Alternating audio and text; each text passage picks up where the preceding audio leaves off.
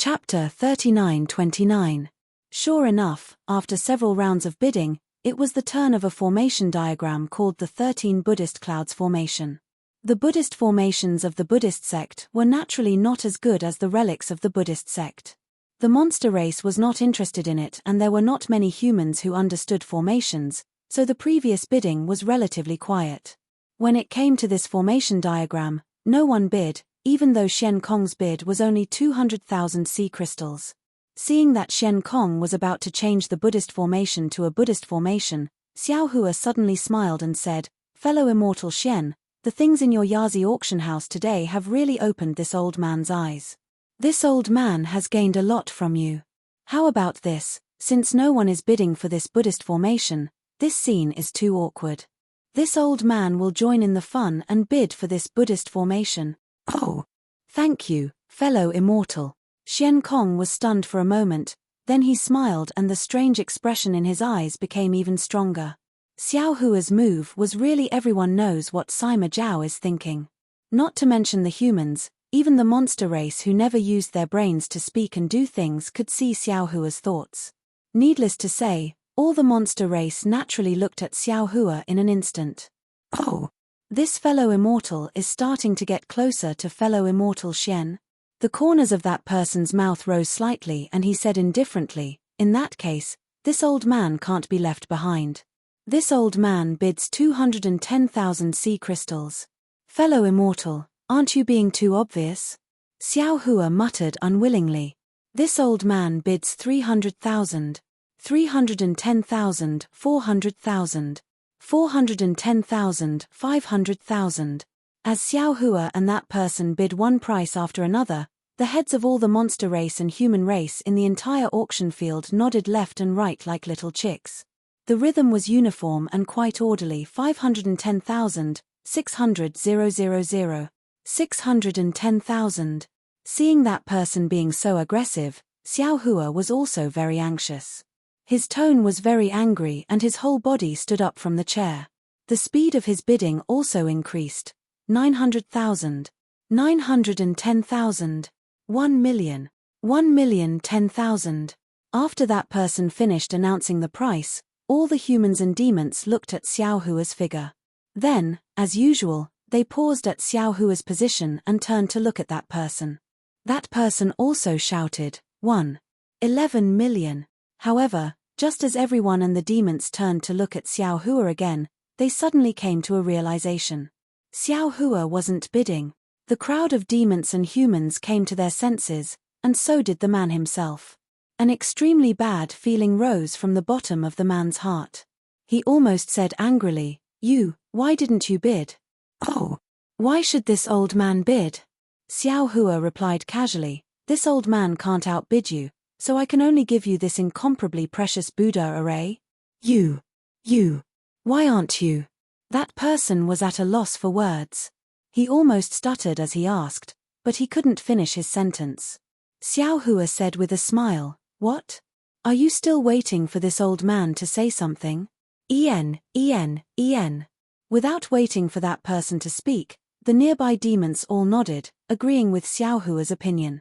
Didn't this old man say it already? There can only be 1 and 2 times, but not 3 and 4 times. Xiao Hua said very innocently, "This old man has said so many times, how can I say it again?" That person almost vomited blood when he heard this, because Xiao Hua had to say, "How many millions of sea crystals is this old man going to bid at the end? If you raise the price again, then this old man will have to fulfill your wish." In order to end it, he took it for granted that Xiao Hua would say it this time, so he didn't even consider bidding with Xiao Hua. Of course, Xiao Hua's bidding speed was also extremely fast. Even if he sensed it in his heart, he didn't react. Who would have thought that Xiao Hua would suddenly stop bidding? Not to mention him, even the crowd of demons who were watching the show didn't have any reaction. They even used their gazes to urge him to bid. "Ah!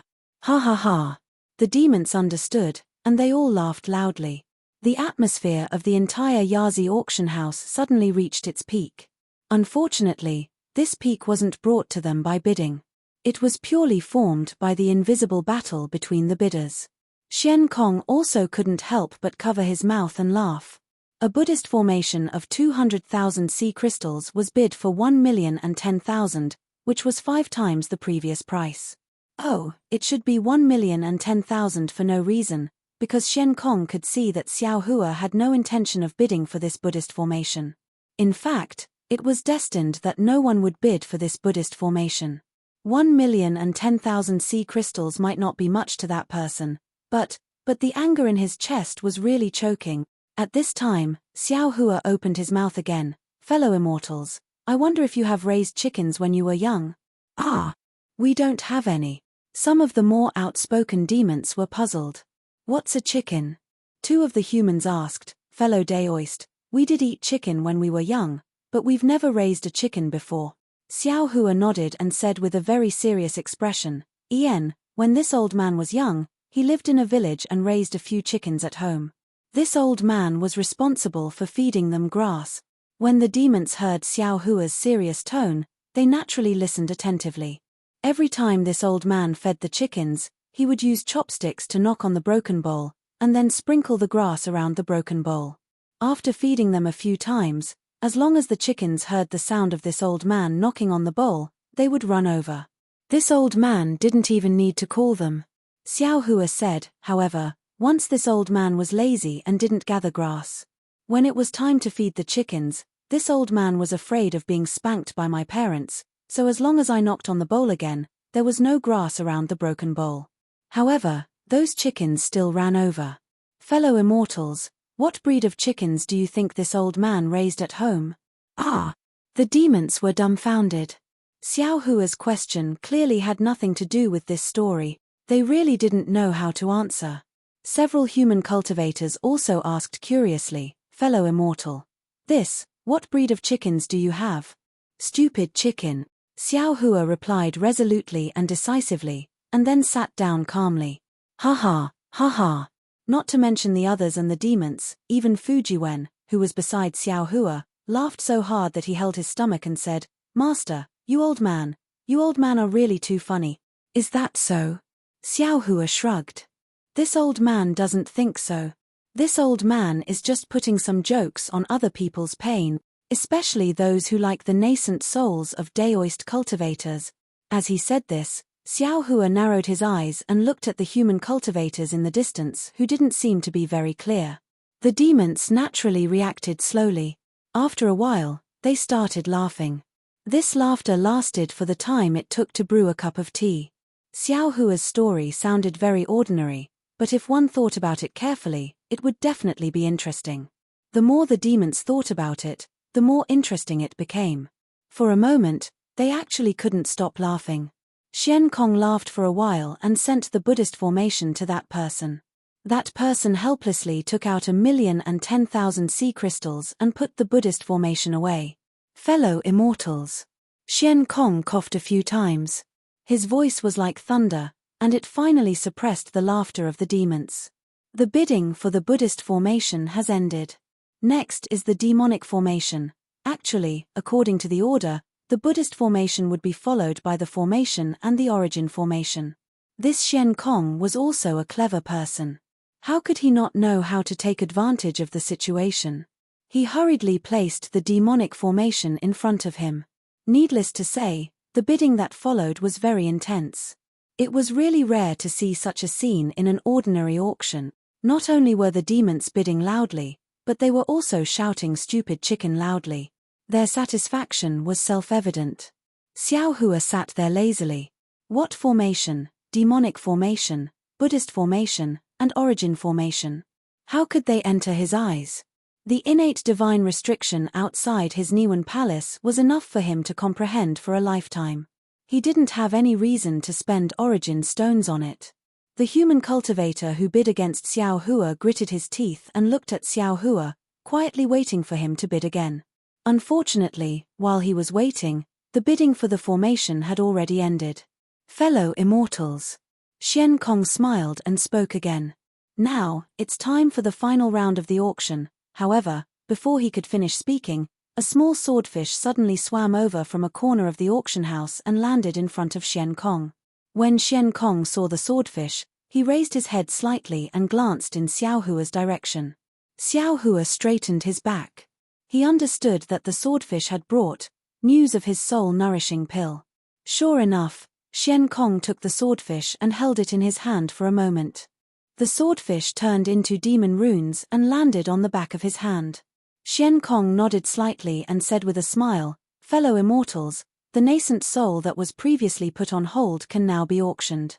However, in view of the confidentiality of this fellow immortals transaction, the Yazi auction house won't announce the specific details.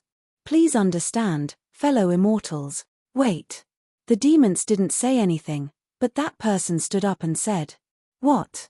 Fellow immortal, do you have any objections?" Xian Kong wasn't surprised and asked with a smile. That person said, "No matter what this fellow immortal offers the North Sea Dragon Palace, this old man can also offer it. Moreover, I can offer 10% more to the North Sea Dragon Palace." Boom. The group of demons were elated once more. This human was way too cocky. In fact, some of the demons even laughed out. "Fellow immortal, have you been angered to the point of losing your mind? Why are you so arrogant?" "That's right. Fellow immortal, your words are too arrogant," Xian Kong said disapprovingly. That person took out an item from his bosom and was about to give it to Xian Kong. However, he hesitated slightly and took out a heaven and earth bangle. He put the item into the heaven and earth bangle and smiled as he handed the heaven and earth bangle to Xian Kong. He said, "I'm speaking with this item. I don't know if it's trustworthy." "Oh." Xian Kong seemed to be lost in thought as he received the world bracelet, and then he glanced at it before a wave of surprise and solemnity appeared on his face. He thought for a moment before he laughed bitterly and said, "Fellow Daoist, please wait for a moment. I'm unable to make the decision in this matter. A good activity where a pie falls from the sky, a cool phone awaits you. Follow / click on the Chinese website's official account, add a friend on WeChat, add a public account, type QDread, and participate immediately. Everyone has a prize. Follow QDread's official account immediately." Chapter 3930. Oh. After hearing Xian Kong's words, Xiao Hua was naturally even more certain that this person was an immortal emissary from the Immortal Palace. However, the crowd of demons was somewhat surprised. All the demons' heads habitually looked towards that person. Of course, this time they were not urging that person to bid. As he spoke, Xian Kong pointed his hand and a wave appeared out of thin air. Xian Kong placed the heaven and earth bracelet on top of the wave. That wave swirled in the air and disappeared. "My apologies, fellow immortals.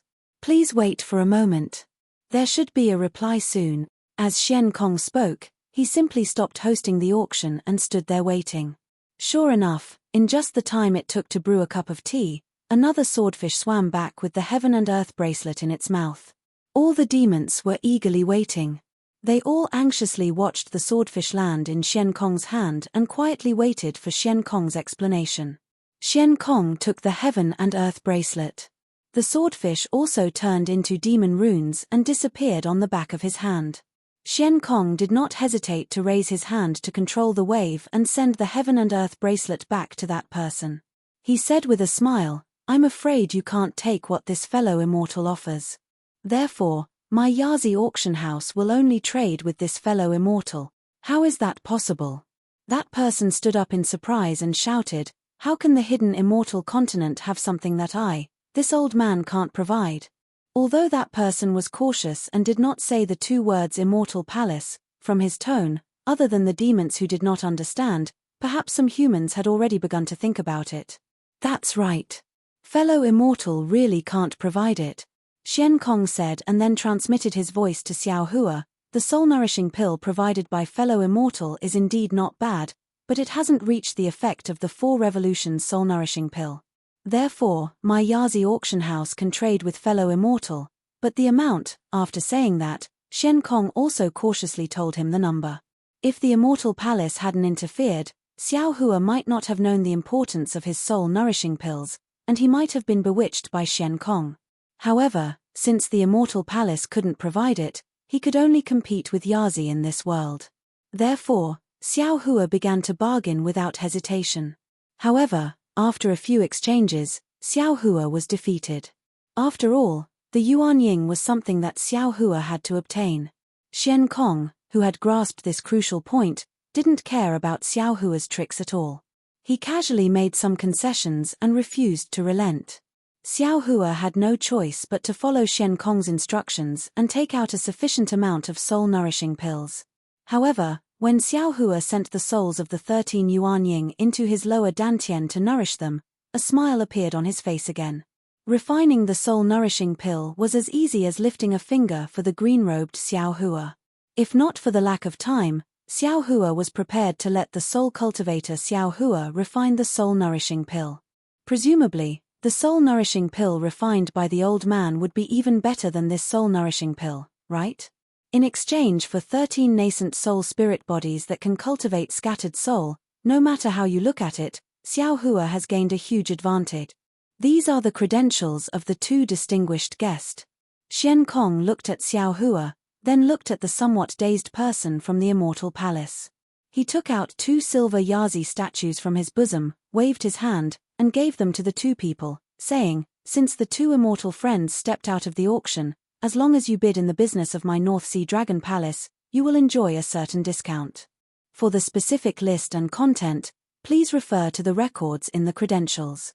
Immortal friend Xian, how could the person from the Immortal Palace care about some small favor from the North Sea Dragon Palace? He took the credentials and asked with extreme unwillingness, "I don't know what that immortal friend used." This person from the Immortal Palace had been sitting there like a mountain and bidding with Xiao Hua. Although he had been teased by Xiao Hua time and time again, he was still able to maintain his composure and did not force Xian Kong to trade his nascent soul as soon as possible. This was because he believed that there was nothing the Immortal Palace couldn't take out. Even when he later realized that Xiao Hua might be a Buddhist cultivator, he didn't panic too much. After all, on the hidden Immortal Continent, the token of the Immortal Palace was much more useful than a Buddhist cultivator. But he really didn't expect that in the end, things would actually fall short of success. He really couldn't figure out what good thing a Buddhist cultivator could give to the North Sea Dragon Palace. Unfortunately, before he could finish speaking, Xian Kong waved his hand and said with a smile, "This is a secret of my North Sea Dragon Palace, it has nothing to do with others. Immortal friends, next is the fish slave auction that you have been waiting for a long time. Are you ready?" "We are ready." Several monsters with loud voices roared in unison. Their eyes were immediately filled with bestial bloodlust. Clap, clap.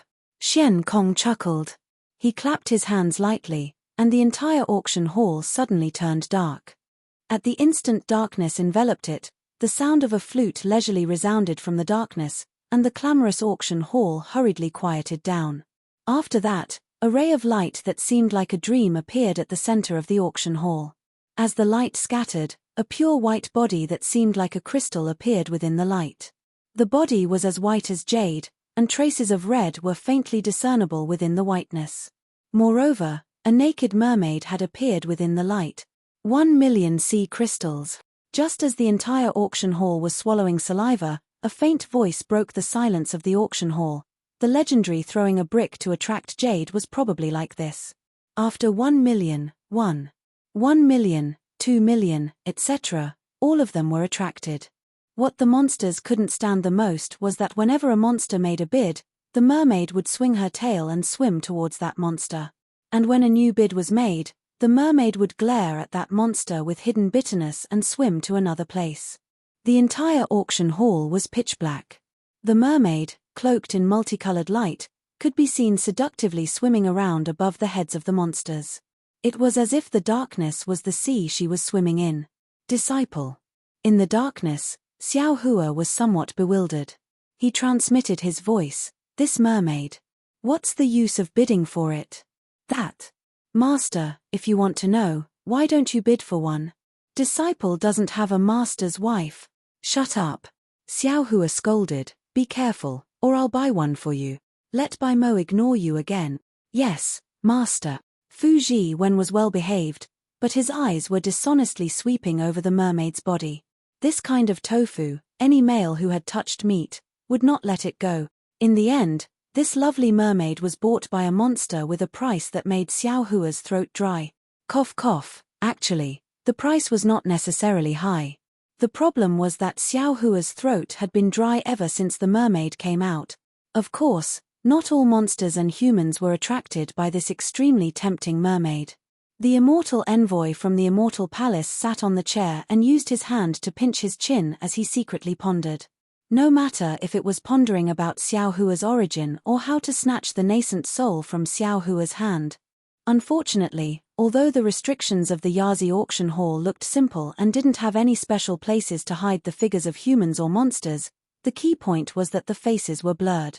Moreover, he also knew that after the auction, the entire auction hall would have more than 10 exits. At that time, the lights and shadows would change, and no one would know who left from where. He really wouldn't be able to find where Xiao Hua went. Perhaps. I can only go out and make arrangements in advance. The immortal envoy from the immortal palace was somewhat helpless. Although he also knew that after the auction, who knew how many monsters would leave from here? How could he possibly find traces of Xiao Hua? However, since he knew that Xiao Hua was the Buddhist sect's bodhisattva, perhaps it would be of some help. There were a total of 8 mermaids who acted as fish slaves, and each of them bid an extremely high price. Among these 8 mermaids, there were also some rare and valiant demonic beasts. However, those were just decorations and couldn't even be considered as green leaves. When the last mermaid fell into the arms of a monster, the entire auction hall was filled with light. Xian Kong flew out from the center of the auction hall and said with a smile, "Many thanks for your support, fellow immortals. Tonight's auction is over. Next will be the Yazi Battle Hall's Battle Hall. Fellow immortals are welcome to participate. If you don't want to participate, you can leave when the demonic formation in the auction hall changes. Fellow immortals, please don't worry.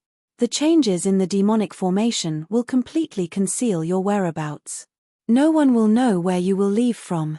Fellow immortals who don't want to leave, please don't worry. Your seats will also change when the demonic formation changes. No one will know where you will sit in a while." After saying that, Shen Kong nodded a few times. He raised his hands and cupped them before his figure disappeared.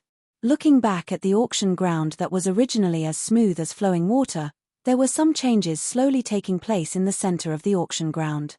Several holes with fences appeared on the 4 walls. Every fence had a water blue brilliance on it, blocking the yuan senses and vision of the demons. However, from the holes, a series of deafening roars came out. Hearing that the auction had ended, Xiao Hua stood up. However, when he heard Shen Kong mention the wrestling competition, Xiao Hua's heart skipped a beat. He immediately thought of the 2 demonic beasts, the Kunli and the rhinoceros, who were fighting each other at the beginning of the auction. The fight between the 2 demonic beasts should be the so-called wrestling competition. However, Xiao Hua was thinking more than that. He clearly remembered that when he met Xiao Jian and Yuan Ya in the early years, Xiao Jian once said that Yuan Ya was picked up in a battle hall. Moreover, when he picked up Yuan Ya, he also promised the battle hall that when Yuan Ya came back to life, he would go to the battle hall to participate in a battle hall. This was the price he had to pay for taking Yuan Ya away. Although this period of time should have already passed, and Xiao Hua had not seen an arena in the hidden immortal continent for so many years, Xiao Hua had almost forgotten about it.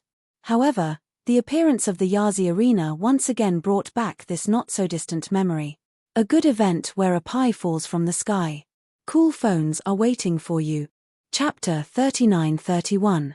Xiao Hua thought for a while and said in a low voice, "Disciple, I have some things to ask Yuan Ya to come out. You go back to the Kunlun Wonderland to cultivate first." "Yes, Master." Fu Jiwen looked at the changing scenery around him and knew that the demon formation had been activated. It was a good opportunity for him to leave. Xiao Hua released his soul consciousness and formed a seal with his hands. He sent Fu Jiwen back to the space with a wave of his sleeve and then pulled Yuan Ya out. Xiao Hua's actions were very secretive. His current cultivation was high enough. This moment of action did not attract the attention of any demon race or even the North Sea Dragon Palace. "Master." Yuan Ya was a little stunned when he was suddenly pulled out. When he looked around, he hurriedly bowed. "No need to be so polite," Xiao Hua said. His eyes turned slightly. The mana around his body flashed and his face turned into Xiao Jian's appearance. Yuan Ya was naturally puzzled when he saw Xiao Hua's transformation.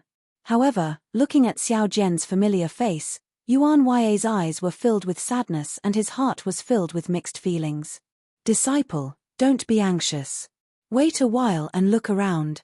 Xiao Hua said in a low voice, I remember that you came from the arena. You still owe the arena a fight. This kind of thing is karma. If you don't understand it, it might have nothing to do with your current cultivation. However, who knows what kind of trouble it will cause in the future? Yuan Ya looked around. The demon matrix was still changing, and there were also water ripples beneath him.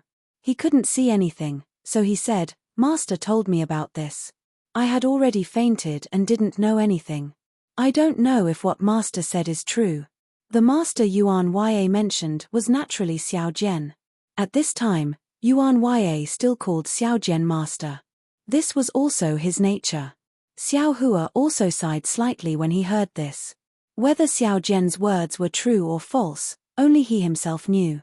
The karma between Yuan Ya and the arena might be made up by Xiao Jian.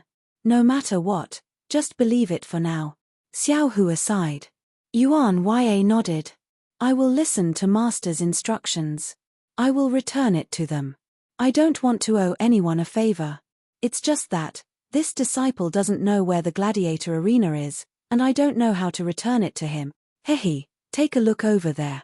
Xiao Hua laughed as he raised his hand and pointed at the center of the auction hall. Hiss. Yuan Ya raised his head to look and unconsciously sucked in a breath of cold air. His hands involuntarily clenched into fists and the veins on his arms bulged like dragons. Even his body was trembling slightly and his teeth were tightly clenched together. Where Yuan Ya's gaze landed, the originally flat ground was now filled with many stones. The stones were in an irregular shape. There was grass, mud, and even some sharp spikes on the ground between the stones. In addition to the stones, there was some scarlet water around the ground. Some white bones that had not been corroded floated on the water. Some bubbles appeared in the water. It looked extremely poisonous. On the left side of the holes in the walls, there were bloodstains all over. There were even some skeletons and white bones scattered on the ground. It looked very eerie. Seeing Yuan Ya's strange behavior, Xiao Hua already understood. Even if this gladiator arena was not the gladiator arena that Yuan Ya used to be in, it must have some connection to that place. Master. Yuan Ya calmed down with great difficulty. He looked at Xiao Hua and said, This gladiator arena is very similar to the gladiator arena that Disciple used to be in, but it is not the gladiator arena that Disciple used to be in. Xiao Hua nodded and said, Sit here and take a look. Master will think about what to do. Yes, Master. Yuan Ya gently sat down and looked at the gladiator arena that was gradually becoming clear. He gradually became confused, cold, nostalgic, and confused. All kinds of emotions surged out like bubbles. Xiao Hua paid attention to Yuan Ya's expression and secretly nodded. He understood that this gladiator arena was where Yuan Ya went after leaving the mystic Jade Dark Forest. Other than Dia Wu, this gladiator arena was probably one of Yuan Ya's worries. Dia Wu's worries had already been solved by Dia Wu, and the gladiator arena's worries would also be solved today. Calling Yuan Ya out was definitely the right decision. A moment later, all the seats became clear. The figures of the monster race and human race on the seats also began to appear. Sure enough, as Shen Kong said, the seats were completely messed up. Xiao Hua had already moved to another place and was much closer to the gladiator arena. Even if Xiao Hua spoke now, the celestial emissaries of the celestial palace would not be able to find him. Dong dong dong. A series of military drums sounded and a bloody color suddenly appeared in the center of the gladiator arena. The bloody color became even bigger and in a moment, it formed a ball of blood that was dozens of feet large in the air. Dong! The military drums sounded in unison and then two large hands stretched out from the center of the blood ball. These large hands were furry and had sharp armor that flashed with a cold light. The large hands tore left and right, and the entire blood ball opened like a curtain of snow. A flood dragon wearing blood armor rushed out from within. This flood dragon's blood armor was engraved with complicated demon characters. The demon characters were covered with thick blood marks, and a strong murderous aura was emitted from this blood armor. Not to mention this flood dragon's huge body, on its ferocious flood dragon face, there was a deep blood mark that cut its entire face in half. Its already terrifying face revealed a murderous aura. When the flood dragon walked out of the blood ball, the entire blood ball turned into a blood cloud and landed under the flood dragon's feet. The flood dragon raised its head and swept its cold gaze across the faces of all the monster race. Then, it cupped its hands and said, "This old man is Ao Feng from the Yazi Gladiator Arena. Greetings, fellow immortals." However, before the demon race could make a move, Ma Yingfeng said again, "Before the auction, I believe all of you have already seen the battle between Kunli and the rhinoceros. This old man can guarantee that it was merely an appetizer. The following battle will be 100 times more exciting than the previous one." "Good." The monster race loudly shouted. The blood chi that they did not vent on the mermaid rushed to their heads again. Today's battle will be divided into 10 battles. Ma Yingfeng's expression did not change. He still said coldly, "Every round has 2 demon beasts, or many demon beasts fighting. Fellow immortals, you can bet on which demon beast will win based on your own judgment." Ao Feng then said a lot more. It was nothing more than how to bet, how to win, and how to get the sea crystals that you won. However, Xiao Hua did not hear any of this. He was thinking about how to negotiate with the Yazi Gladiator Arena about Yuan Ya. In the end, Ao Feng said, "The corpse of the defeated monster will be the same as the previous auction. Fellow immortals who are interested can bid. As for the winning monster, if any fellow immortals are not satisfied, they can also come out and challenge. However, my Yazi Gladiator Arena will not be responsible for the life and death of the fellow immortals. Of course, if fellow immortals win, then fellow immortals can take away 70% of the bets that fellow immortals have placed on fellow immortal. Damn it, the last time I saw a bear spirit, he earned 2 million sea crystals. That bear spirit wasn't beaten down by a demonic beast, but was beaten down by sea crystals." A demonic beast with a loud voice shouted, "Today, I want to challenge too." "Good, if fellow immortals are interested, you can go to the side door to register now. Because there are only 10 matches, only 10 immortal friends can participate in the matches tonight." Just as Ma Yingfeng finished speaking, several whirlwinds appeared and several demons flew towards the side door that was shining with light. Sigh. Hearing that there were so many benefits to challenging, Xiao Hua sucked in a breath of cold air. He could not help but have doubts in his heart. Could it be, this is Xiao Jian's lie? He said there was a battle with the arena. Could it be that he wants to earn Primeval stones? Is he trying to deceive Yuan Ya? Damn it, don't push, don't push. Xiao Hua looked over. In just an instant, there were already dozens of large monsters piled up at the side door. A few monsters were squeezed in the middle and shouted. Ao Feng glanced at them and said, "However, fellow immortals who are preparing for the battle, please pay attention. In my Yazi Gladiator Arena, no demonic techniques can be used. As long as you enter the arena, all of your cultivation will be restricted. All of your fights will have to rely on your body. Also, my Yazi Gladiator Arena divides the monster race into 8 levels. If fellow immortal's body is stronger than the monster race, then you can only be restricted again until your body reaches the same level." "Ah!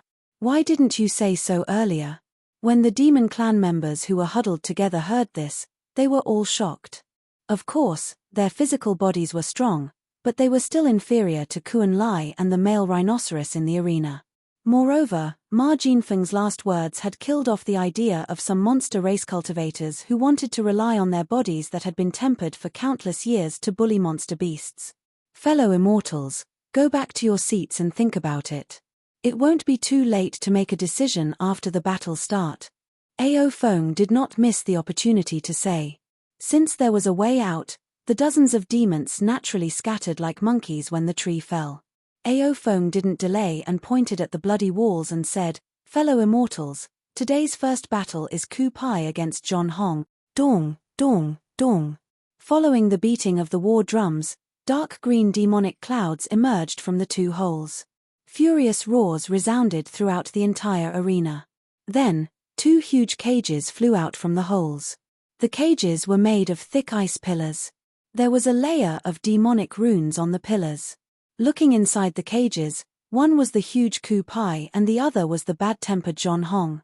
Ku Pai was close to 100 feet in size. Its 4 legs were as solid as stone pillars. On its back, there were 4 layers of scales that looked like iron sheets. The edges of each scale were extremely sharp. Ku Pai's head was like a snake's head. On its huge head, there was a 1-meter-long spike. At this moment, Ku Pai was lazily standing in the cage.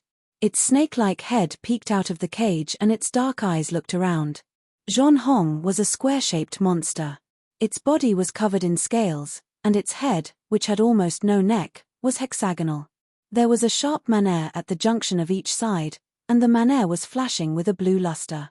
At this moment, John Hong was not as calm as Ku Pai. Instead, it roared and slammed into the ice pillars of the cage.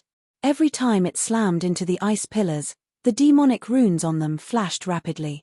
What a good event for a pie in the sky. Cool phones waiting for you. Chapter 39-32. Fellow immortals, you can place your bets and see which demonic beast will win. Ma Yingfeng urged the blood-red demonic cloud and flew to the left of the 2 cages. He took out a steel spear from his heaven and earth bracelet and waved it. The 2 cages flew out of the arena and floated in front of the eyes of the entire demon race and human race so that the demons could see clearly. Come, disciple, follow your master. Regardless of whether there is one or not, we still have to confirm it first. Xiao Hua looked at the cages flying around and felt disgust in his heart. He stood up and said while walking towards the side door. Yes. Yuan Ya responded and stood up to follow him. Walking to the side door, there was a shrimp soldier standing there bored to death. Seeing the 2 humans coming over, he pointed the halberd in his hand and said, "Human, stop. This is the arena's forbidden area, humans are not allowed to enter. This old man's disciple wants to challenge a demonic beast." Xiao Hua looked at the halberd and said indifferently without stopping his steps. "Ah, you want to challenge a demonic beast?" That shrimp soldier was stunned. He had never heard of a human challenging a demonic beast in the arena. "That's right." Xiao Hua nodded. "However, the demonic beast my disciple wants to challenge might not be the one in the arena. You may not be able to make the decision on this matter. Call the manager over." He. That shrimp soldier laughed nastily and said, "This old man has seen a lot of people, but I have never seen a person who wants to court death so much. This old man is responsible for registering the demonic beasts that want to challenge. If your disciple wants to challenge, he can do so. If he doesn't want to challenge, he can also scram. As for finding a manager, do you humans think you have the qualifications? How dare you?" Xiao Hua's eyes flashed with a cold light. That shrimp soldier suddenly felt an aura that was even more vast than the waves coming from Xiao Hua's body. Moreover, this aura seemed to have grown sharp teeth and bit out his fear in an instant. "Ah!" The shrimp soldier was horrified, and the halberd in his hand fell to the ground. His body trembled as he quickly retreated. "Chimpage." Xiao Hua coldly snorted, withdrew his pressure, and coldly said, "Damned thing, why aren't you calling out the person in charge?" Yes, I'll go now." That shrimp soldier didn't even care about his halberd as he hurriedly ran over. In just a short moment, Xian Kong actually flew out from inside. He looked at Xiao Hua with a frown and said, "Fellow immortal, if you want to fight, you can register. Why do you need me to come out?" "Fellow immortal Xian, I am Xiao Jian." Xiao Hua cupped his hands and said with a smile, "This auction allowed me to witness fellow immortal's elegance. Although I didn't bid for anything, fellow immortal left a deep impression on me. As the saying goes, don't slap a smiling person." Even though Xian Kong frowned when he heard Xiao Hua speak like this, he couldn't bring himself to flare up, so he could only nod and say, "Fellow immortal, feel free to speak your mind." "Oh, it's like this." Xiao Hua told him about Abyss Cliff, and then he said in the end, "Even though I remember this agreement with the arena, I've always been drifting outside all these years, and I didn't have the time to return. When I saw the Yazi arena tonight, I thought of this, so I came to look for fellow immortal Xian." "Is that arena the North Sea Dragon Palace's arena?" If this disciple of mine is at the Yazi arena, can he fulfill the agreement as well? I see. Shen Kong nodded when he heard this and said, my Northern Sea Dragon Palace has the Chunyo Arena, Yanzi Arena, Bayan Arena, Pulio Arena, Daotai Arena, Bashar Arena, Bayan Arena, Fuan Arena, and Kayan Arena within the 9 prefectures of Hidden Immortal Continent. If what fellow immortal said is true, then it's one of the other 8 arenas. Could it be that there aren't any other arenas on Hidden Immortal Continent? Xiao Hua asked curiously. Shen Kong nodded and said proudly, that's right. Since my North Sea Dragon Palace wants to build an arena, how can any other demon race or human race build an arena? As he spoke, Shen Kong looked at Xiao Hua from top to bottom, and then looked at Abyss Cliff, and said meaningfully, it seems that fellow immortal is a man of his word. You still remember the promise you made with my North Sea Dragon Palace. In this way, you've profited from a disaster. This old man has made the decision to temporarily exempt the 2 of you from the 10,000 kill order. Similarly, according to the previous agreement, this Do Nu must have his final battle in my Yazi arena.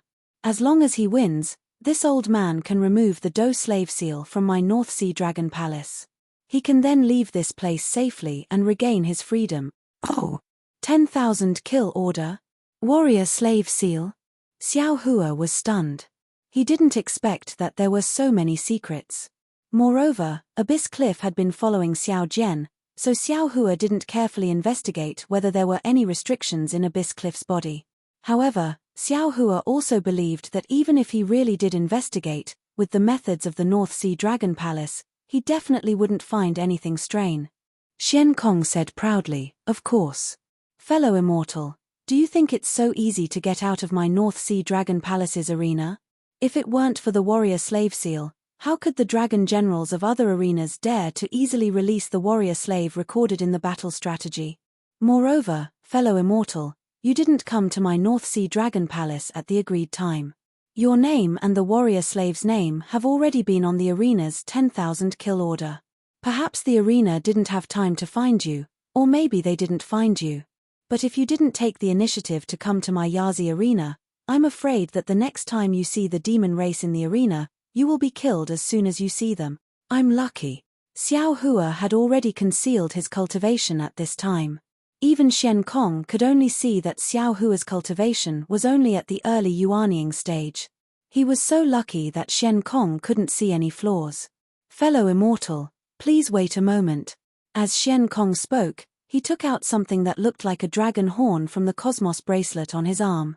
With a pu, he spat out a mouthful of demon chi, and the dragon horn let out a clear cry.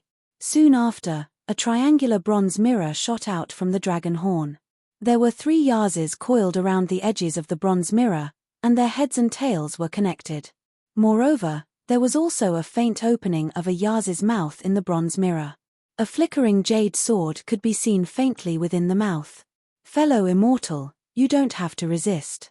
This old man's Yazi battle strategy is to check fellow immortal's appearance and the record of the warrior slave.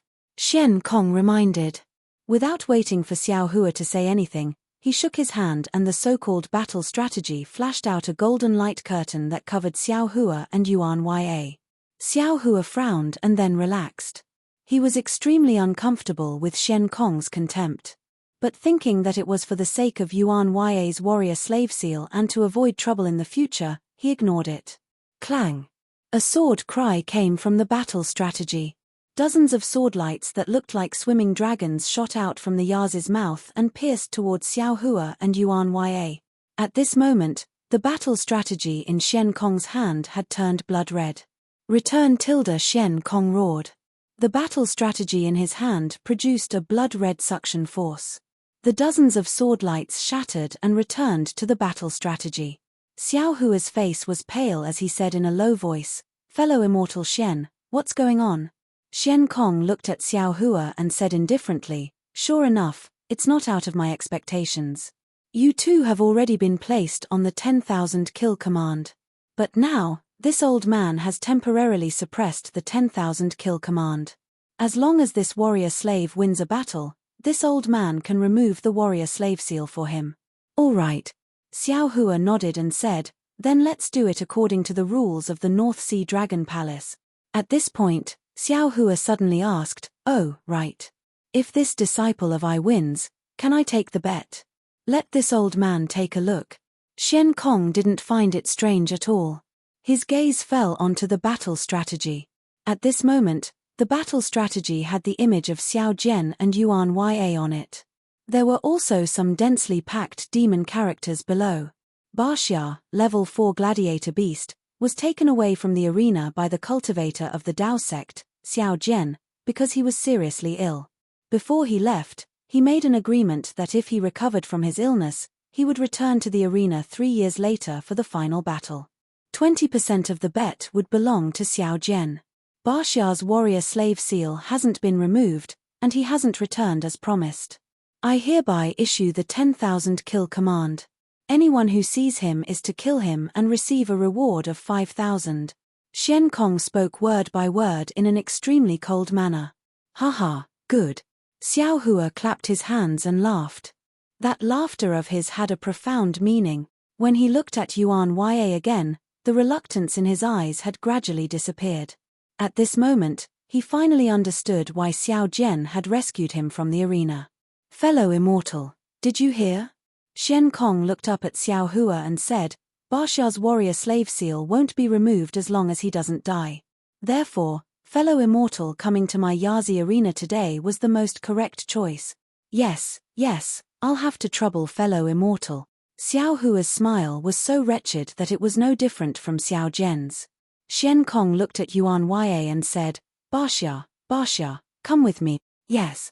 Yuan Ya replied expressionlessly. "That." Xiao Hua smiled and said, "Fellow immortal Xian, I wonder how my disciple will fight. Can you tell I a little bit?" Xian Kong was a bit impatient and said indifferently, "It's just a level 4 gladiator beast. This old man will arrange a level 4 gladiator beast to fight with him. I won't make things too difficult for him." Yes, Xiao Hua nodded and asked carefully, "Then can he use weapons?" "Of course he can't use weapons. Even Dao sect cultivation methods can't." Xian Kong waved his hand and said, "Before entering the arena, a demon general will seal his lower dantian." "Yes, I'll have to trouble fellow immortal Xian." Xiao Hua smiled and said again. Then, he patted Yuan Ya and said, "Disciple, the happiness of the rest of Master's life is in your hand. In a while, Master will bet more on you." "Yes." Yuan Ya hated Xiao Jian's appearance. Although he knew that this was Xiao Hua, he still replied indifferently. Xiao Hua naturally wouldn't be at ease with Xian Kong taking Yuan Ya away like this. Instead, he secretly placed a strand of soul consciousness on Yuan Ya's body. Then, he turned around and prepared to leave. However, after taking 2 steps, Xiao Hua was still worried and pulled the green-robed Xiao Hua out of the space. He had him control the formless nascent soul and follow behind Yuan Ya. What a good event where a pie falls from the sky. Cool phones are waiting for you. Chapter 39-33. When Xiao Hua returned to the arena and sat back in his seat, he could no longer sense that strand of soul consciousness. The North Sea Dragon Palace's demonic array restriction had indeed exceeded Xiao Hua's expectations. However, with the green-robed Xiao Hua by Yuan Ya's side, Xiao Hua was not afraid of any special accidents. When Xiao Hua sat down, the battle between Ku Pai and Zhon Hong was nearing its end. The 2 demonic beasts were covered in wounds and blood. However, for the sake of survival, they continued to roar and pounce at each other. Every time they attacked, the 2 demonic beasts would spill a lot of blood and flesh from their bodies. Ari, such a bloody battle. No wonder Yuenya doesn't want to remember it. In this cruel battle arena, he doesn't even have a name. Xiao Hua looked at the bloody battle and thought to himself, Baxia 4, 7, 8, 8, 6, 9, 8, 6, 9, which is the Baxia Gladiator Arena. Furthermore, it's a level 4 gladiator beast. Zhon Hong was like a small mountain, fiercely charging at Ku Pai. Ku Pai stretched out his head and bit Zhon Hong's back. Even his sharp thorns tore off large chunks of Zhon Hong's flesh. However, Zhon Hong stubbornly held on to Ku Pai's heart. Boom! A loud sound sent Ku Pai crashing into the wall of the arena. The entire arena seemed to be shaking. Ku Pai struggled for a moment before finally lowering his unyielding head. Boom. All the beasts were excited. The screams and roars from before became louder and louder. Perhaps it was because they won the bet, or perhaps it was because of the excitement. Xiao Hua sighed slightly. He sat on his seat and closed his eyes to adjust his breathing. He, fellow immortal. Do you feel that it's a bit bloody? Suddenly, a voice appeared in Xiao Hua's heart. Xiao Hua didn't open his eyes. His consciousness entered his body and saw that the scholarly cultivator Xiao Hua was already standing in his middle dantian with a smile on his face. The scholarly cultivator Xiao Hua from before didn't have the same outstanding appearance as before. All the sword chi and sword forms had disappeared. Only the pages of his book remained. Inscriptions of armor flashed in his eyes. The aura of the inscriptions of armor was far stronger than that of ordinary scholarly cultivators. However, the current Confucian cultivator Xiao Hua was no different from an ordinary Confucian scholar. He wore a light cyan Confucian robe, and his refined temperament was revealed from his clear black and white eyes. That upright and plain-spoken aura could only be faintly seen between his brows. As for the sharp sword from before, it was still hanging at his waist. The scabbard was also gone. However, the sword didn't have any sword chi. It looked no different from an ordinary sword. Fellow immortal, Jade Archive Xiao Hua cupped his hands and said, I didn't expect fellow immortal to enter the state of concealing his divine splendor in just a few days. Of course. The Confucian cultivator Xiao Hua lightly returned the greeting. Before I started cultivating as a Confucian cultivator, I was originally residing within Sword Intent. My understanding of sword intent and sword chi has already penetrated deep into my bones. Although the sword intent of Cast Emotion Mountain was formed by heaven and earth, in my eyes, it was just a shocking sword strike. Fellow immortal, you've already comprehended this heaven sword. Now that I've entered seclusion to comprehend it, it's a matter of course. Of course, the comprehension of the heaven sword heaven earth sword is far from something we can achieve in one go. I still have a long way to go. The sword Tao is also the Confucian Tao, and it's also the heavenly Tao. I've obtained the soul of heaven and the soul of the earth. I've obtained the true essence of scholarly cultivation. My current cultivation has reached a higher level. This is what we should celebrate. Indeed. Jade Xiao Hua nodded with a smile. With a calm heart, all things will not perish. With a clear heart, there won't be a speck of dust. Monk Subhuti has been in seclusion for so long, yet he still hasn't come out. His path in the Buddhist sect is too difficult. Xiao Hua said, however, some of the words of the Buddhist sect are very reasonable. If I had seen such bloodshed before, I would have wanted to use my sword to kill all these demons and monsters. But now that I've grasped the heaven sword heaven earth sword, I somewhat understand that killing and bloodshed are a part of the world. They can never be eliminated by killing to stop killing. Previously, on the Dawn Rain continent, only sword transformation realm cultivators participated in the sword Tao battle. Those spirit swords and divine swords simply disdained to participate. Even in the eyes of Tao sect cultivators like deity transformation realm cultivators, I'm afraid they also have such thoughts, right? I'm just soft-hearted. I can't see killing. Jade Xiao Hua said with a smile, I can't wait for the people of the world to sing and laugh happily. Harmony breeds wealth. Singing and laughing isn't necessarily what fellow immortal pursues. Xiao Hua said with a smile, harmony breeds wealth. Haha, the same. Jade Xiao Hua clapped. Then, Xiao Hua said with a serious expression, fellow immortal, when fellow immortal Tempered Bones asked you for a cultivation method, I thought it was a bit funny. But now, in my Confucian cultivation method, the heaven soul is complete and the earth soul is missing. The 5 Qis unifications cultivation method is still missing the water Qis unifications. Of the 5 heavenly hearts, besides the new heavenly heart which is half a piece, I still lack a piece of heavenly heart. Fellow immortal, why is it so difficult for you to get a cultivation method? Jade Xiao Hua smiled bitterly and raised his hand to point at Xiao Hua. Fellow immortal, you're not satisfied. The 5 Cheese Unifications cultivation method is the top cultivation method for Confucian cultivators. How could it be easy to get? Fellow immortal, you're already lucky to be able to see the secret inside. Especially, the mystery of the heavenly book's true solution is a secret that even Zhu Zi, Zheng Zi, and Zunzi couldn't comprehend. We actually managed to see it by chance. The path to heaven has already appeared under our feet. Why should we be in a hurry? Haste makes waste. It's always been a big taboo in cultivation. I know. Xiao Hua said with a smile, I'm just reminding fellow immortal. When you're proud, don't forget about me. You and I are the right path. I understand. Jade Xiao Hua waved his hand and prepared to leave. After the auction, I will go look for the Yu province cauldron. Heavens can only rely on chance. I can't promise you anything. Thank you for your trouble, fellow immortal. Xiao Hua returned the greeting with a smile. Xiao Hua's mind left his middle dantian.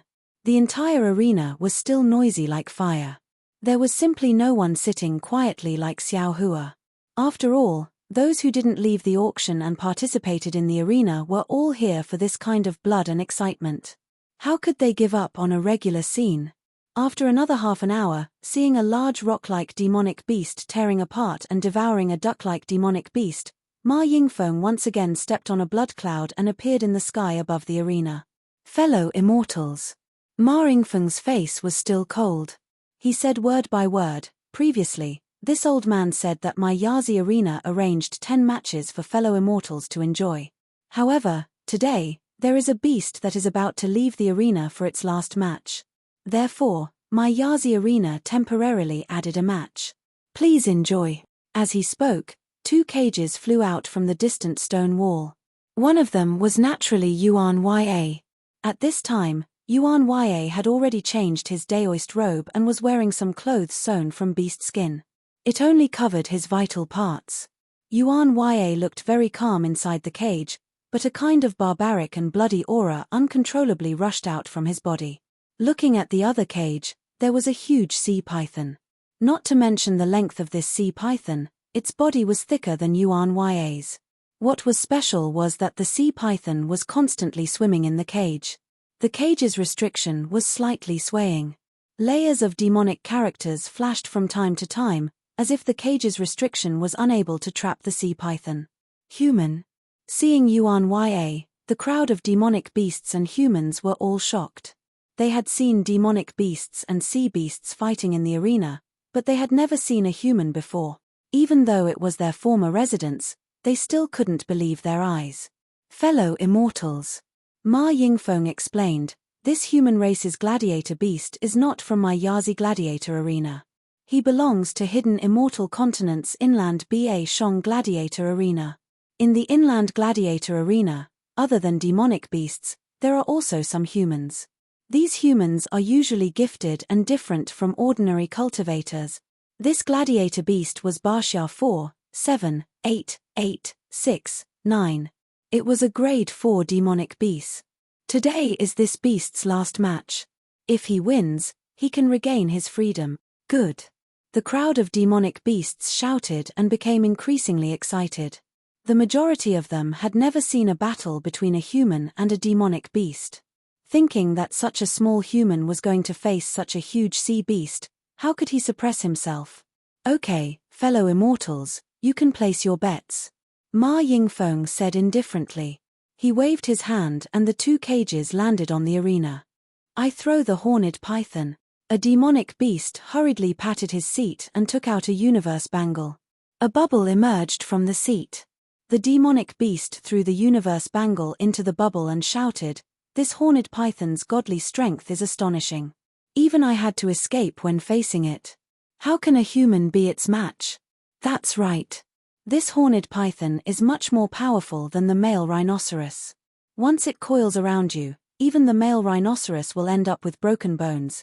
Hehe, the Yazi gladiator arena sure is scheming. Many demons were even muttering softly. This is the final battle of the human race.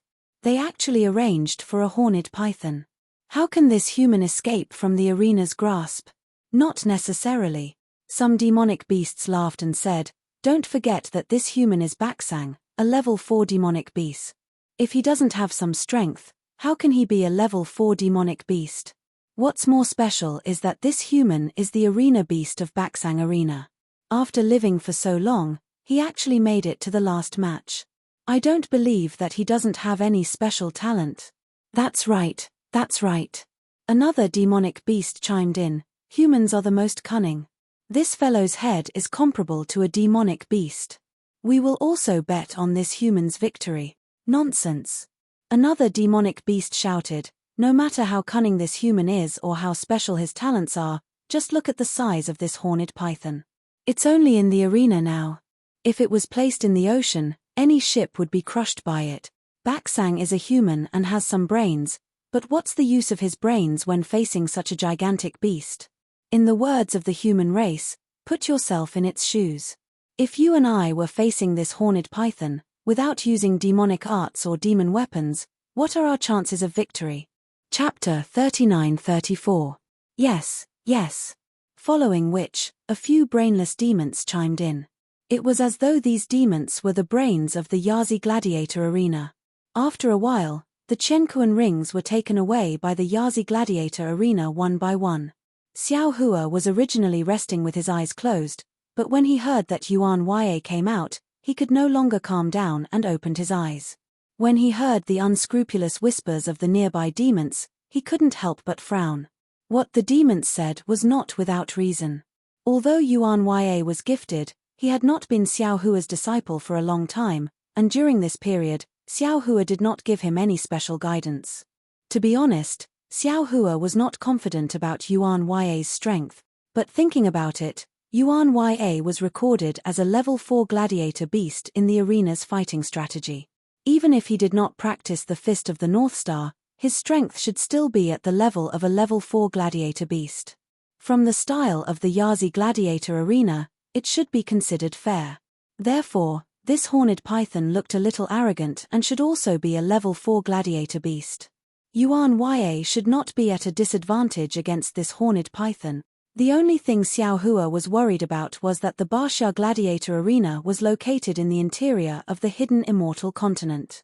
There should be fewer demons in the arena, and there should be more humans like Yuan Ye. Yuan Ye could dominate among the level 4 gladiator beasts, but that was only against humans. If he faced this horned python, he might be at a disadvantage in terms of size. Let's wait and see. Xiao Hua narrowed his eyes. Green Robe has already gone, and others can't see what he does. If he doesn't succeed, this old man will also take action. It's fine if Yuan Ye suffers some minor injuries, but we can't let Yuan Ye die here. Dong. A military drum sounded. In the arena, whether it was Yuan Ye's cage or the horned python's cage, they suddenly disappeared, and one man and one beast fell from the sky. The horned python was originally rolling in the cage, but now that it was free, its entire body danced in the arena. Woo! A loud wind blew. Before Yuan Ye landed on the mountain rock, the horned python's tail drew a black line in the air and whipped towards his waist. Yuan Ye hurriedly urged his true energy to dodge, but his true energy was already confined by the Yazi Gladiator Arena. How could he still use his flying technique? Seeing the python's tail, which was larger than his body, sweeping towards him fiercer than a mountain, Yuanya had an idea. He hurriedly curled up and rolled, falling down. Just as Yuan Ye dodged half of the snake's tail, the snake's tail had already reached him. Yuan Ye's back was facing the snake's tail, making it difficult for him to move his body. He could only use his elbows to block the snake's tail. Peng! A loud sound was heard as the snake's tail vibrated in the air and struck forward again. Yuan Ye was sent flying like a bullet. Boom! Another loud sound was heard as Yuan Ye's body was smashed into a large rock. The boulder was even harder than diamond. When Yuan Ye's body fell, he knocked a few pieces of the boulder away. Then, Yuan Ye's body softly slid down the stone wall. Looking at Yuan Ye's back, it was already a bloody mess. There was also a pool of blood on the stone wall. Damn it! Xiao Hua's heart ached. He stood up and secretly complained to himself, am I too cruel? What kind of bullshit karma is this? When this old man's cultivation is deeper, I will directly use the hand of karma to block it. There is no reason for this poor child to suffer the torment of a demon beast. Good. A group of demons saw the man and the python fight and saw blood. They all shouted in ecstasy. Many demons also stood up. Looking at the horned python, it was obviously experienced in fighting. After its huge tail hit Yuan Ya, it swept him onto a pile of boulders. The python's body also nimbly flipped over, opened its mouth, flashed its ferocious fangs, and pounced towards Yuan Ya. Not good. Xiao Hua was anxious. His figure was about to flash. At this time, Yuan Ya, who was originally soft, just happened to land on the ground. His feet bounced on the ground, and with a whoosh, his figure suddenly flashed to the side of the boulder. Pu. The python's head fell and hit the boulder. At the same time, the python's head rubbed against the boulder. Damn it. Xiao Hua smiled and stood still. He knew that his concern made him confused. He couldn't help but laugh at himself. Like I said, Yuan Ya has the strength of a 4th-level fighting beast. How could he be killed in the first battle? Now that he is injured, I'm afraid it's a trick to lure the enemy. The horned python's pounce missed and it rolled on the boulder again. Not only did it pounce towards Yuan Ya with a roar, its powerful tail also whipped towards Yuan Ya from time to time.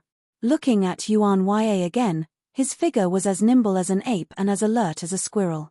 His whole body was moving around the boulder, and he always avoided the horned python's fatal attack at the most critical moment. He seemed to be handling it with ease. After the time it took to drink a cup of tea, Yuan Ya escaped to a boulder. The horned python's tail wrapped around the boulder and cut off Yuan Ya's escape route. The python's head once again moved towards Yuan Ya's waist, which was climbing on top of the boulder, and fiercely bit down. Good. Seeing that the horned python had coiled up and Yuan Ya had no way out, the group of demons cheered loudly again. They were ready to see how Yuan Ya would be bitten into two by the horned python. However, out of all the demons' expectations, Yuan Ya didn't dodge like before. Instead, he stomped his feet on the boulder and his whole body shot towards the python's head like a sharp arrow. The horned python hissed and its shiny black scales trembled in excitement. Its pair of fangs were about to pierce into Yuan Ya's waist. At this moment, Yuan Ya suddenly moved his feet and his body swayed mysteriously. He suddenly executed the ethereal steps in midair and dodged the horned python's attack in an instant. He rushed into the horned python's neck. Ah! The group of demons exclaimed in disappointment. However, their exclamations had just begun when they saw Yuan Ya rushing into the horned python's body. His 10 fingers spread open like a pair of iron claws clasping onto the horned python's scales. With a muffled sound, green blood splattered and Yuan Ya's hands actually pierced into the horned python's body. Impossible. How is this possible? A few demons shouted, the horned python doesn't just have tough skin and thick flesh, its scales are even comparable to a demon artifact. Not to mention human hands, even demon beasts or demon artifacts would only cause sparks to fly when they hit it. Roar! The horned python was in pain. Its entire body rolled on the boulder and smashed towards the ground with Yuan Ya. At this moment, Yuan Ya's arms had already completely penetrated the horned python's body, which was the so-called 3 inches of the horned python's body. However, seeing that he was about to be smashed to the ground by the horned python, Yuan Ya didn't dare to delay. He hurriedly pulled his arms out of the horned python's body and his entire body shot out from the horned python's neck. Boom! The horned python's head hit the ground and blood splattered everywhere. Not only was blood flowing out from the 2 bloody holes in its neck, even the sharp edges of the boulder had pierced the python's head. Even though the horned python was injured, it didn't let go of the chance to attack Yuan Ya. The python's tail that was coiled on the ground stood up again and slammed straight towards Xiao Hua, who had just stabilized himself. With another loud bang, the python's tail smashed down and actually created a shockwave that sent the gravel flying. Yuan Ya's figure dodged to the side in the nick of time. Sigh. Another group of demons sighed in unison. It wasn't clear whether they were sighing because Yuan Ya couldn't injure the horned python or because the horned python couldn't kill Yuan Ya. However, all of the demons could see that even if Yuan Ya could injure the horned python, the horned python's enormous body wouldn't give Yuan Ya a chance to do so. The possibility of Yuan Ya being killed in this battle was too high. Just as these demons had this thought, the scene before their eyes almost caused their eyeballs to fall out of their socket. Yuan Ya had just dodged the python's tail when he suddenly pounced towards it. His two large hands were once again inserted into the python's tail like a pitchfork. Not only that, Yuan Ya stood firmly on the ground and suddenly raised his arms. Like a dancing snake, he actually shook the horned python's enormous body into the air. Ah! The crowd of demons fell into a deathly silence at first. Then, the entire arena erupted into cries of disbelief. How is this possible? This human. How can this human be so strong? Roar! The horned python's body was shaken into the air by Yuan Ya. It roared and twisted, trying its best to turn its head and pounced towards Yuan Ya. However, Yuan Ya's arms had already pierced deeply into the python's tail. Even though he couldn't stand firmly on the ground due to the horned python's immense struggle and was staggering, his arms were as strong as cast iron. They continuously rolled the python's body and forced the horned python to not turn its head. Roar! The horned python roared. With a forceful turn, its body almost split into two as it pounced towards Yuan Ya. Yuan Ya's eyes widened. He wasn't afraid at all. Instead, he took a slight step and swung his arms in the direction of the horned python's charge. Like swinging a noodle, he smashed the horned python's enormous body onto the ground. There were naturally huge rocks and sharp spikes on the ground. In an instant, the python's entire body was covered in blood. Then, Yuan Ya decided to go all the way. Just like that, he tossed the horned python left and right with all his might. In less than half a meal's worth of time, the horned python was already powerless and motionless, allowing Yuan Ya to trample on it as he wished. Go! Seeing that the horned python's body was badly mutilated, Yuan Ya shouted and swung his arm. Boom! The horned python flew across half of the arena and smashed into the stone wall. Just like when Yuan Ya first entered the arena, the horned python fell limply under the stone wall. Green blood flowed out. Although it wasn't dead, it no longer had the strength to move. Baxia wins. Ma Jinfeng naturally stood high up in the air above the arena. When he saw how Yuan Ya defeated the horned python so easily, a strange look appeared in his eyes. However, he still landed calmly. With a wave of his hand, he sent Yuan Ya, who was covered in blood, to the entrance of the cave. Chapter 39-35. Sigh. The crowd of monsters sighed. After all, only a few believed that Yuan Ya could win. Suddenly, another monster cried out, "No, no, this Baxia is so strong. How could it be a level 4 gladiator beast?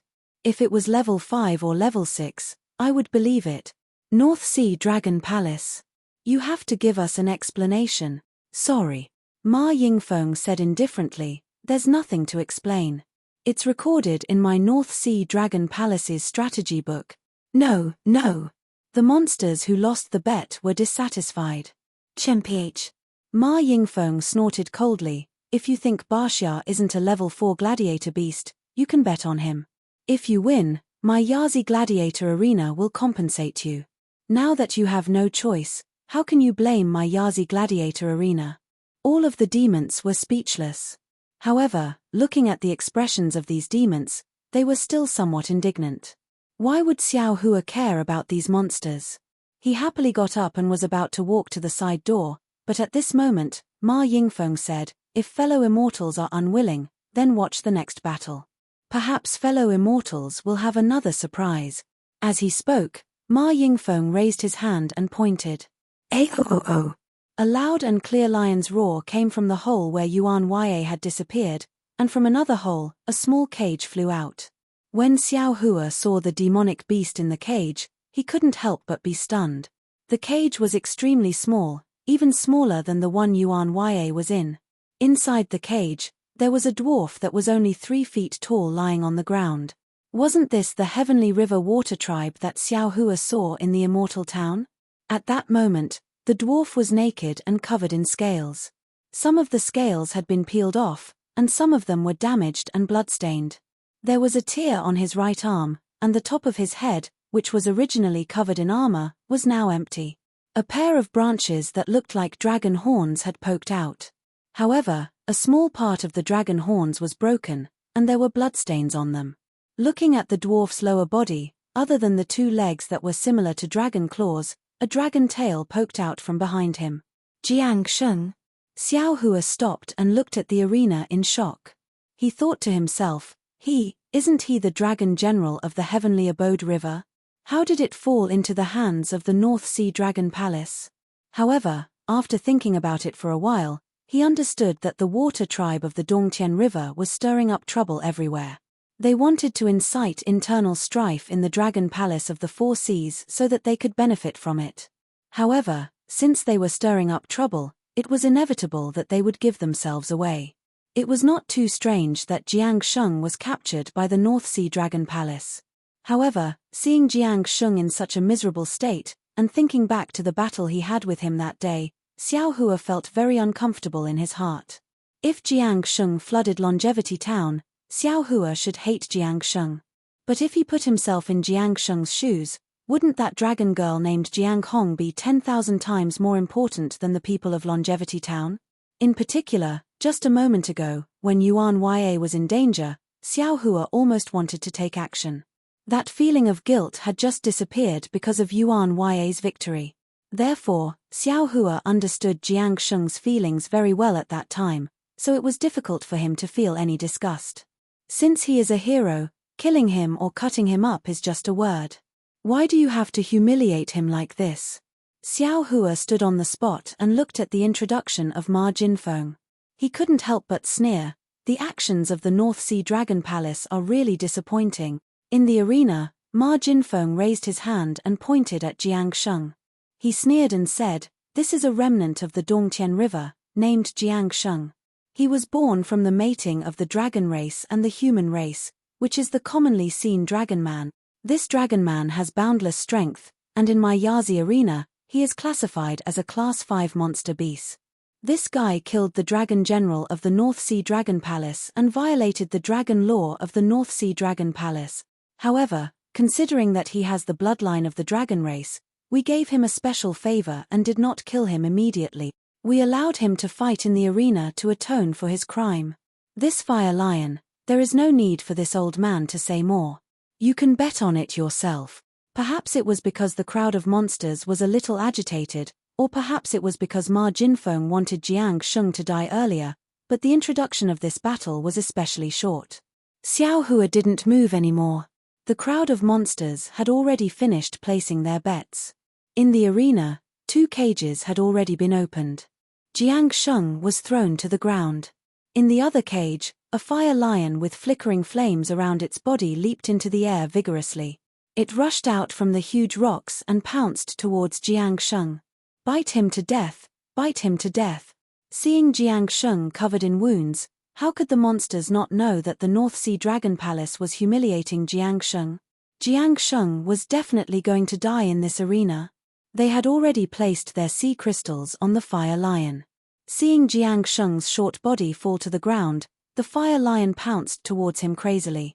The monsters all shouted loudly, "Woo!"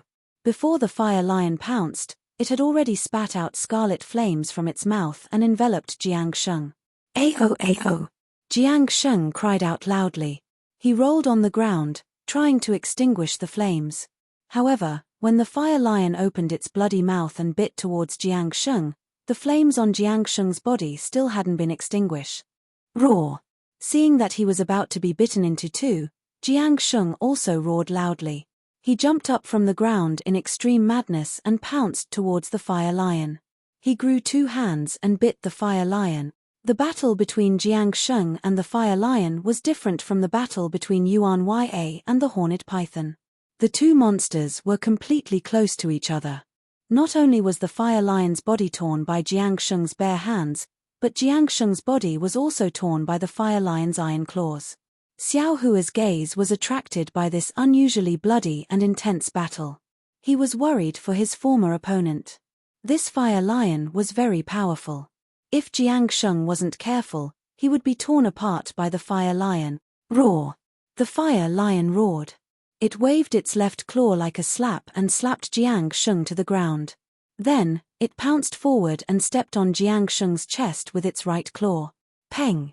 Just as the fire lion was about to pounce, Jiang Sheng lifted his leg and kicked the fire lion's abdomen. Then, Jiang Sheng's dragon tail suddenly swung, and the fire lion's body was thrown high into the sky. Before the fire lion could stabilize its body, Jiang Sheng suddenly pounced on it. Similar to how Yuan Ya dealt with the horned python, Jiang Sheng immediately plunged his hands into the fire lion's neck. Then, with a pu sound, his dragon tail directly stabbed into the fire lion's eyes.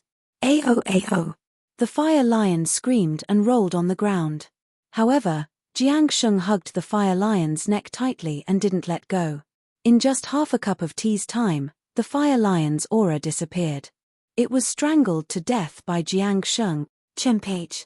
Jiang Sheng coldly raised his head and grabbed the fire lion. Woo!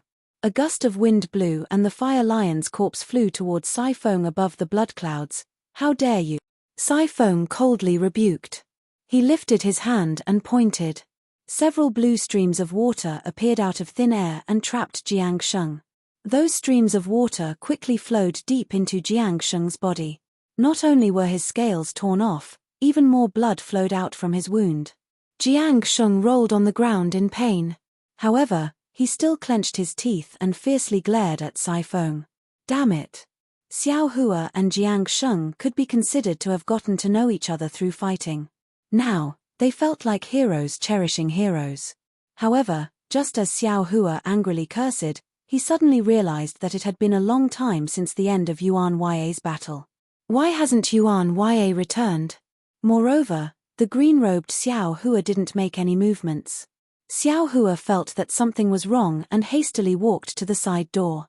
Sure enough, the smiling Shen Kong was already waiting there with the heaven and earth bracelet in his hand. Seeing Xiao Hua walk over, he smiled and waved the heaven and earth bracelet in his hand and said, "Immortal friend, why did you only come now? This old man thought that you had forgotten about the bet." "Hihi, not at all, not at all." Xiao Hua said with a smile, "The battles in the Yazi Gladiator Arena were really too exciting. I took a few more glances and almost forgot about it." Hearing Xiao Hua's words, a trace of contempt flashed through Shen Kong's eyes. He handed the heaven and earth bracelet to Xiao Hua and said, "This is the agreement between Immortal Friend and my North Sea Dragon Palace. 20% of the bet is Immortal Friend." Xiao Hua took the heaven and earth bracelet and released a slightly weak divine sense. After taking a look, he was so surprised that his eyes narrowed. He cried out, "Why, is it so much? Hihi, Baxia's strength is a little beyond our expectations. That's why almost all of our fellow immortals have placed their bets on the horned python.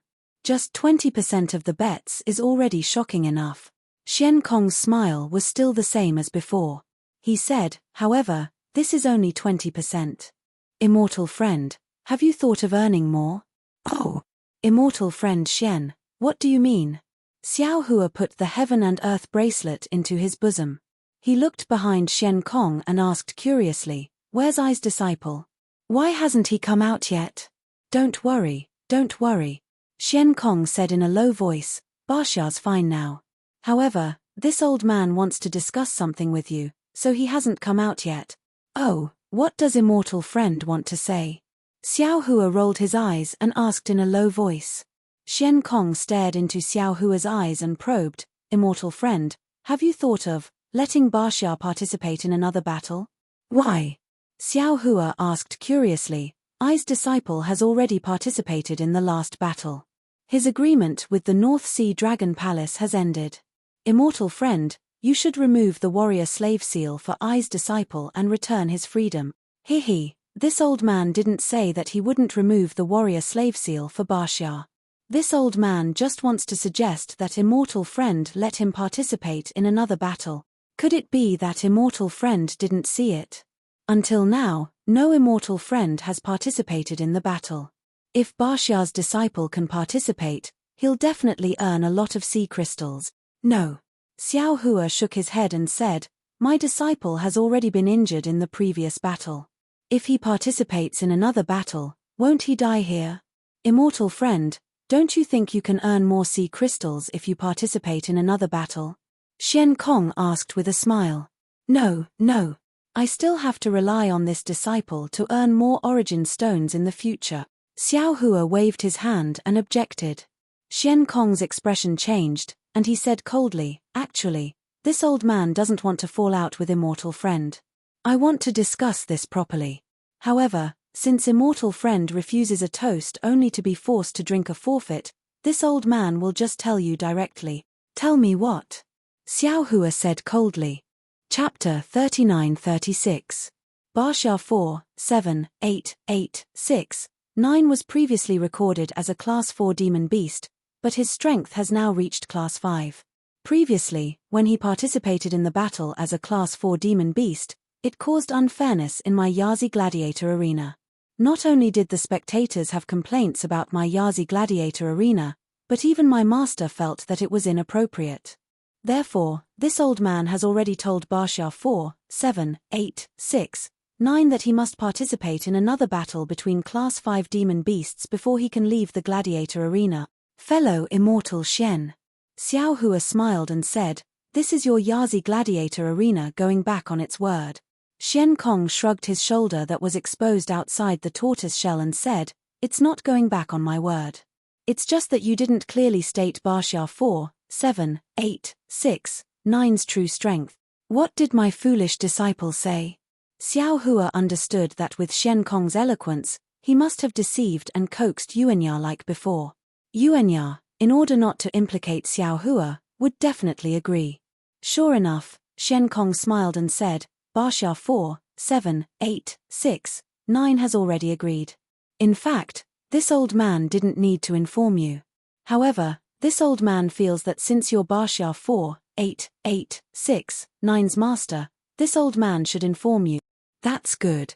Xiao Hua thought for a moment and said, but before the battle, you have to remove the 10,000 kill order and my disciple's slave warrior seal. Xian Kong thought for a moment and shook his head slightly. This old man can't promise you. All demon beasts can only remove the slave warrior seal when they leave the gladiator arena. Don't worry. Xiao Hua said again, this is the first condition. I have a second condition. Xian Kong didn't find it strange at all. He seemed to have expected Xiao Hua to say this. He just shook his head slightly and said, fellow immortal, sometimes it's better not to be too greedy. This.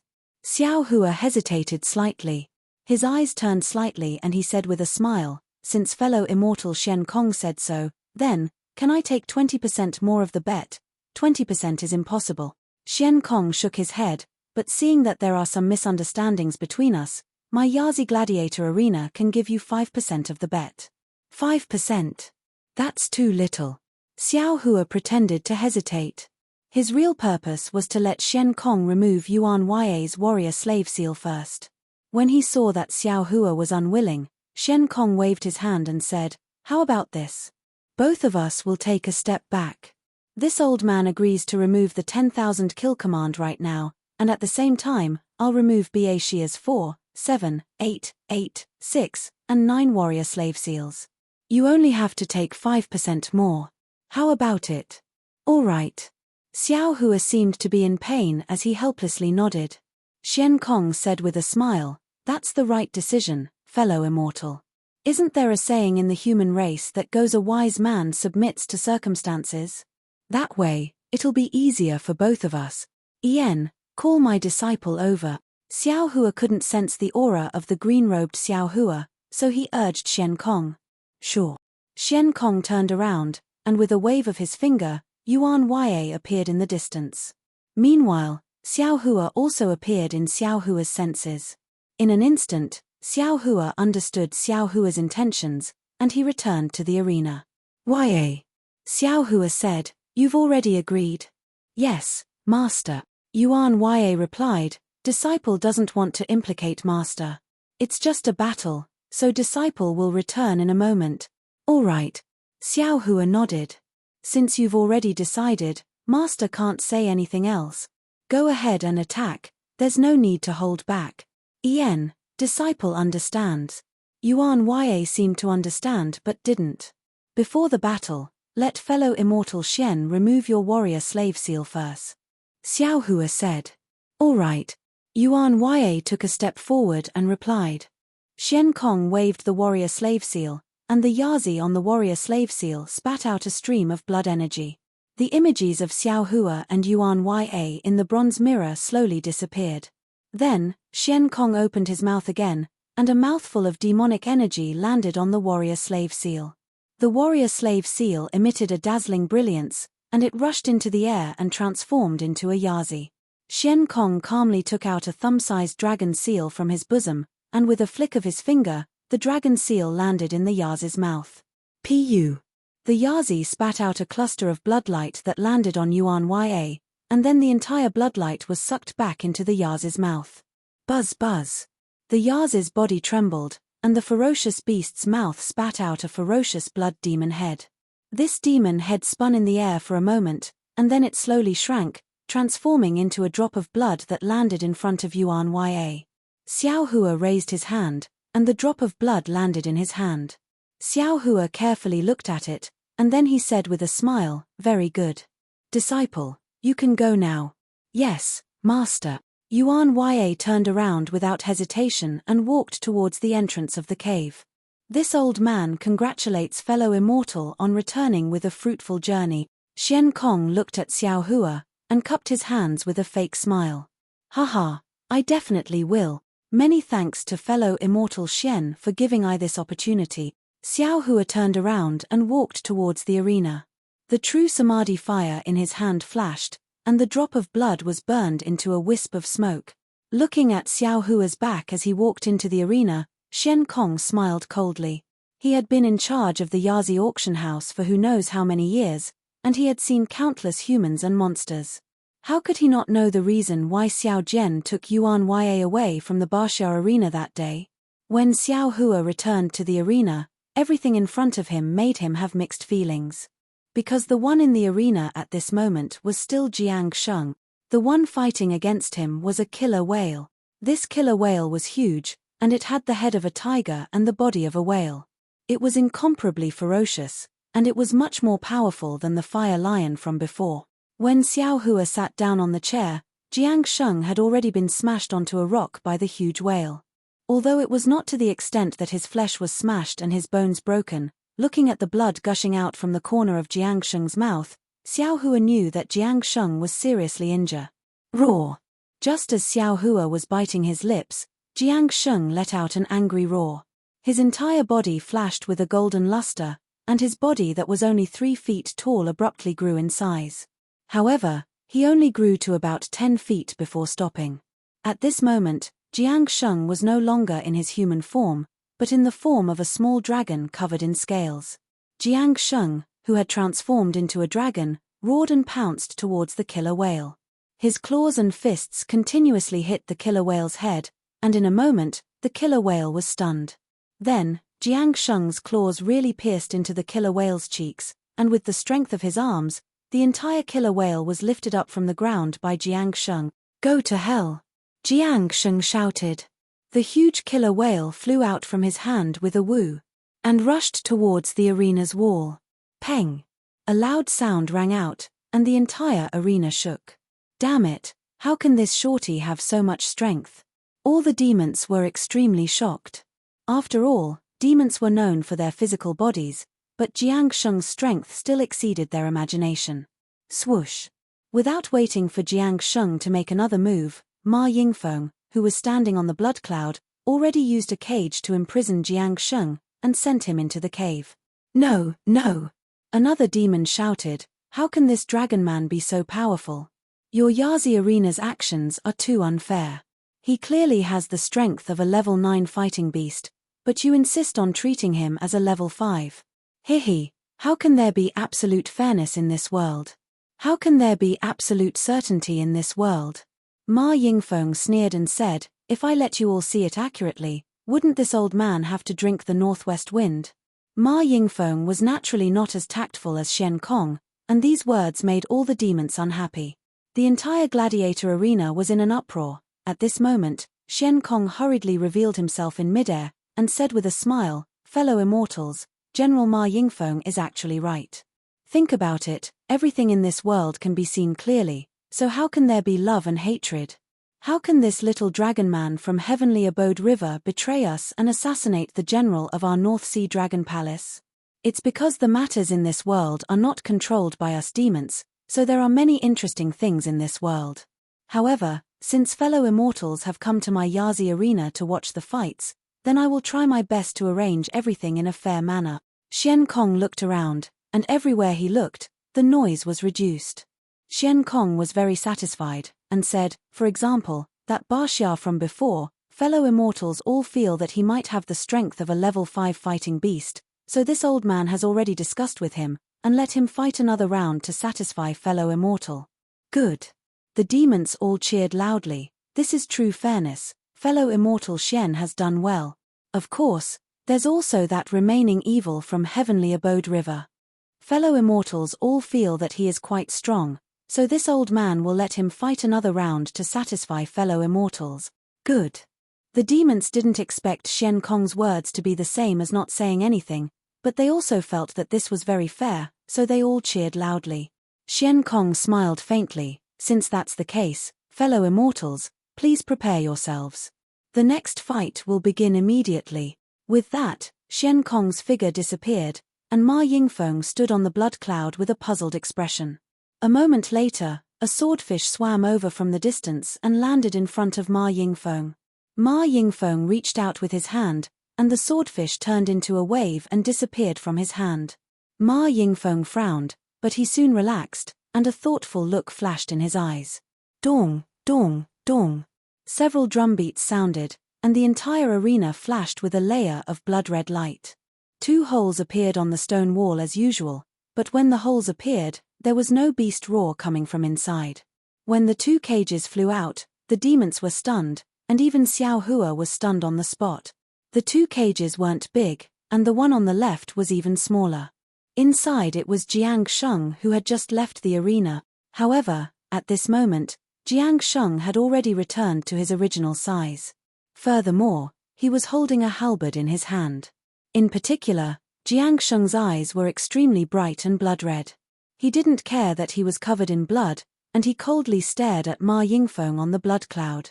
As for the other cage, it was Yuan Ya who was wearing a daoist robe. At this moment, Yuan Ya was just like Yuan Ya who had entered the side door. He had a Chenkuan bag on him, and he held a pair of demonic hammers in his hands. Chapter 39-37. Xiao Hua was dumbstruck as he looked at the man and beast. He had never expected the Yazi Gladiator Arena to have such a plan. They actually wanted Yuan Ya to fight Jiang Sheng. Moreover, he had even returned Jiang Sheng and Yuan Ya's weapons to them and released their cultivation that had been sealed. This was a life and death battle. In this battle, either Yuan Ya or Jiang Sheng would die. Based on Xiao Hua's understanding of the man and beast, the possibility of Yuan Ya dying was higher.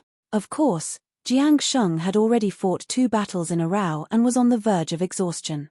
Yuan Ya might not die in Jiang Sheng's hands. But the problem was, what if Yuan Ya killed Jiang Sheng? How would Yuan Ya face the water tribe of the Paradise River? How would Yuan Ya face Dragon Lady Jiang Hong? How would Yuan Ya explain to Liu Yi? Of course, it was still too early to consider the matter between Liu Yi and Jiang Hong. However, Xiao Hua knew that as long as Yuan Ya fought with Jiang Sheng, his fortune gate and the Paradise River would develop karma that he didn't want to see. The crowd of demon race was equally shocked when they saw a human and a demon come out. These 2 gladiator beasts were also very powerful. Although it seemed that Yuan Ya was slightly weaker, it was just as Xiao Hua thought.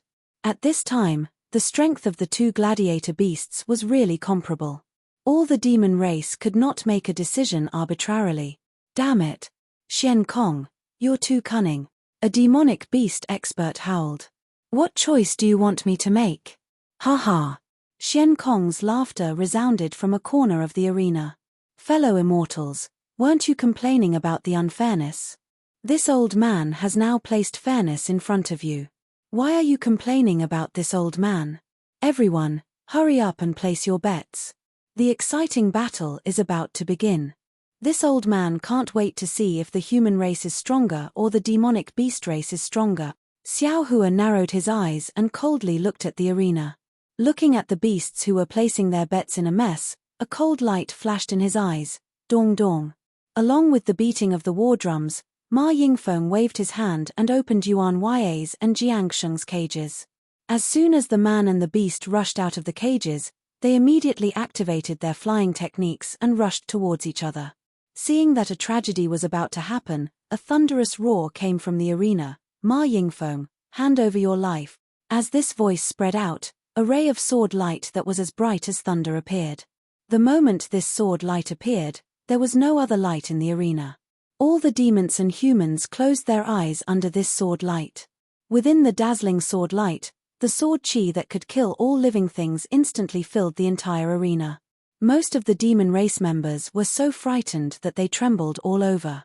As for the few demon race experts who were sitting high up, their demon chi naturally surged as they tried their best to protect their bodies from this unparalleled sword chi. Swoosh! The sword light flashed and landed on the demon array in the center of the arena. Thousands of demon runes scurried around like frightened tadpoles, but at the same time, all the demon runes were neatly cut in half by the sword light. What was special was that the sword chi didn't have much energy left after cutting through the demon runes. It continued to fly towards Ma Yingfeng, who was standing on the blood cloud. At this moment, Ma Yingfeng was the same as all the other demon race members. His eyes were blinded by the sword chi and his eyes were slightly closed. Just as he released his origin sense, the sword chi had already landed on his head. How is this possible? When did I offend such a powerful opponent? Hearing this, Ma Yingfeng lost all his courage. Under the shroud of the sword energy, the sword intent of the flying sword was like the heavens pressing down. Not to mention Ma Yingfeng's monster body, even a giant mountain peak would be split in half by this sword intent. Ma Yingfeng's demon body violently trembled under this sword chi. He was extremely shocked and couldn't help but cry out. General Ao, don't move. Seeing that the sword chi was about to fall, Ma Yingfeng had nowhere to hide.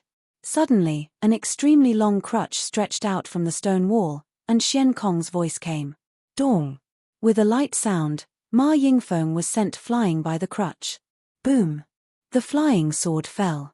Not only was Xian Kong's crutch cut in half, but the ground of the entire arena, including the giant rocks and spikes, were also split by the flying sword. A sword mark of more than 100 feet appeared in an instant. Disciple, don't move. Its master. Yuan Ya's figure was naturally sent flying by the sword chi. Just as he was surprised, Xiao Hua's voice sounded. Yuan Ya immediately calmed down. Then, his body tightened. When he opened his eyes again, his figure was already inside the Kunlun immortal realm. This shocking sword was naturally done by the Confucian cultivator Xiao Hua. This was also the first time Xiao Hua used it after his sword Dao reached the Darching level. He didn't expect the power to be so terrifying. After putting away Yuan Ya, Xiao Hua's heart moved, and his mind wrapped around Jiang Sheng. Although Jiang Sheng was forced back by the sword chi, he stubbornly urged his demonic aura with all his strength. His demonic body once again expanded, wanting to block the sword light. Xiao Hua's mind was naturally firmly blocked by Jiang Sheng. Xiao Hua hurriedly used the monster language to whisper, Jiang Sheng, this old man is an old friend of Jiang Che and Jiang Peng. At the same time, I also know Jiang Hong.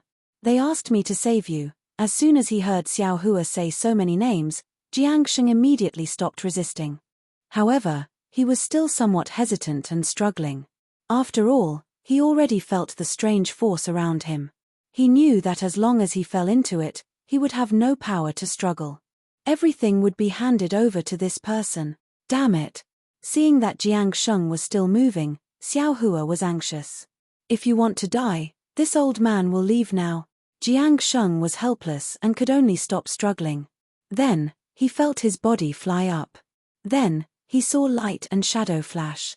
He was actually in a celestial mountain, and in front of him was the human who had just appeared in the arena like him. Jiang Sheng was greatly alarmed. He wanted to move again, yet he couldn't. No matter how much strength he used to struggle, he couldn't even budge an inch. However, Yuan Ya glanced at him indifferently and didn't pay attention to him at all. He walked towards a place on the mountain peak. Where is this? Jiang Sheng was slightly relieved in his heart, yet a cloud of doubt arose. It was also the moment Jiang Sheng resisted that several powerful origin senses swept past from all around the arena and descended onto Xiao Hua. Clouds and rosy clouds surged around Xiao Hua's body, and he shouted loudly, "This is a personal grudge between this old man and Yuan Jinfeng. It has nothing to do with fellow immortals." As he spoke, Xiao Hua raised his hand again. Several sword lights condensed in his hand, and he shouted loudly, "Vile creature, when this old man saw that you were injured earlier, I pitied you in my heart and saved you. Then, I placed you in this old man's home. However, you actually took advantage of the time when this old man left home to swallow my chick and copulate with the female pufferfish I raised. The most infuriating thing is that you actually abandoned a group of pufferfish that were crying piteously for food and fled. If this old man doesn't take your life today, how can I face the female pufferfish that died under the butcher's knife?" As he spoke, the murderous sword light from before appeared once more. Even though the demon race experts weren't afraid of Xiao Hua's divine ability, when they heard that it was a personal grudge between Xiao Hua and Yuan Jinfeng, and they heard Xiao Hua speak clearly about the chick and the female pufferfish, they acted like they were serious and hurriedly withdrew their origin senses and hid at the side. However, Xian Kong and Yuan Jinfeng were puzzled when these words entered their ears. Xian Kong looked at Yuan Jinfeng with surprise, but when his gaze descended onto Yuan Jinfeng's dazed face, he suddenly came to an understanding and recalled what the chick and female pufferfish Xiao Hua spoke of were in the eyes of humans. At the same time that Xian Kong thought of this, Yuan Jinfeng naturally came to an understanding as well, and his face instantly turned extremely livid. Wait. At the same time that Xian Kong recovered from his shock, he hurriedly looked towards the other areas of the arena, and Yuan Ya and Jiang Sheng had vanished a long time ago. His. Xian Kong hurriedly released his origin sense, but unfortunately, before he could see Xiao Hua's face, another brilliant sword light appeared. Xian Kong was greatly shocked and hurriedly cried out, "Second Prince." Actually, there was utterly no need for Xian Kong to shout. At the same time that the sword light appeared, a strand of origin sense swept out from the arena, and a proud and furious voice drifted through the entire arena. "Who dares to cause trouble in this king's arena?" However, this voice was still too late. The sword light shot into the sky, and a wave of rumbling resounded. The demon formation at the entrance that everyone had entered through was slashed apart by the sword light, and the group of demon runes were split into two. Along with a wisp of starlight and the smell of the ocean that poured into the arena, Xiao Hua's figure transformed into a strand of watery light that vanished at the floor of the demon formation.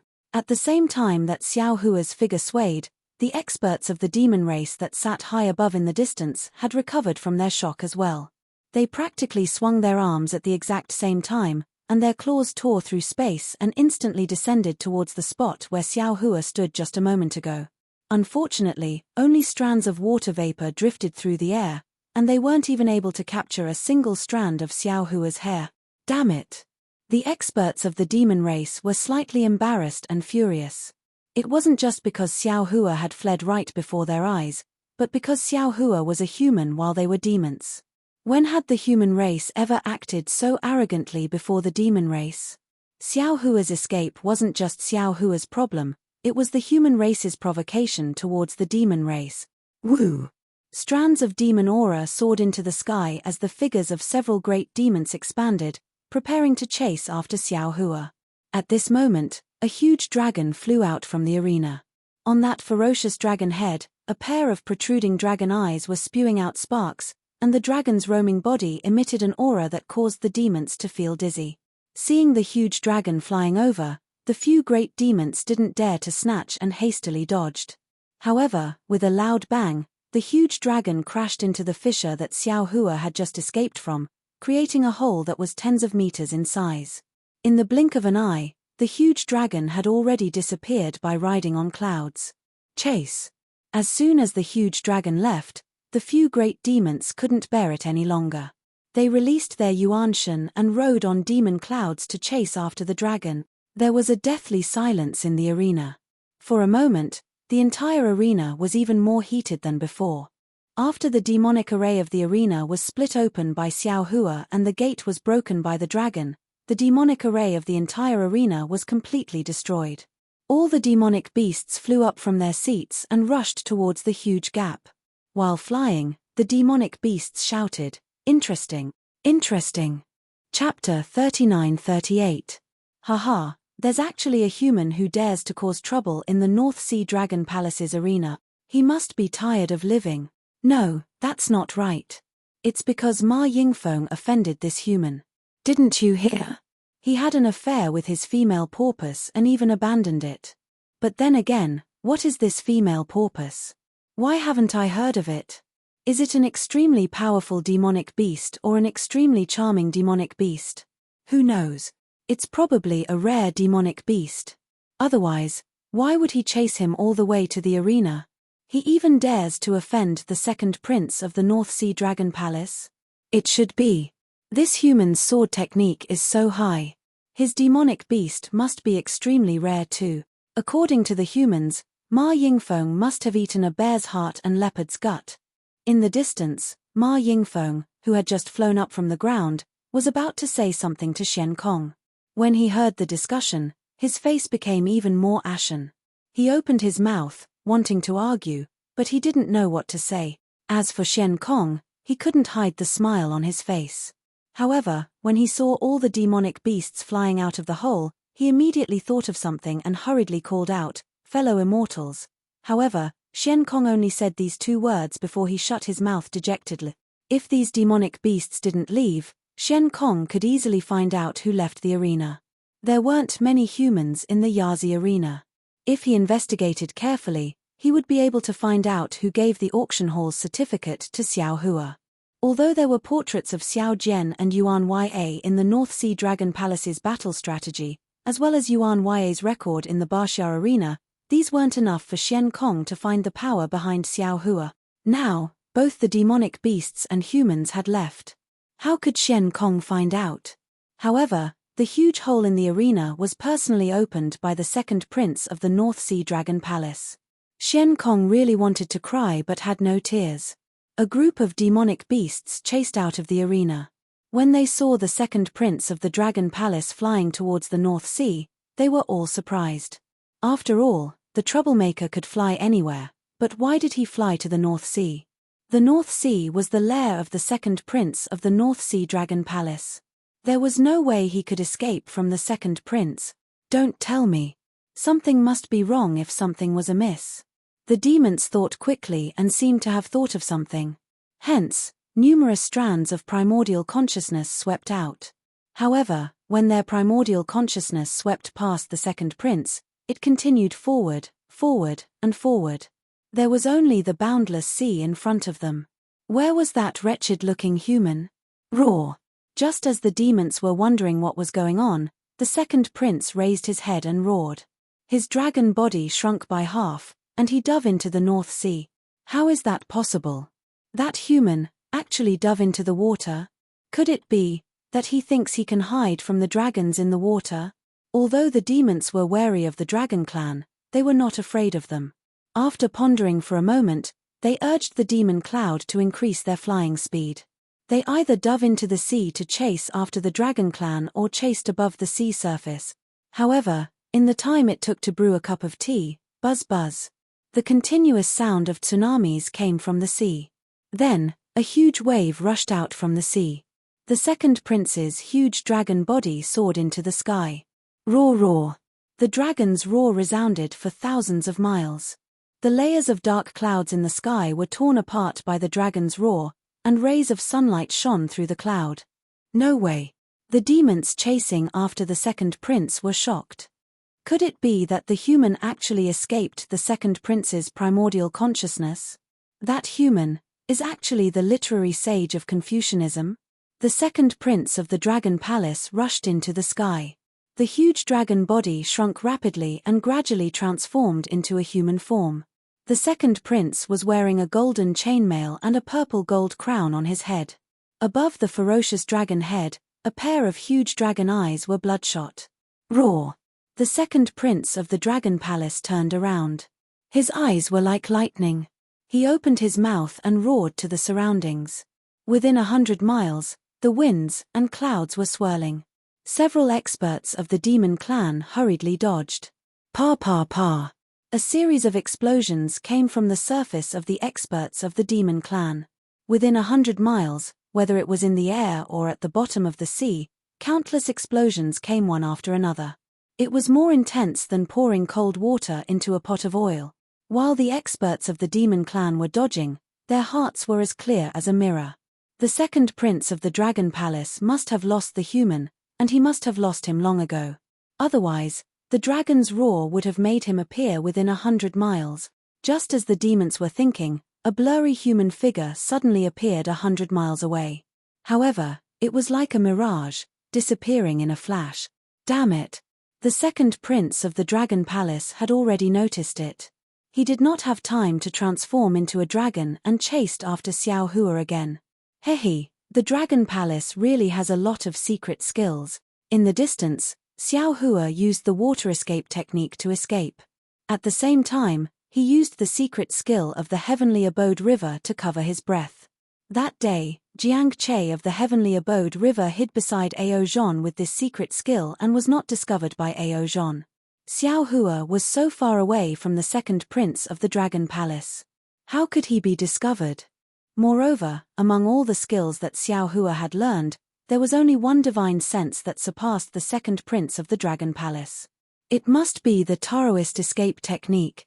Therefore, the water escape technique that Xiao Hua used was not inferior to the second prince of the Dragon Palace. If the second prince had not suddenly stopped and turned around to use the secret skill of the Dragon Clan, Xiao Hua's diversion tactic would have succeeded.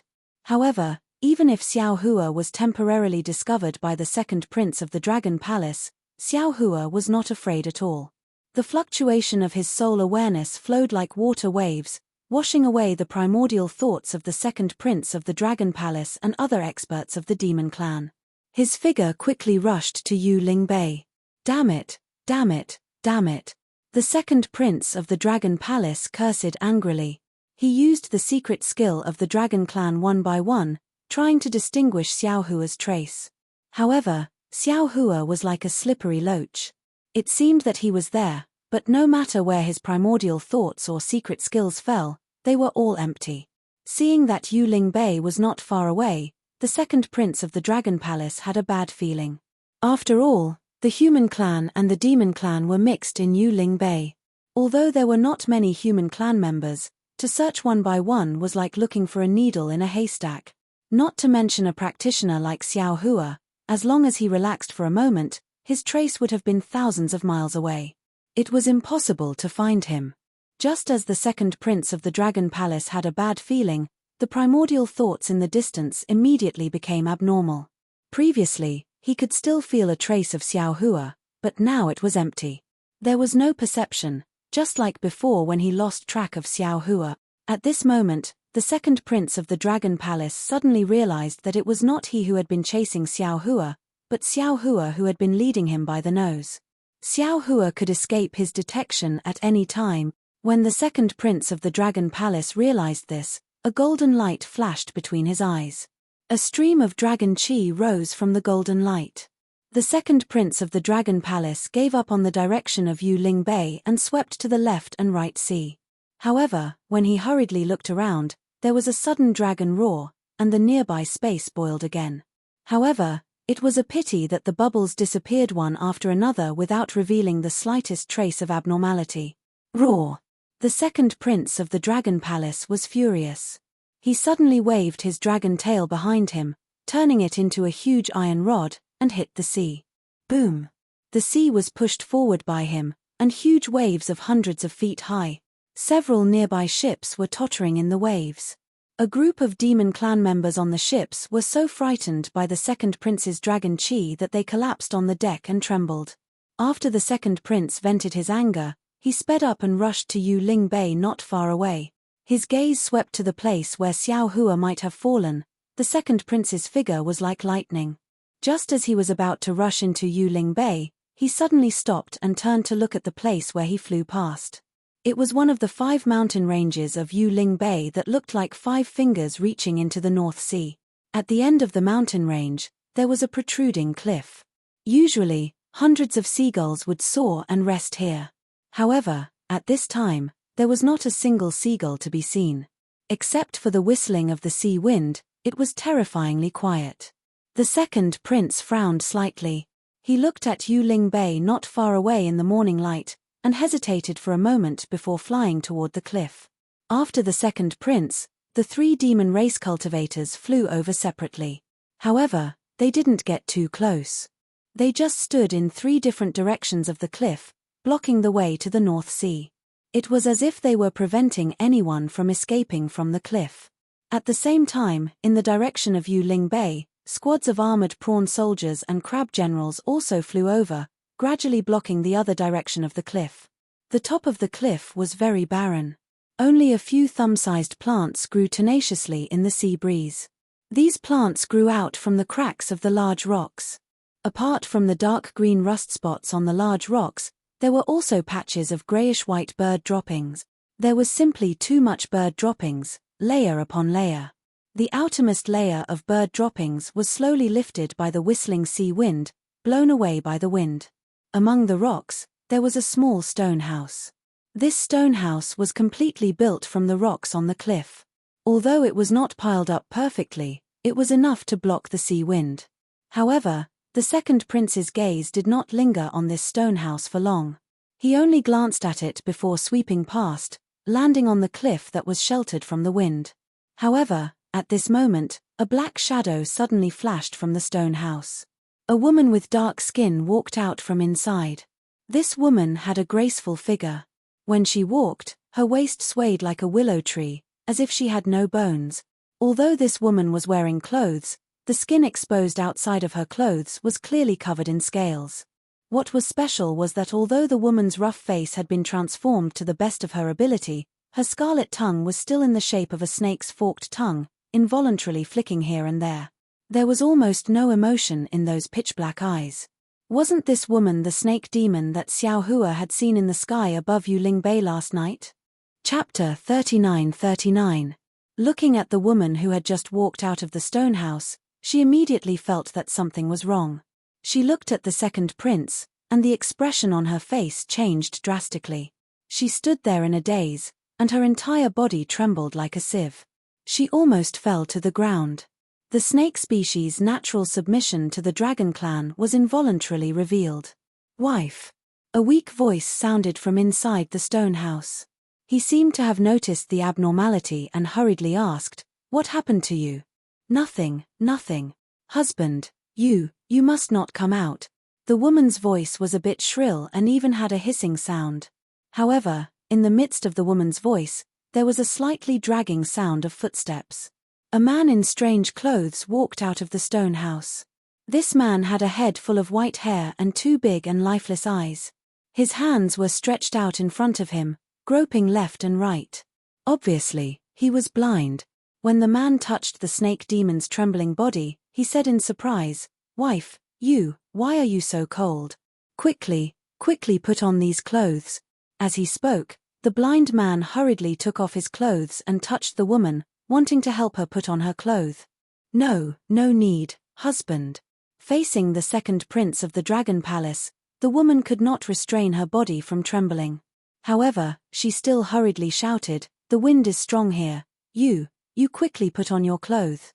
The second prince of the Dragon Palace snorted and looked at the woman and the demon with extreme disgust. The dragon breath from his mouth and nose blew past, creating a fierce wind that blew away the clothes in the man's hands. "Such a strong wind," the old man said and hurriedly pulled the woman's arm. "Wife, quickly come back to hide from the wind." The snake demon did not dare to move. She hurriedly pushed the man and said, "Husband, don't worry about me, quickly go back. Damned thing, you actually dare to conspire with a human." The shrimp soldiers and crab soldiers in the distance had already approached. When Ma Yingfeng saw this, he unconsciously thought of Xiao Hua's slander in the arena and his heart burned with anger. He waved the trident in his hand and stabbed it towards the trembling snake spirit woman. The woman was shocked and wanted to dodge. However, when she saw the man still holding her arm, she gritted her teeth and tilted her body to block the man. Her body met the trident head-on. "Are you crazy?" At this moment, a lazy voice came from the place where the second prince of Dragon Palace was looking. "They are a loving couple. I envy them. Why do you want to break them apart? If you break them up, then I won't even have a neighbor." Following this voice, a huge black shadow rushed out from that place and blocked the three-pronged fork. When Ma Yingfeng saw that the three-pronged fork had wings that seemed to be cast from copper and iron, he couldn't help but be greatly alarmed. "Fellow immortal, where did you come from?" The second prince of Dragon Palace was not surprised. He looked at the origin of the wings with interest and asked, "When will we arrive at Yuling Bay? Why didn't I know that there was a powerful demon race expert on this cliff? Haha, this old man came from where he came from, and in the future, I will return to the same place. I just stayed in Yuling Bay for a few years. I don't need to disturb so many fellow immortals, right?" As he spoke, a demon race of more than 30 meters flew out from the foot of the mountain. This demon race was now in human form. On his head, which was several feet in size, there was a pair of bright eyes flashing with a sharp gaze. 2 long eyebrows were slanted into his sideburns like sharp swords. His slightly bulging mouth and nose revealed faint red lips and white teeth. The demon's wings were surging with demon aura, and a pair of naked arms with bulging muscles could be vaguely seen amidst the demon aura. What was blocking the sharp weapons was the shadow of one of the demon's wings. "I'm Ao Jing, the second prince of North Sea Dragon Palace." The second prince pondered for a moment and cupped his hands. "How should I address you, fellow immortal?" "Oh, it's the second prince." The demon race suddenly realized and laughed. "I'm Feng Wu. As for where I come from, haha, it's just an unknown place in the Thousand Demons sacred realm. It's not comparable to the North Sea Dragon Palace. Let's not talk about it." "So it's fellow immortal Feng Wu." Ao Jing laughed. "I wonder if I'm lucky enough to invite fellow immortal to Yuling Palace for a chat." I'm not going. Feng Wu flapped his wings and said, "If I wanted to go, I would have gone a few years ago. Since I'm not going, I can only disappoint the second prince." "Fine. Since fellow immortal doesn't like to be disturbed, I won't mention this matter." Facing Feng Wu, an unfamiliar demon, Ao Jing acutely sensed that this demon of the Phoenix bloodline was exceptionally powerful. He couldn't help but restrain his arrogance as he smiled and said, "However, this king would like to ask you, did you sense a human cultivator who concealed himself and passed by here just now?" "Hehe, second prince really overestimates my strength." Feng Wu laughed. "How can I see a human race cultivator that even second prince can't catch up with? Page, damn human race." At the mention of Xiao Hua, an inexplicable anger appeared on Ao Jing's face. He turned his head to look at the snake spirit and the old man in the stone house and said sternly, "Evil creature, what's the matter with you? If you don't explain clearly, I'll take your life right now. Second prince, please spare my life." The snake spirit almost fell to the ground and said anxiously, "Shu Lang is this lowly concubine's savior. This lowly concubine doesn't know how to repay him, so I want to accompany him for the rest of my life." "Lowly concubine. You're really good at saying the word human race." Ao Jing laughed sinisterly. "This man is just weak, how can he save you? Aren't you deceiving me? I'll let second prince know." The snake spirit didn't dare to be negligent and hurriedly said, "When Shu Lang was young, this lowly concubine was chased by an enemy and turned into a small snake. It was winter at that time. This lowly concubine was frozen into a popsicle and was about to freeze to death. Shu Lang just happened to come back from the academy and happened to meet this lowly concubine. He was careful and kind. When he saw that this lowly concubine was frozen by the winter snow, he hid this lowly concubine in his arms. After a night of warmth, this lowly concubine finally woke up. This lowly concubine didn't dare to stay in Shu Lang's house for long and hurriedly flew underground to hibernate. When this lowly concubine recovered the next year, this lowly concubine went to find Shu Lang to repay his kindness. However, when this lowly concubine found Shu Lang, this lowly concubine found out that because this lowly concubine didn't know how to restrain the poison in her body when she was seriously injured, Shu Lang was poisoned by this lowly concubine when he saved this lowly concubine. Although this lowly concubine was saved by the human race's physician, Shu Lang was still blind. This lowly concubine felt that there was nothing this lowly concubine could do to repay him, so I pretended to be a wandering village woman and married into the Shu family, pledging my life to you. When Shu Lang grew old and no longer had anything to worry about at home, this lowly concubine brought Shu Lang out to fulfill his long-cherished wish of traveling 10,000 li instead of reading 10,000 books. When I arrived at the Northern Sea, Shu Lang was already old and couldn't walk anymore. Therefore, this lowly concubine built a house here and accompanied him on his last journey. Wife, what are you talking about? The man in the house was very puzzled when he heard the crooked demon language outside the house. However, he was also familiar with the woman's voice and couldn't help but ask in surprise, "Who is outside? We've been here for so long, but we've never had any neighbors come to visit. Could it be that it's our neighbors?" Gaga. Shi Jinfeng sneered and changed the demon language in the air into human language. He mocked, "Wife, do you know what your wife is? She's just a snake spirit. Do you know where you live? This is a cliff that goes deep into the Northern Sea. In the past, there were many seabirds here, but now, not a single seabird can be seen. Do you know where these seabirds went? They were all swallowed by your snake spirit wife. Where did you get this neighborhood from?" Hearing Ao Jing's words, the house was silent at first. In the end, that man cried out in shock, Wife, who is this person? Is what he said true? Aren't you an orphan of the Bai family? How did you become a snake spirit? How is this possible? Husband. A trace of sorrow appeared in the woman's previously emotionless eyes. This sorrow was especially obvious in the pitch-black snake eyes. Feng Wu frowned and glared at Shi Jinfeng with some displeasure. Shi Jinfeng's heart shrank as fear appeared in his heart. At this moment, he finally understood why his prince was so courteous to this demon with a phoenix body. It wasn't just because Feng Wu was powerful. My wife. Say something. I don't believe what this person said. That man pressed, Are you a human or a demon? The snake spirit woman hesitated for a moment and said, Husband, is it important whether this lowly concubine is a human or a demon? Unfortunately, that old man with the surname Shu didn't answer.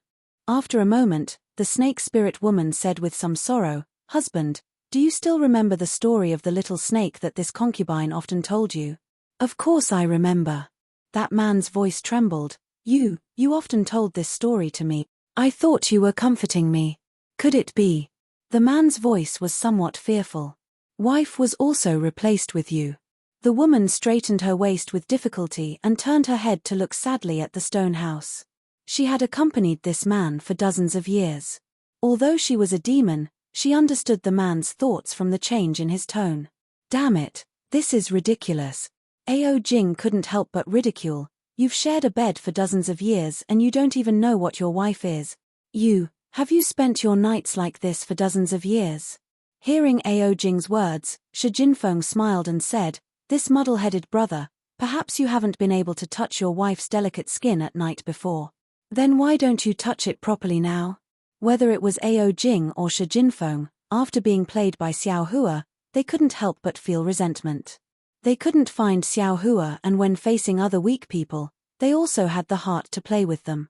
This kind of despicable person existed in both the human race and the demon race.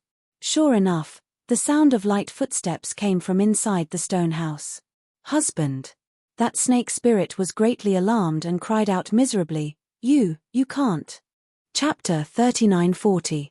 However, the footsteps were still so resolute, not shaken by the snake spirit's panic. Feng Wu's expression changed as he watched from nearby. This Feng Wu was naturally Xiao Hua's transformation. In fact, it wasn't much of a transformation. Xiao Hua only needed to slightly reveal the heavenly phoenix within his body, and that was enough to scare Ao Jing and the other dragons. Feng Wu could stop Ma Jinfeng from killing the snake spirit, but he couldn't stop the man from walking out of the stone house. Moreover, although Ao Jing and Ma Jinfeng were clearly trying to sow discord, the hand that would reveal the truth was on the man. The man had the right to know the truth, and Xiao Hua had no right to stop him.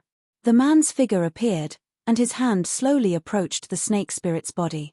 The snake spirit's body trembled slightly, and slowly moved, trying to dodge. However, the man didn't give up, and followed the direction of the snake spirit's movement again. The snake spirit's body trembled violently for a moment before suddenly stopping. She looked at the man's resolute face with a hint of sadness in her eyes, and a look of desperation appeared in her eyes. The snake spirit no longer dodged. She raised her illusory hand slightly and held the man's hand. The man hurriedly touched the snake spirit's arm, and the panic on his face faded slightly. However, the snake spirit immediately pulled his hand, and bit by bit, it moved upwards, towards the place where the scales hadn't transformed. The man's arm trembled slightly, and he was somewhat hesitant, but also somewhat resolute. The distance of less than a foot actually took a full half a cup of tea's time. Not to mention the howling sea breeze, even the crowd of demons and shrimp soldiers and crab generals stopped moving, as if they were waiting for some kind of outcome. The man's hand finally touched the snake spirit's ice-cold scales, and the moment he touched the scales, the coldness struck the man like a bolt of lightning. The man's arm trembled, and his entire body twitched. His face revealed disbelief, and his empty eyes seemed to flash with spirit, as if he had seen many things. However, the man's mouth seemed to say you, and it was unknown what he wanted to say, and then, there was no more. Then, the man collapsed on the ground, white foam coming out of his mouth. In just a few breaths, the breath he breathed out was less than the breath he breathed in. The snake spirit looked coldly at the man's hand, which was now firmly gripping a piece of scale on the snake spirit's body. Even in the face of death, he did not loosen his grip. The man died. His grayish-white eyes stared fixedly at the sky, as if he had died with his eyes wide open. His hand was still stretched out, strangling the snake spirit's scales. The snake spirit raised her hand, and with a crack, she broke off the scale. The man's hand fell to the ground. The snake spirit reached out to cover the man's eyes and said in a low voice, "Shu Lang, I thought that after accompanying you for your entire life, I had already become your true love in your heart. You wouldn't care about my demon body anymore. Actually, there are many times when I want to tell you the truth. I want to know if you care that I'm a snake spirit, but I'm afraid of seeing something I don't want to see. I thought that once we reached this place, I would be able to accompany you to the end of the journey and let you have a perfect ending. But the heavens want me to know what you're thinking. Stories are just stories. The more I tell them, the more you listen to them. What I ask and what you answer are not reality. When the illusion had become a thing of the past, when you really faced reality, you actually couldn't believe that you were actually scared to death by your first wife who had accompanied you for decades, and that you were actually scared to death by your first wife who had taken care of you all your life. The ending of this story is really laughable. Shu Lang, how can you make me believe in the affection of this world? Demons will always be demons. What's the point of talking about feelings with humans? Ao Jing was also surprised by this unexpected ending, but seeing the snake spirit so sad, he couldn't help but sneer. Maybe it's time to end it. The snake spirit waved her hand and picked up the man's corpse. She looked at Ao Jing indifferently. Although she was still afraid, she still asked, "Can this concubine go now?" "Go, go." Ao Jing waved his hand. Xiao Hua asked strangely, "Where are you taking this human's corpse?" After a human dies, it's important to be buried in peace. This concubine will bury him. The snake spirit looked at Xiao Hua and replied, "Alas, go." Xiao Hua flapped his wings and sighed, "This old man should also go. After staying here for a few years, I didn't expect that you two would have such an ending. It's really beyond this old man's expectations." This old man often heard humans say that the world in people's hearts is often the most perfect. Many people don't dare to open their eyes and face reality because the world in front of them is too cruel. There are too many unsatisfactory things. This kid surnamed Shu seems to be a pure and kind person from his speech and behavior. He even helped my demon race since he was young. Unfortunately, a pure and kind person is not necessarily a wise and brave person.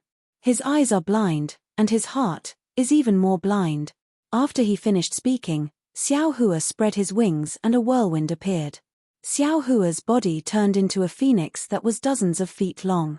As his wings danced, demonic clouds lingered around him. The clouds flickered and his demonic body instantly flew a few miles away, gradually disappearing into the sea breeze. Second Prince. Seeing Xiao Hua fly away, Ma Yingfeng whispered, "This Feng Wu is a demon expert. Alas, if not for today's matter, we could have become friends." Ao Jing smiled bitterly. After watching Xiao Hua fly away, the snake spirit also rolled up the demonic clouds and went inland. He whispered, "Since this matter has happened, let's wait for another chance." "Yes." Ma Yingfeng nodded. He then looked at the several demon experts in the distance and whispered, "This subordinate suddenly thought of something. That human who escaped, was he the Confucian cultivator who took out the Immortal Palace's token? Should this subordinate and the others search Yuling Bay? Naturally, we have to search. This Confucian cultivator actually dared to ruin my North Sea Dragon Palace's matter. We can't let him go easily." Ao Jing nodded. "However, it's hard to say whether this human is from the Immortal Palace or not. After all, the Immortal Palace's people have already revealed their identities. He can't directly attack my North Sea Dragon Palace. But then again, the human race is best at creating a diversion. He revealed his identity and thought that we wouldn't suspect him. Then, he saved Jiang Sheng. He used Jiang Sheng to provoke the dragon palaces of the Four Seas so that the Immortal Palace could benefit." At this point, Ma Yingfeng continued in a low voice, "Also, Baxia 47869, who fought with Jiang Sheng, was also rescued by a Confucian cultivator.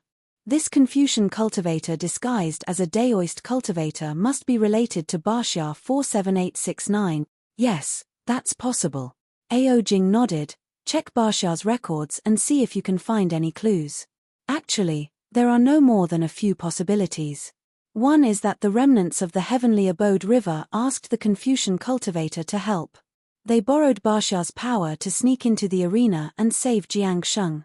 The first possibility was that the Confucian cultivator wanted to save Baxia and Jiang Sheng along the way. Another is that the Confucian cultivator knew these two and saved them at the same time. Yes, Your Highness's analysis is very reasonable." Ma Yingfeng smiled. "No matter what, this Confucian cultivator disguised himself as a Daoist cultivator and came to my arena with bad intentions. No, if that Confucian cultivator wanted to save Jiang Sheng, he could have just entered the arena. Why did he drag Baxia into it? Also, if he wanted to make a move, he could have done it before Jiang Sheng's fight. Why wait until Jiang Sheng and Baxia make their move?" Ao Jing suddenly realized something, shock appearing on his face. Could it be that the Confucian cultivator wanted to save Baxia? And Jiang Sheng was just doing it in passing? Damn it. Ao Jing anxiously said, "Ma Jinfeng, you're right. Quickly go and investigate the background of this Baxia 47869. Since his Baxia 47869, he's from the Baxia arena. Why would he come to my Yazi arena? Could it be?" Ma Yingfeng smiled bitterly at Ao Jing's words. He naturally knew about Shen Kong's arrangements, but how could he dare to tell Ao Jing? Then, what about the Immortal Palace? Ma Yingfeng asked in a low voice. "Investigate. Of course we have to investigate." Ao Jing sneered. "I can't find the Confucian cultivator or the Daoist cultivator, but I can still find the human in Yuling Bay. Let's see if I can't turn Yuling Bay upside down." Unfortunately, no matter how powerful Ao Jing was, even if he turned Yuling Bay upside down, it would be impossible for him to find traces of Xiao Hua.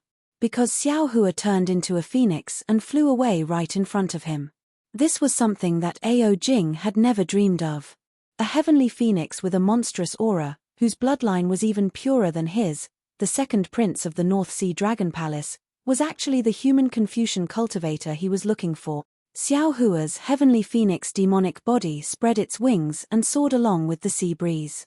Looking at the vast sky and the boundless North Sea, a rare kind of comfort involuntarily emerged from the bottom of its heart. Xiao Hua opened its mouth and let out a phoenix cry. This sound resounded through the sky. Not only did it shatter the clouds, it even stirred up the seawater in the vicinity of several dozen li layer upon layer of waves, with Xiao Hua as the center, spread out in all directions.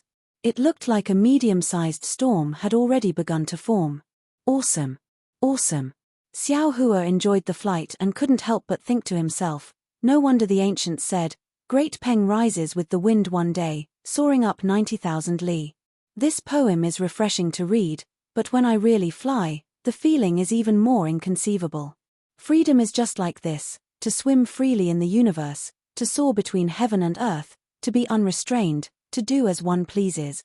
This kind of freedom should be the end of my cultivation. In the future, not to mention the carefree domain, even the void-shattering realm will be as relaxed and free as this. After flying for less than half an hour, in addition to the boundless sea of clouds, there was only the boundless blue sea. Xiao Hua knew that he couldn't fly deeper into the North Sea. He released his soul consciousness and looked around. After confirming that there were no demons following him, and there was no demon expert's consciousness, he returned to his original appearance. Then he took out the Pegasus and flying carriage, relying on his terrible sense of direction. He urged the flying carriage to fly to another place in the hidden immortal continent. Chapter 39:41. Xiao Hua urged the Pegasus to sit inside the flying carriage. He secretly pondered over his actions along the way and felt that there was nothing inappropriate. Only then did his mind enter the space to check and sort out the gains of this auction. After nearly an hour, Xiao Hua felt that it was about time and released his soul consciousness. Sure enough, at the edge of his soul consciousness, he saw the appearance of land. Moreover, there was no bay or human figure on this land. It was not Yu Ling Bay at all. This naturally didn't exceed Xiao Hua's expectations. He calmly put away the flying chariot and Pegasus, then used the water escape technique to reach the shore. He raised his hand and took the mountain river seal in his hand, then released Jiang Sheng from the space. Jiang Sheng had been standing in the space like a wooden chicken. Suddenly, he felt his body tighten and could move again. He hastily waved the sky pisser and guarded left and right. When he saw Xiao Hua, he could not help but be stunned. The sky pisser pointed at Xiao Hua and stood there in a daze. Jiang Sheng. Xiao Hua did not dare to waste time and said in the demon language, This Xiao rescued you from the Yazi arena. That North Sea Dragon Palace's second prince, Ao Jing, has been chasing after you. I'm afraid you have the North Sea Dragon Palace's warrior slave seal on your body. This Xiao wants to help you get rid of it first. Don't resist. Okay. Jiang Sheng was not a fool. He did not ask why Xiao Hua knew the demon language, nor did he ask why Xiao Hua's cultivation was so high at this time. He only gave a simple reply. Xiao Hua patted his forehead and used the illusion breaker eye. Those silver-white eyes looked around Jiang Sheng's body. Jiang Sheng felt a chill coming from his body. It was as if those expressionless eyes saw through his body from the inside out. Don't move, don't resist. Just as Jiang Sheng could not help but tremble slightly, several layers of dark green brilliance gushed out from between Xiao Hua's eyebrows again. The soul strands that were hard to see with the naked eye split into several strands and entered Jiang Sheng's body. When the soul strands touched Jiang Sheng's body, the body naturally resisted. Jiang Sheng hurriedly dispersed the defense of the body. Those soul strands instantly penetrated Jiang Sheng's blood vessels. In just a moment, Xiao Hua frowns and says in surprise, The North Sea Dragon Palace's slave warrior seal is really something. No wonder. No, this isn't the slave warrior seal. However, several strange waves flashed with a faint brilliance as they strangely wandered within Jiang Sheng's blood vessels. Although Xiao Hua's delusion breaker eyes could see them, his soul strands could not capture these waves. It was not as simple as when Xiao Hua saw Xian Kong use the dragon stratagem to extract the warrior slave seal from Yuanya's body. At this point, how could Xiao Hua not know that the North Sea Dragon Palace's imprint in Jiang Sheng's body was far from something the warrior slave imprint could compare to? Wang. When Xiao Hua frowned slightly, the soul strands have already retracted. Another layer of green light appeared between his eyebrows. It was Xiao Hua's washing heaven and earth technique. As soon as the green light appeared, it immediately turned into a green seal text. This green seal text fell into Jiang Sheng's body, causing a burst of rather simple sound. This sound, in Jiang Sheng's ears, seemed to be born from his body. Jiang Sheng only felt his blood vessels rapidly surging, as if there were thousands of small hands in his blood vessels grabbing him at the same time. In just a moment, Jiang Sheng suddenly felt his body become light. Xiao Hua's voice sounded in his ears again. Jiang Sheng, this Xiao removing the North Sea Dragon Palace's imprint has attracted Ao Jing's attention. Don't move, this Xiao will take you and fly away. When Jiang Sheng heard this, he was a little unhappy, but before he could react, Xiao Hua stretched out his hand and grabbed his neck. A wisp of fire flashed, and Xiao Hua's figure disappeared with Jing Sheng. Poor Jiang Sheng was born with divine strength, but he had gone through several battles and almost died in the arena. How could he resist Xiao Hua's tiger and wolf hands now? He was held in Xiao Hua's hand like a little chick. In the time it took to eat a meal, clouds of fire appeared in the sky. A fire dragon roared and flew out of the fire clouds. The huge dragon head hung down from the sky with a ferocious look. Its eyes, which were comparable to flying swords, swept across the place where Xiao Hua and Jiang Sheng had just stood. Then, the fire dragon roared and sniffed around a few times. Hurricanes swept across the ground, lifting pieces of gravel. This fire dragon was naturally Ao Jing. Xiao Hua removing the imprint in Jiang Sheng's blood vessels immediately aroused Ao Jing's vigilance. Ao Jing didn't have time to inform Shen Kong and the other dragon generals. He first transformed into a dragon and chased over. However, he was still too late. Except for a trace of the North Sea Dragon Palace's imprint, there was nothing left here. How is this possible? Who dares to remove the demon imprisoning knot of my North Sea Dragon Palace on the side of the North Sea? Ao Jing was furious. He opened his mouth and spat out a raging fire, burning an area of several miles. This Confucian cultivator, other than someone from the Immortal Palace, how could he have such a powerful method? A Taoist cultivator? A Confucian cultivator? P2E. It's just a smokescreen from the Immortal Palace. They want to trick me. Damn it, I'll definitely report this to my father. How dare they destroy the North Sea Dragon Palaces, plan to lure the enemy. Ao Jing cursed angrily for a moment. He was already furious and had lost all sense of reason. The decision he had made calmly earlier was now nothing but bullshit in his eyes. He flew up and was about to return when Shen Kong hurriedly chased after him with some shrimp soldiers and crab generals. Chempage. Ao Jing snorted coldly. He ignored Shen Kong and swayed his dragon tail as he flew towards Yuling Bay. On the other hand, Shen Kong stopped in midair. He glanced at the flames on the ground that hadn't been extinguished and the ground that had been charred yellow, and then he sighed and waved his hand. Everyone, return to Feather Spirit Bay. However, before he could fly 100 feet, he hurriedly stopped and looked into the distance respectfully. After a moment, a ferocious smile appeared on his face. He ordered, pass down the second prince's order. Track down the people from the Immortal Palace with all our strength. If you find any trace of them, report it immediately. Yes. The shrimp soldiers and crab generals all scattered and went in different directions. Shen Kong set up a demon cloud and followed Ao Jing back to Yuling Bay. Ao Jing thought that the Confucian cultivator in his eyes had already left Yuling Bay with Jiang Sheng. However, he didn't know that he had already been lured away by Xiao Hua. Xiao Hua only flew for a moment before he asked Jiang Sheng for the direction of Yuling Bay. He turned and flew towards Yuling Bay. Just as Ao Jing was getting angry, Xiao Hua had already flown to the left side of Yuling Bay. Xiao Hua's figure landed between some mountain peaks.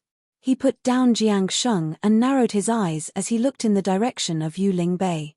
Previously, Xiao Hua had left in a hurry and didn't have time to put the green-robed Xiao Hua into the space. At this moment, the green-robed Xiao Hua had already sensed Xiao Hua's arrival. He had urged the formless Yuanying to return.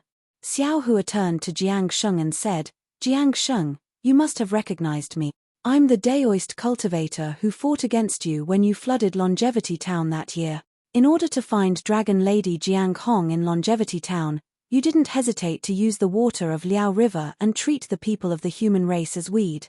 I shouldn't have saved you, but because you were eager to save your master and because I have some fate with Jiang Hong, the people of Longevity Town didn't lose too many lives because of you. I saved you from the hands of the North Sea Dragon Palace. Your Heavenly Abode Rivers scheme is too big, so I don't dare to get involved easily. You know what happened today, and you don't need to worry about my kindness. You can go by yourself. Let's not meet again." As he spoke, the green-robed Xiao Hua had already flown over. Xiao Hua withdrew his yuanying and the green-robed Xiao Hua entered his body. Xiao Hua instantly had a clear understanding of the situation after he left. Thus, he said to Jiang Sheng, "Oh right, I heard that the North Sea Dragon Palace has already sent out shrimp soldiers and crab generals to search for you and me. I won't be returning to Yu Ling Bei anymore. You don't have to go either." After he finished speaking, Xiao Hua urged his magic power and was about to flee into the distance. However, before his figure could disappear, Jiang Sheng's words made him stand there in a daze. "Jiang Hong fell into the hands of the North Sea Dragon Palace with me," Jiang Sheng said, his words like gold. "What?"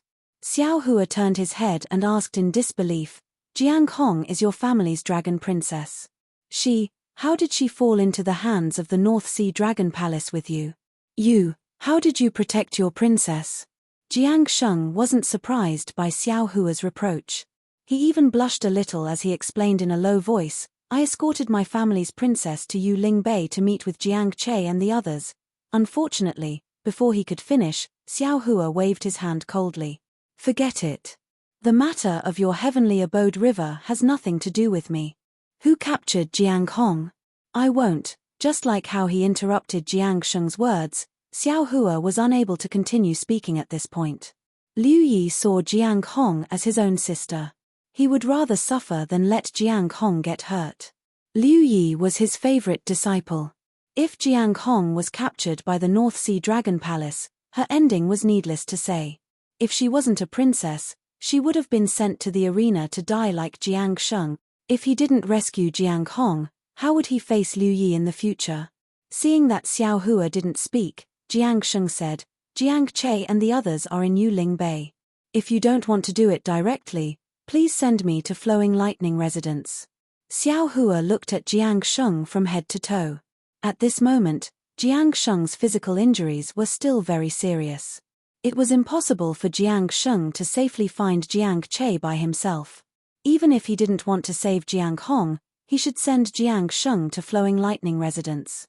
Moreover, how could he not try to save Jiang Hong? Forget it. Xiao Hua smiled bitterly. "For my disciples' happiness, I can only be a good person again." Xiao Hua said this in human language.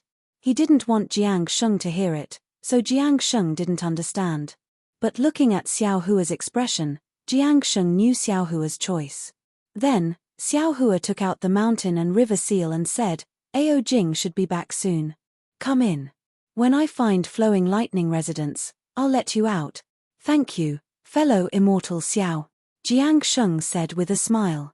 He wasn't surprised by Xiao Hua's help. Chapter 3942.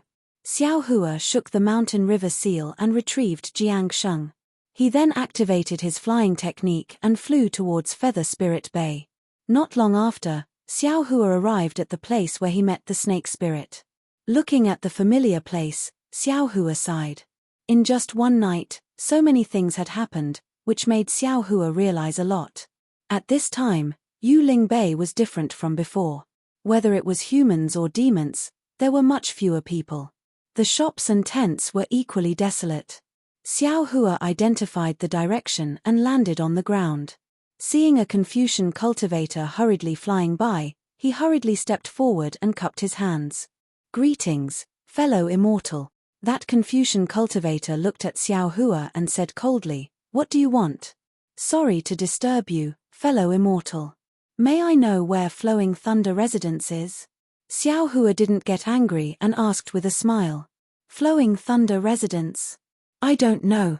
Hearing this, that Confucian cultivator waved his hand and flew away without thinking.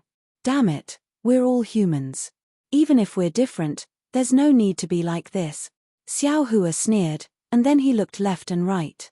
After that, he flew over a few hundred meters and blocked the path of a leopard spirit that was similarly riding a demonic cloud. "Fellow immortal, I wonder if fellow immortal knows of the Lightning Flow Residence. Flowing Thunder Residence. That leopard spirit's yellow eyes turned a few times as if he was thinking, then he shook his head and said, I don't know. You'd better ask other demons. Seeing the leopard spirit hurriedly leave, Xiao Hua pinched his chin and became anxious. It can't be, right? I don't know one, I don't know two, this Jiang Sheng can't be lying to me, right? Looking around, Xiao Hua walked into a small tent. The inside of the tent was similar to a shop, but it was very small and there weren't many things. Seeing Xiao Hua enter, a shrimp-like member of the sea race hurriedly greeted him and said with a smile, Fellow immortal, what do you want to choose?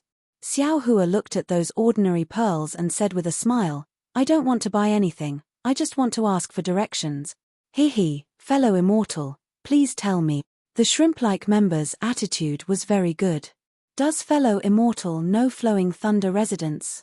Xiao Hua said. Seeing the sea shrimp's hesitant appearance, Xiao Hua started to feel apprehensive. Sure enough, the sea shrimp shook his head and said, Sorry, immortal friend. I've only been in Yuling Bay for half a year. I've never heard of the place you mentioned. If you want to find out, it's best to find the demons who have lived here for a long time. They should know. As soon as Sea Shrimp opened his mouth, Xiao Hua immediately thought of the general of the sea race near the Bai and Yazi auction hall. Perhaps only the monster race would know such a strange place. Thank you, fellow immortal. Xiao Hua smiled and cupped his hands before walking out of the tent. Who are you? Do you have proof of Yuling Bay? Just as Xiao Hua walked out of the tent, a rather shaky voice sounded in front of him. Xiao Hua raised his head to look. It was a group of shrimp soldiers and crab generals holding shining weapons in their hands. They just happened to pass by this tent. Seeing a Dao sect cultivator walk out from inside, they immediately surrounded Xiao Hua. Xiao Hua naturally wouldn't put these small shrimps in his eyes. He took out the jade pendant that you gave him and said, This is the proof that this old man got from the Sea Whale King. You can take a look for yourself. Sea Whale King? The leading crab general's eyes bulged out of their sockets. He looked at the jade pendant in Xiao Hua's hand and said coldly, As long as it's not a token issued by my Yuling Hall, it's invalid. No matter who you are, you have to come with us to the Yuling Hall. How dare you? Xiao Hua snorted and angrily rebuked. These shrimp soldiers and crab generals were so scared that they trembled.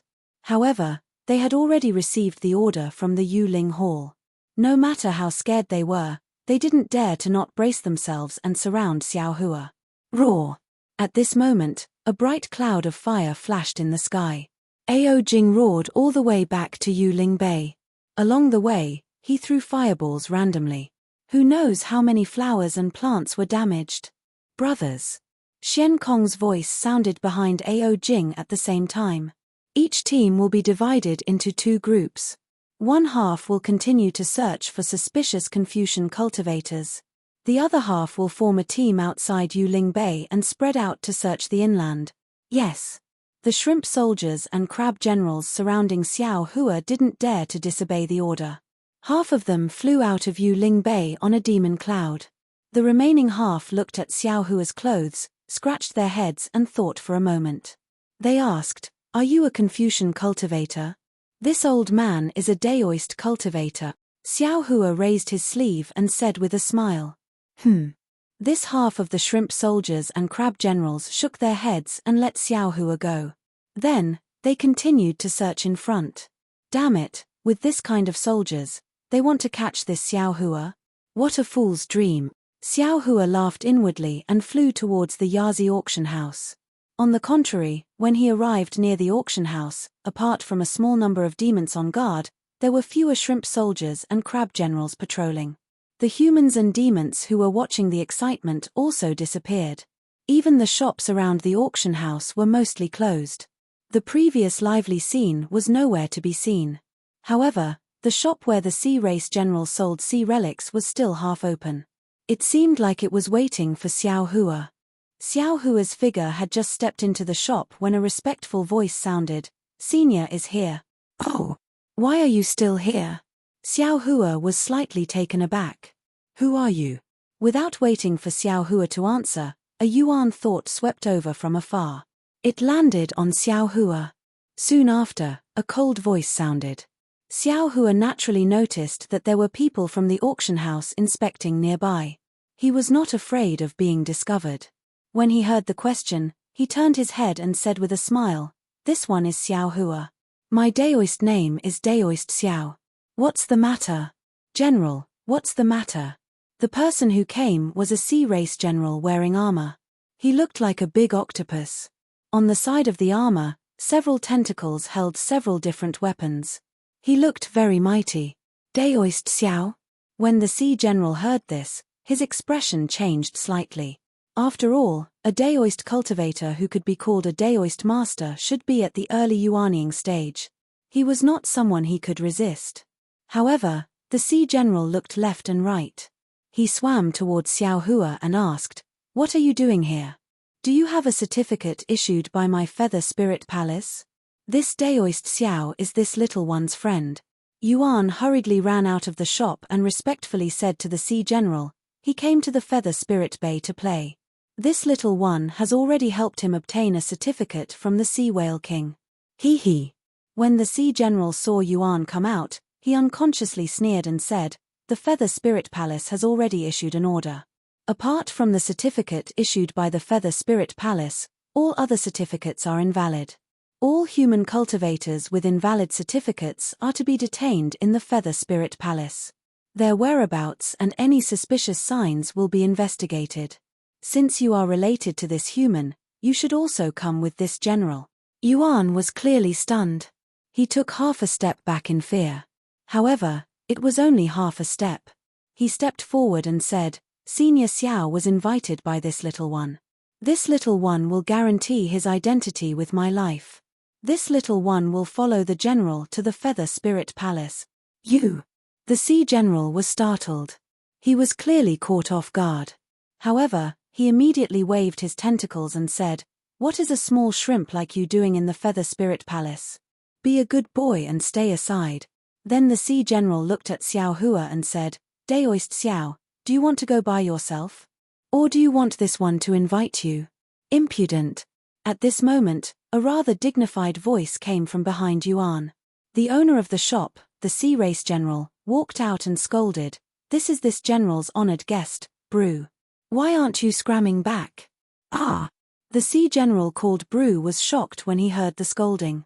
He almost naturally bowed and said, "This subordinate greets General Liu." Just as he said this, the sea general suddenly woke up. He straightened up and coldly looked at the sea general called Liu and said, "Liu, don't forget. You are no longer a general of the North Sea Dragon Palace. What qualifications do you have to order this general around?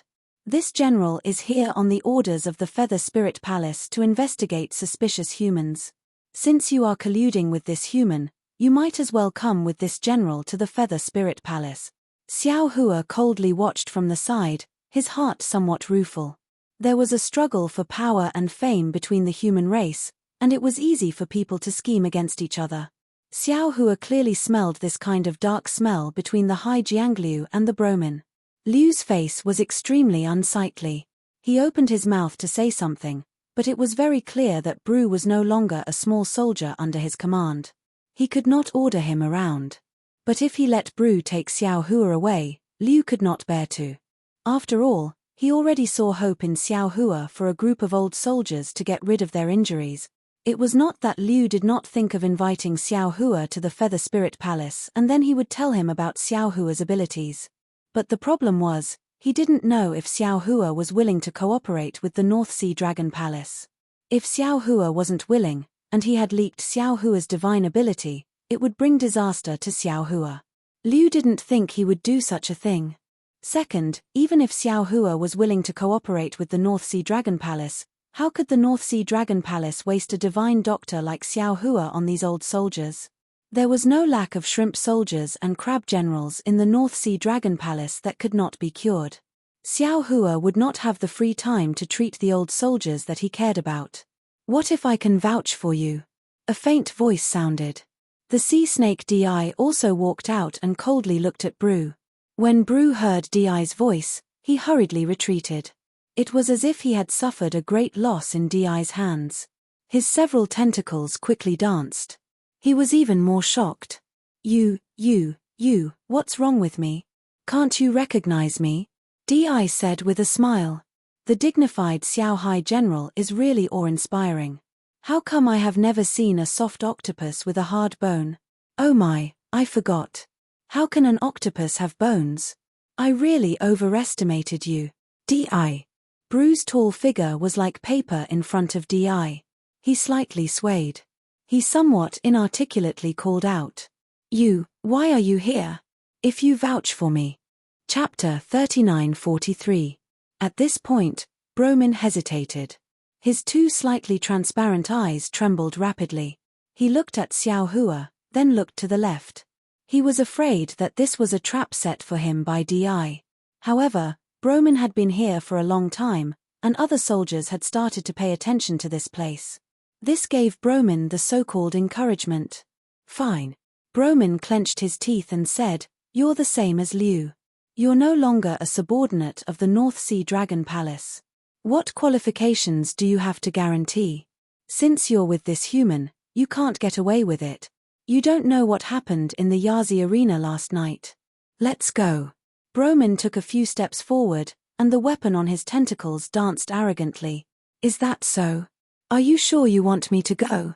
Drip took a step forward with a faint smile. This simple step scared Bromin into retreating a few steps, as if he didn't dare to get too close to Drip. You're pissing me off. Just as Drip was about to push Bromin back, a low, powerless voice came from behind Drip. Then, Chio's grandfather, Old Shrimp, staggered out with a shabby crutch. Without saying a word, he swung the crutch at Bromin. Bromin's body was naturally much bigger than Chio's grandfather. The crutch also looked funny. Bromin only needed to lift any one of his tentacles to knock it away. However, seeing Old Shrimp's crutch coming at him, Bromin didn't dare to move. He just let Old Shrimp's crutch hit him. Bromin could only wave his tentacles and the weapon in the air. He shouted in exasperation, Old man, you're a veteran who's been through fire and water. You've bled a lot for the North Sea Dragon Palace. You've done a lot in battle, but you can't delay me. I'll guarantee for Daoist Xiao. Old Shrimp said loudly, if you want to take Daoist Xiao, then take me too. You can't do it either. Bromin didn't dare to fight back, but when he saw some of his colleagues coming over, he gritted his teeth and answered. Of course Old Shrimp can't do it. What about us? We'll all guarantee for Daoist Xiao. As he said that, another group of old Sea Tribe members came out of Liu's shop. Some were Sea Tribe members, some were Sea Tribe members, some were loaches, and some were crabs. This. Bromin was at a loss for words. He glanced at the soldiers of the North Sea Dragon Palace who had surrounded them, then quickly fled. Although these veterans didn't have any official positions and were on the verge of death, they had made outstanding military contributions. They were all old ruffians who couldn't rub sand in their eyes. They were far from what the current soldiers could afford to offend. Usually, these old ruffians would reprimand these soldiers whenever they saw them, let alone now that Bromin had provoked them. The group of Dragon Palace soldiers saw that the situation was not right and ran away, leaving only Bromin to stay behind. Bromin was dumbfounded at the sight of so many veterans. His head was bigger than a mountain. He didn't think that his duty of inviting this strange human to the Feather Spirit Palace would cause so much trouble. Hee, fellow immortals. Xiao Hua smiled and cupped his hands. There's no need to make things too difficult for this general. Although this Xiao participated in the Yazi auction hall's auction, this Xiao withdrew from the auction midway for some reason.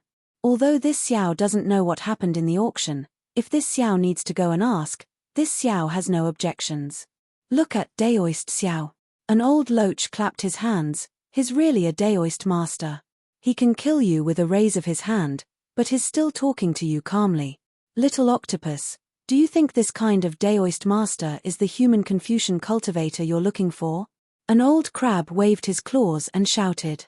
If Daoist Xiao wants to go to the Feather Spirit Palace, we'll go together. Wherever Daoist Xiao goes, we'll go together. Hearing this, Xiao Hua didn't need to look anymore. This must be an old ruffian. He hadn't even met Xiao Hua and he was already relying on Xiao Hua. This.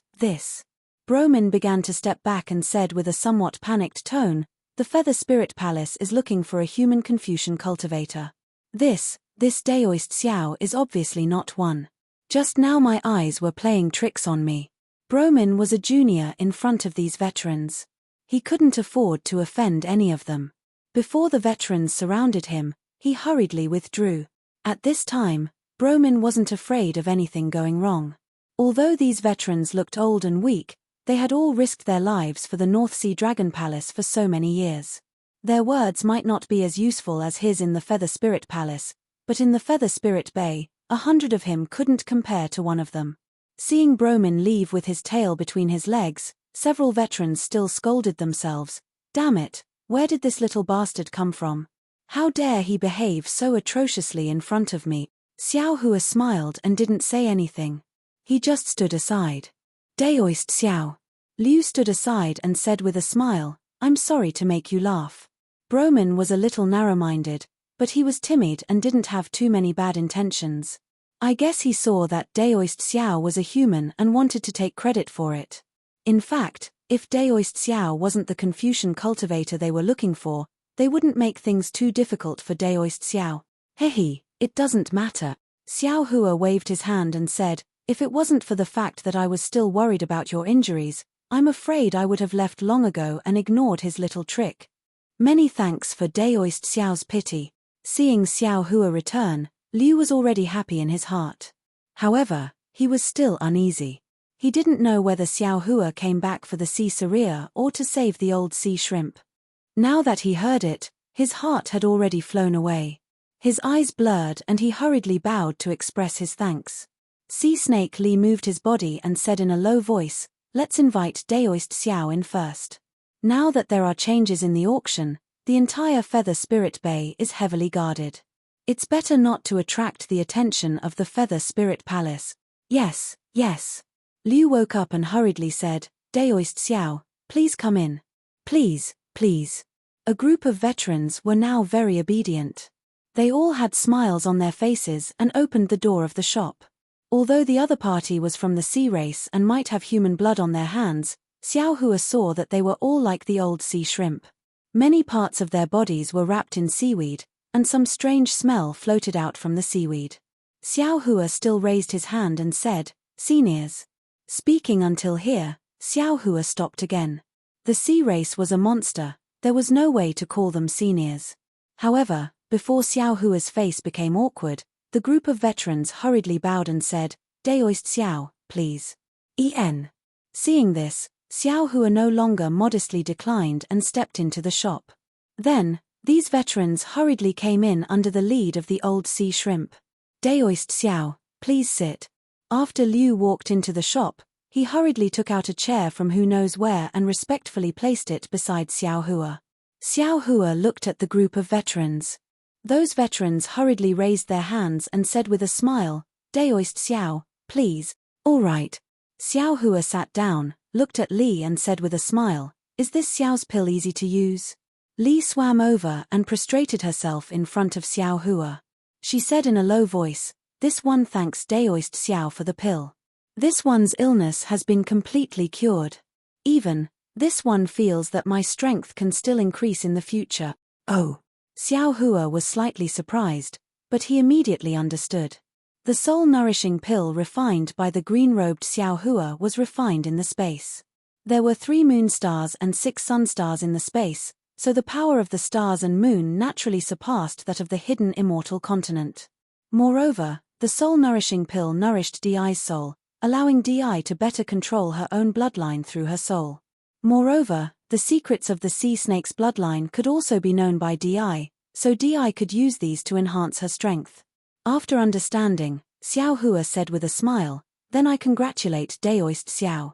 I didn't expect that the pill that this one casually refined would have such an effect. Casually? Casually refined? Li was somewhat dumbfounded. In her eyes, that pill was really miraculous and wonderful.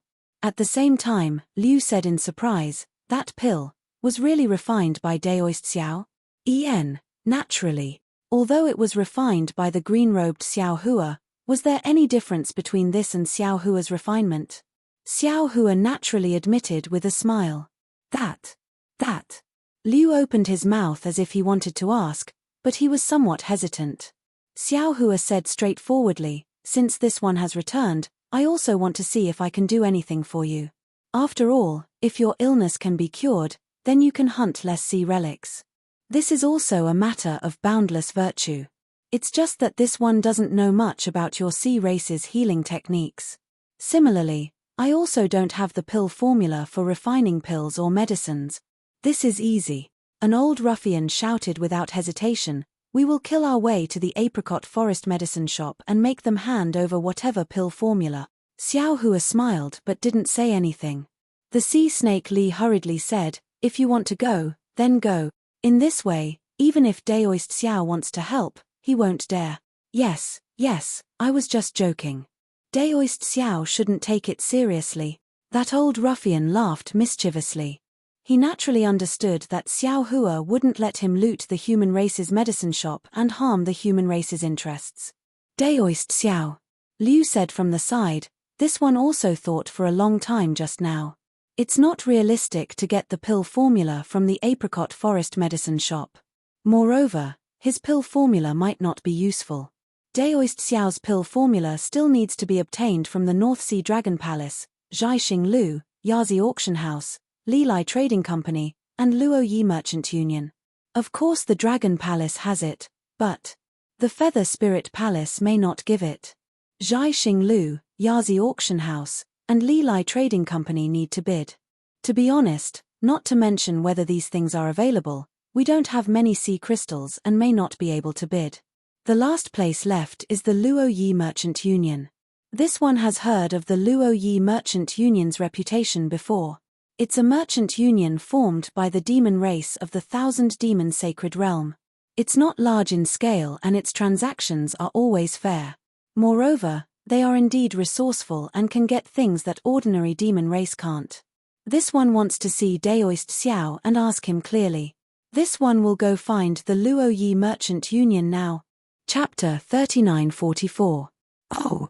Xiao Hua smiles and turns to look at Yuan, asking, is this your recommendation again? Yuan hurriedly waves his hand and says, this is not what I said. General knew about it and then asked about it. That's why I reported it to you. Xiao Hua thinks for a while and says to Liu, it would be best if you could find Bei Wen who recorded the pill recipe in Luo Yi Merchant Union. I would be able to refine pills according to the recipe. Daoist Xiao, you don't want to go with me? Liu is a bit surprised and disappointed. Xiao Hua smiles, I don't know much about the pill recipes of the monster race. It doesn't matter if I go or not. You only need to ask the monster race in Luo Yi Merchant Union for the pill recipe. They should be in charge of it. Moreover, I have something important to do.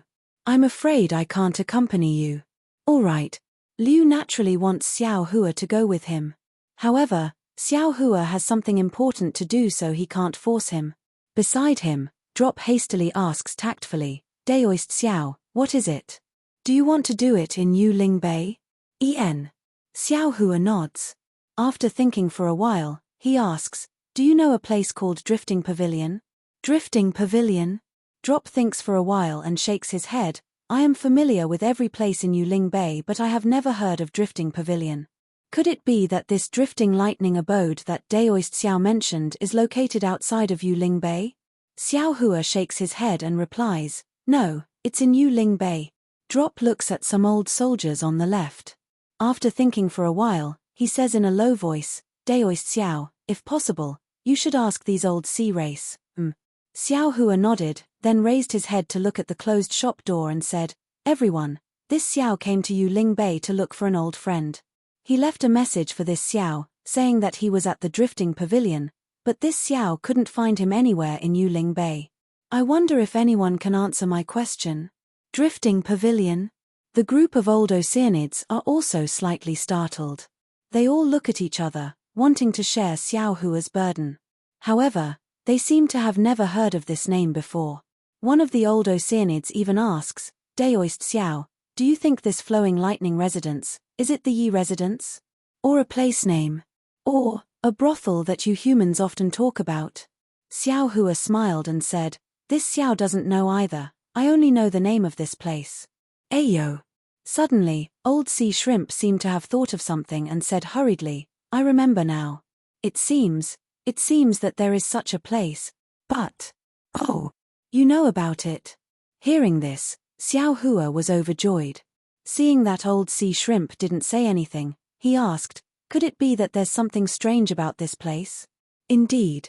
Seeing Xiao Hua being so cautious, old sea shrimp winked at the group of old sea race members and whispered a few words to Xiao Hua. Sure enough, Xiao Hua's brows slightly creased. After a while, Xiao Hua smiled and said, since this Xiao has come, then I should still make a trip.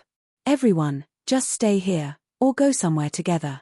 General, hurry to the Luori Merchant Union. When this Xiao pays a visit to my old friend, I can refine some pills or medicines for you. Okay. Liu nodded vigorously and said, I'll go now. When I find the pill formula, we'll meet at Yaoshi. This place is too close to the Yazi auction house. After all, it's inconvenient for Daoist Xiao to be here.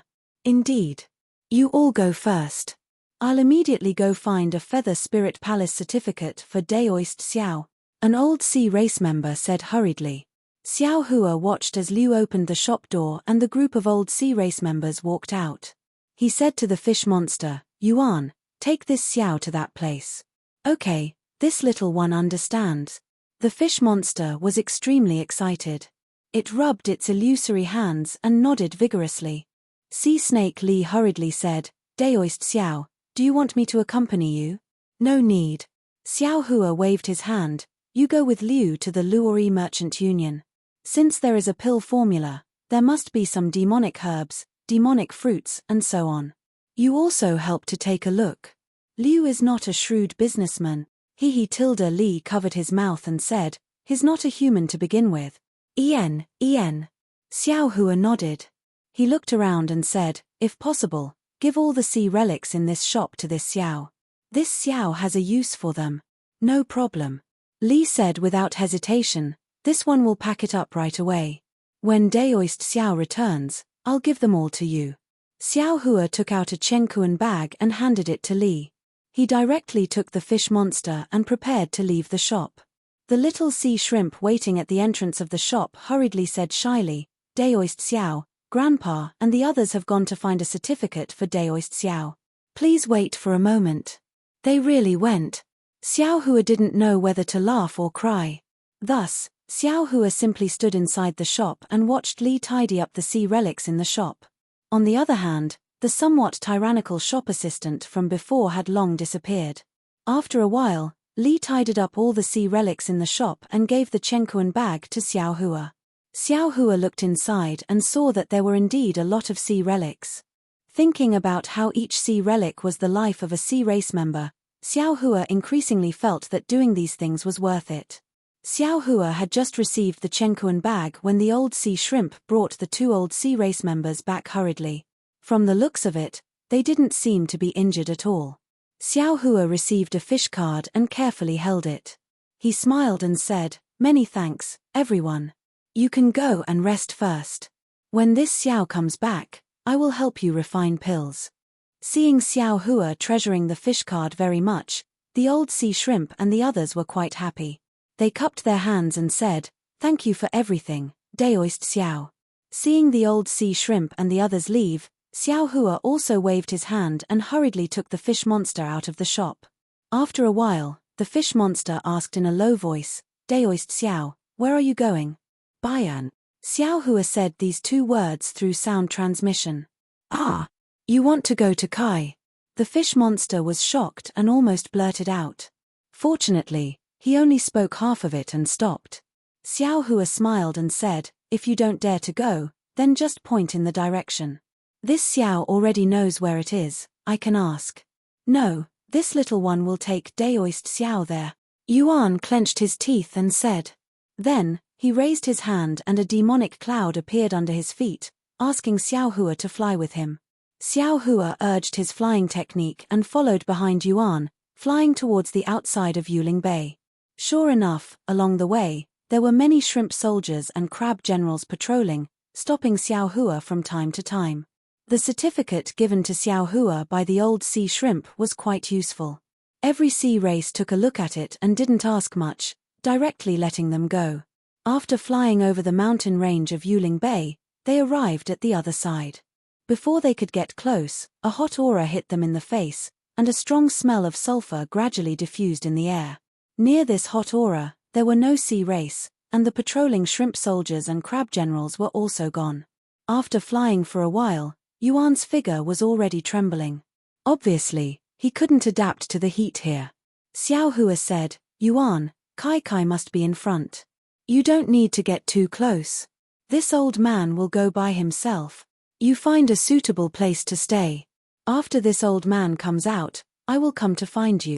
The fish monster stopped in midair and said very shamefully, "Many thanks for Daoist Xiao's sympathy.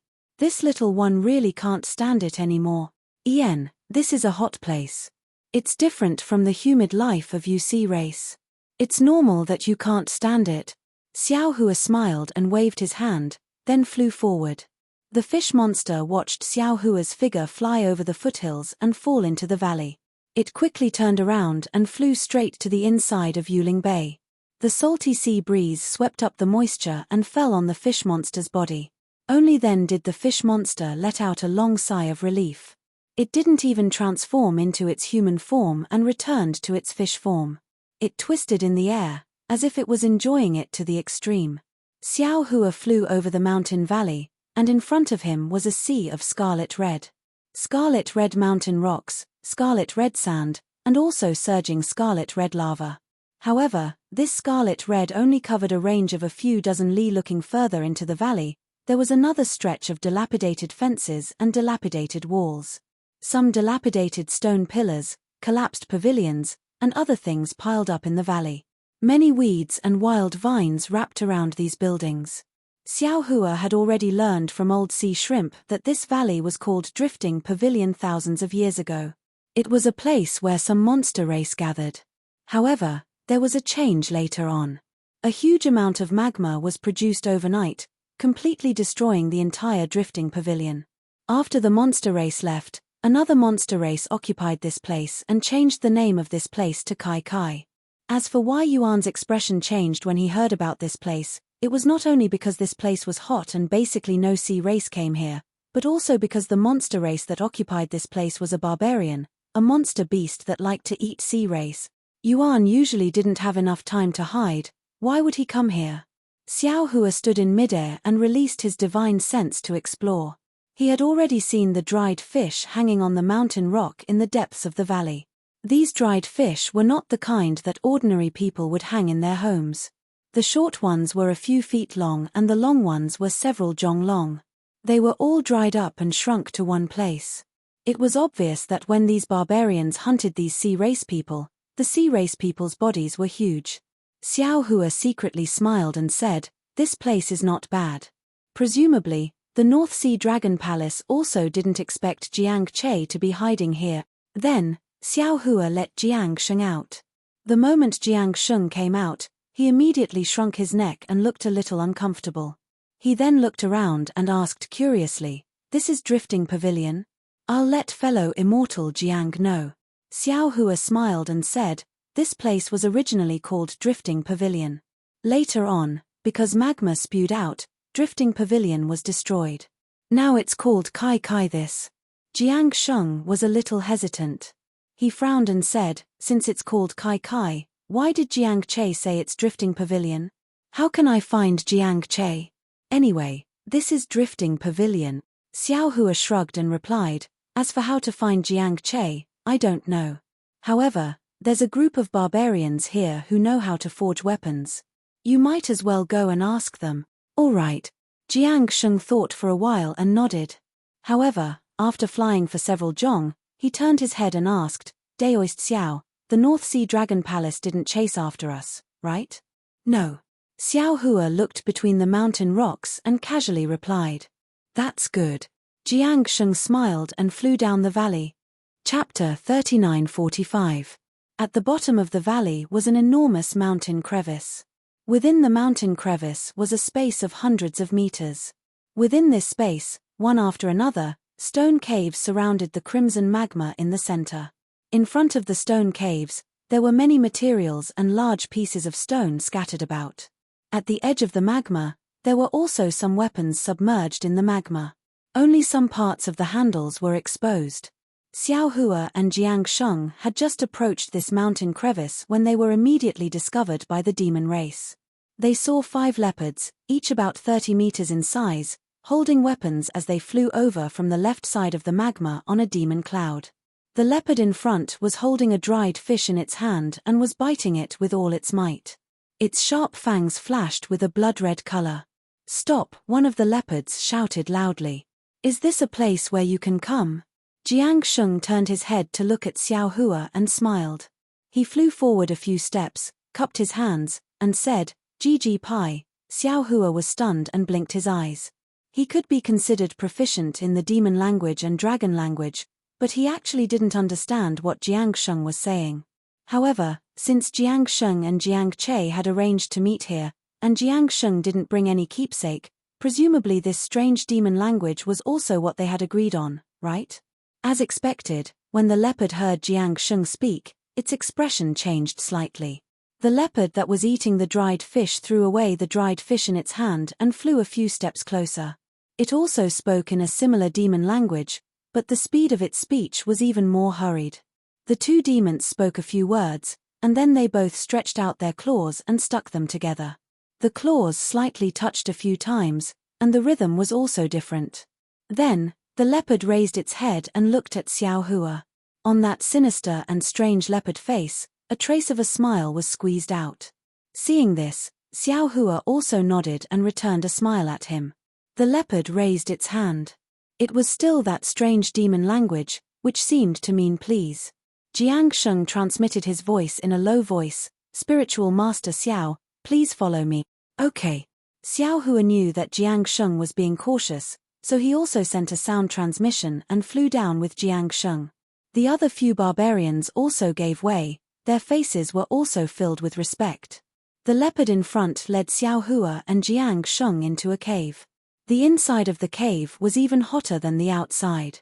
Several streams of magma seeped in from the 4 corners of the cave, then flowed through several grooves and fell into a furnace similar to a cauldron.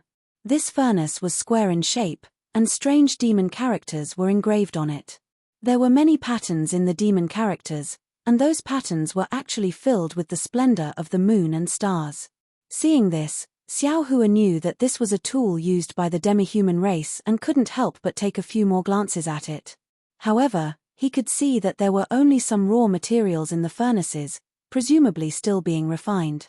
When he thought about the weapons in the lava outside the cave, Xiao Hua lost interest in taking a closer look. The strength of these barbarians was limited, and they could only use the lava to refine weapons. They had no value to him as a reference. Naturally, there were also some barbarians following behind Xiao Hua. When they saw Xiao Hua looking at the furnace, they frowned and looked at each other with dissatisfaction in their eyes. After passing through this cave, they arrived at an even larger cave. Inside, there were some weapons commonly seen by the sea race, and they seemed to be of good quality. However, Xiao Hua's gaze didn't even stop. He directly looked into the cave and saw another deep cave. At this moment, there were several larger barbarians standing in front of the deep cave. The leader of the barbarians walked forward and whispered a few words. Unexpectedly, he also spoke in strange demon characters. The barbarians guarding the deep cave also raised their heads in surprise. They looked at Jiang Sheng and then at Xiao Hua. After a slight hesitation, they muttered a few words before turning around and entering the deep cave. Xiao Hua looked at the dark cave and didn't release his divine sense. He then lowered his head and looked at his feet. Below his feet was a layer of magma that had cooled down.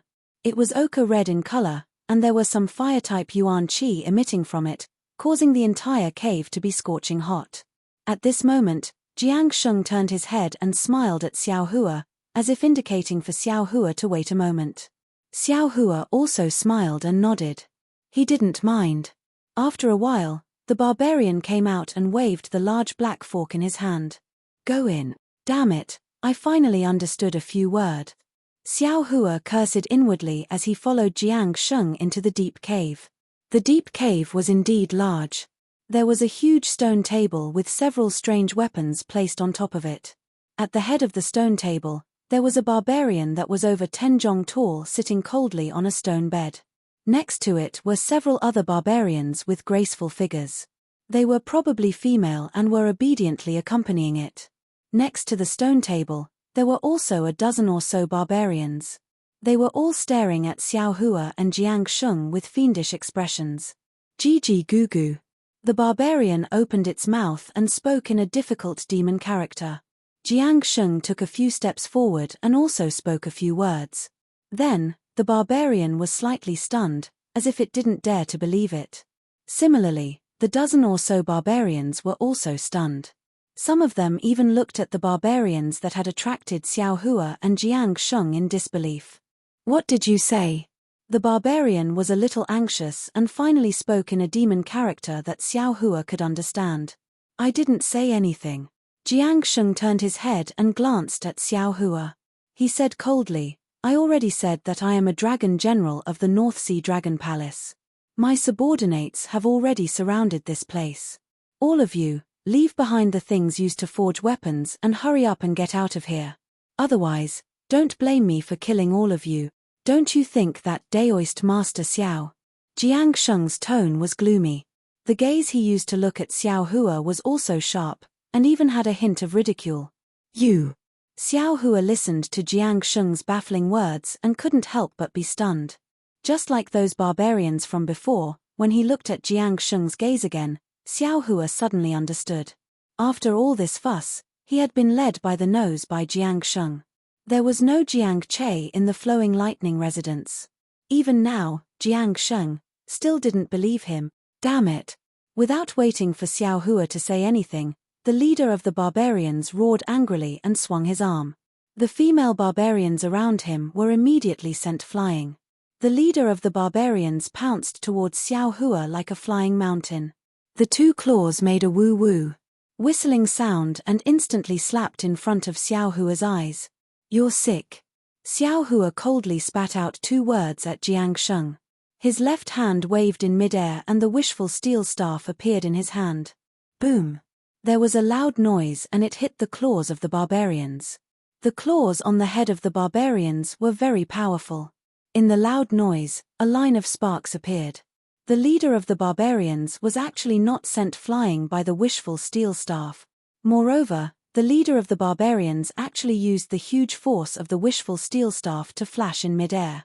The thick leopard tail made a woo sound again and swept towards Xiao Hua's head.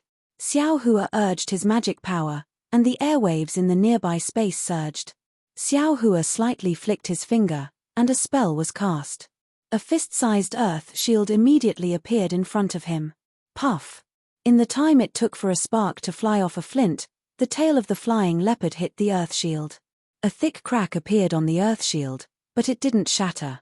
However, the flying leopard's tail drooped down. It was clearly injured by the counterattack of the earth shield. Roar!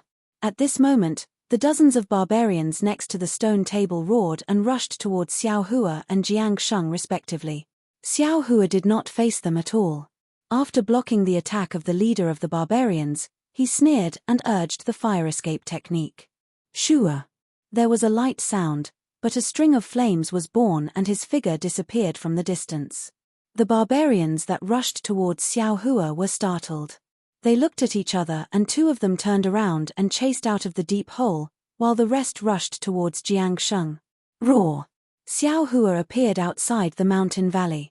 Hearing the faint dragon roar in the mountain valley, he snorted coldly and flew towards the top of the mountain valley without stopping.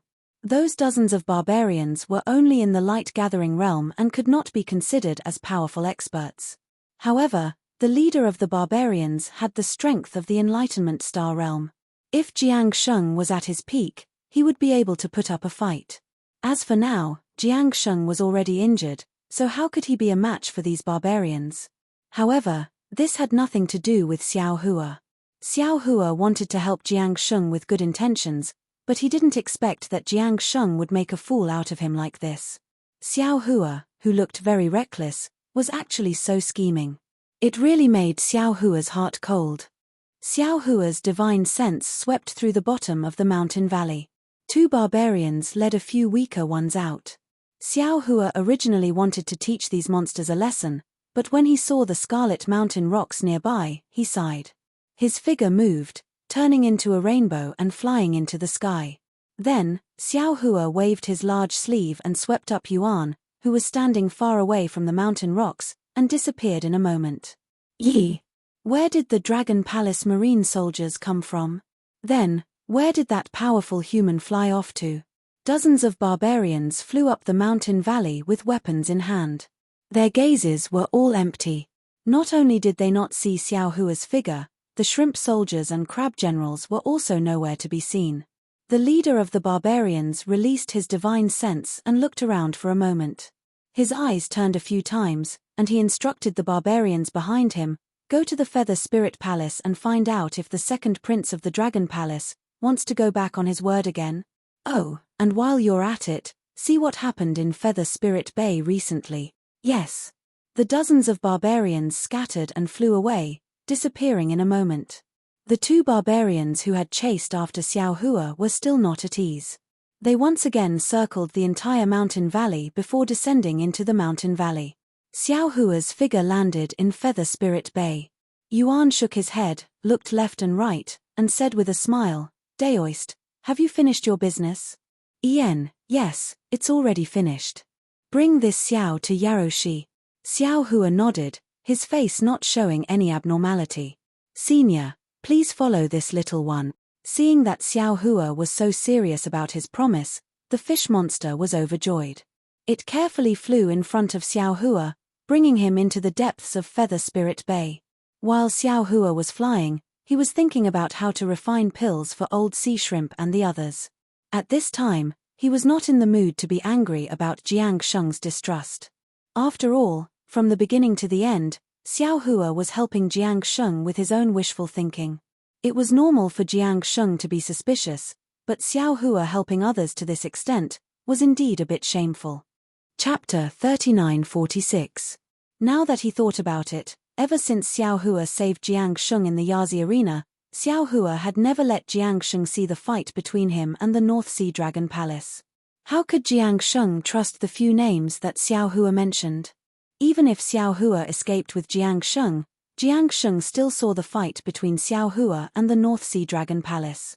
If it was Jiang Sheng, he could also see it as the North Sea Dragon Palace playing hard to get. Jiang Sheng thought that Xiao Hua was bait to capture Jiang Che, Jiang Hong, and the people of the Heavenly Abode River. This was very normal. Since that was the case, what Jiang Sheng said to Xiao Hua earlier should also be a test. In other words, Jiang Hong was not captured by the North Sea Dragon Palace. Perhaps it was because of this that Jiang Sheng saw the flaw. And it was also because of this flaw that Xiao Hua was relieved. As long as Jiang Hong was fine, the matter of the Heavenly Abode River had nothing to do with Xiao Hua. Especially since Jiang Sheng drowned Longevity Town, he deserved to die. Xiao Hua pulled himself away and left without the slightest bit of hesitation. After flying past some shops, Xiao Hua frowned slightly. Everywhere he looked, there were large and small puddles. Some of these puddles were empty, and some of them were floating on the surface of the water. Some of these puddles were filled with filth, and some of them had some members of the sea race floating on them. However, these puddles were emitting an unpleasant odor. This odor was somewhat stinky and rotten. Xiao Hua felt that it was very strange.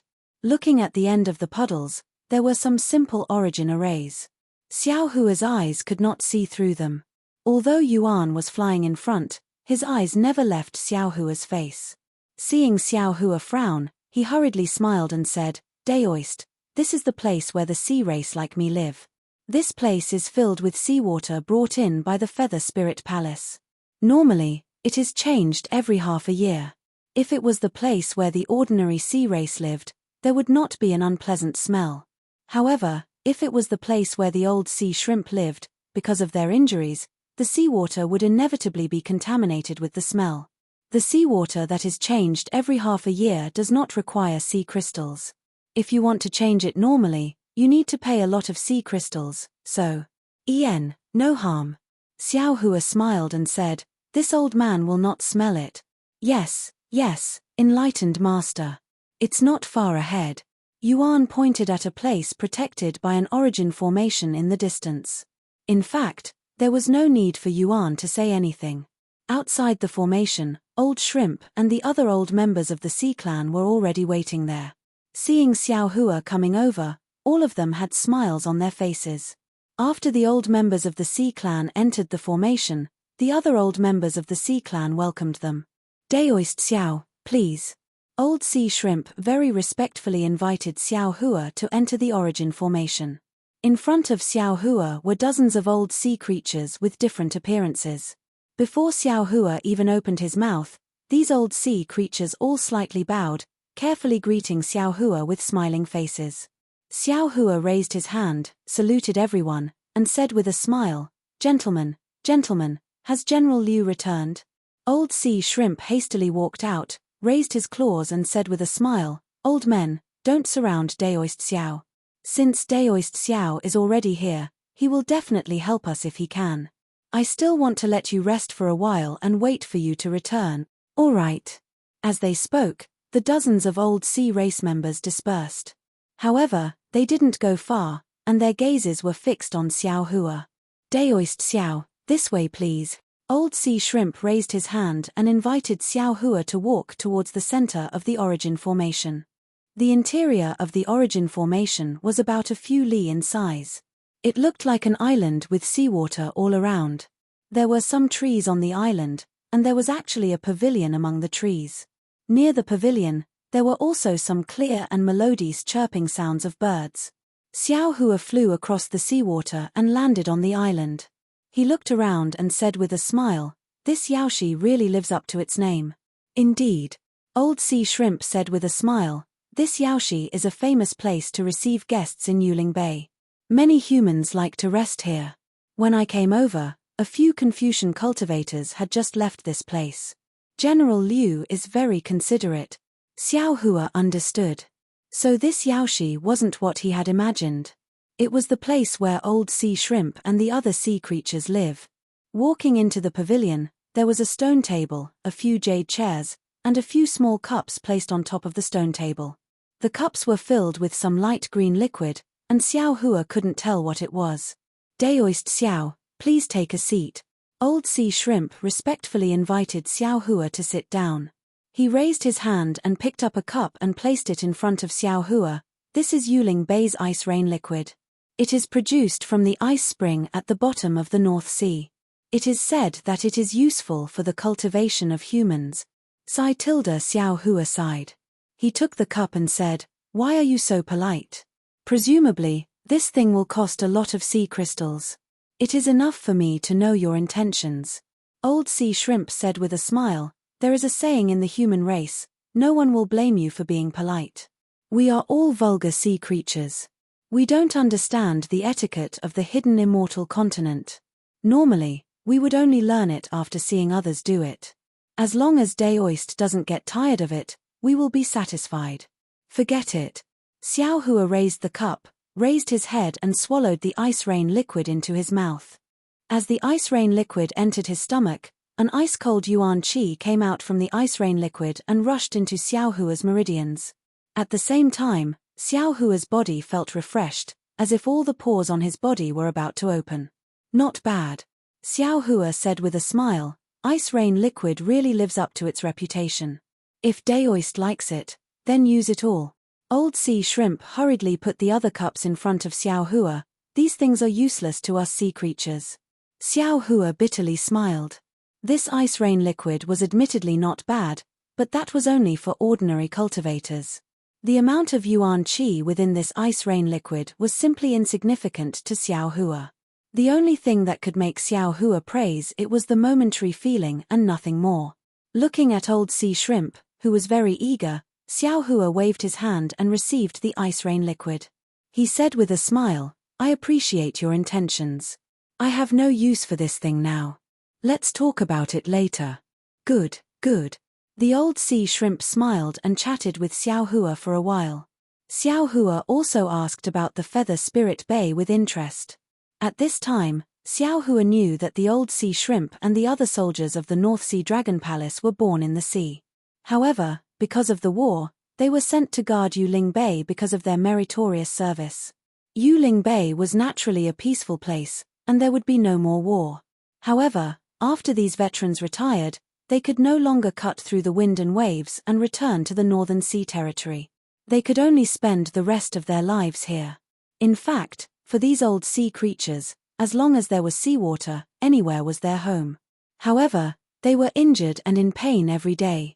Usually, it was inevitable that they would think of their former carefree life and miss their former sea. As for Liu, he was just as Xiao Hua thought. He was a loyal sea creature general. When he saw that his subordinates' injuries could not be healed and they were howling every day, he took out the sea crystals he had accumulated to treat their injuries. The sea relics in the shop were also killed by him using sea crystals to invite soldiers he was familiar with.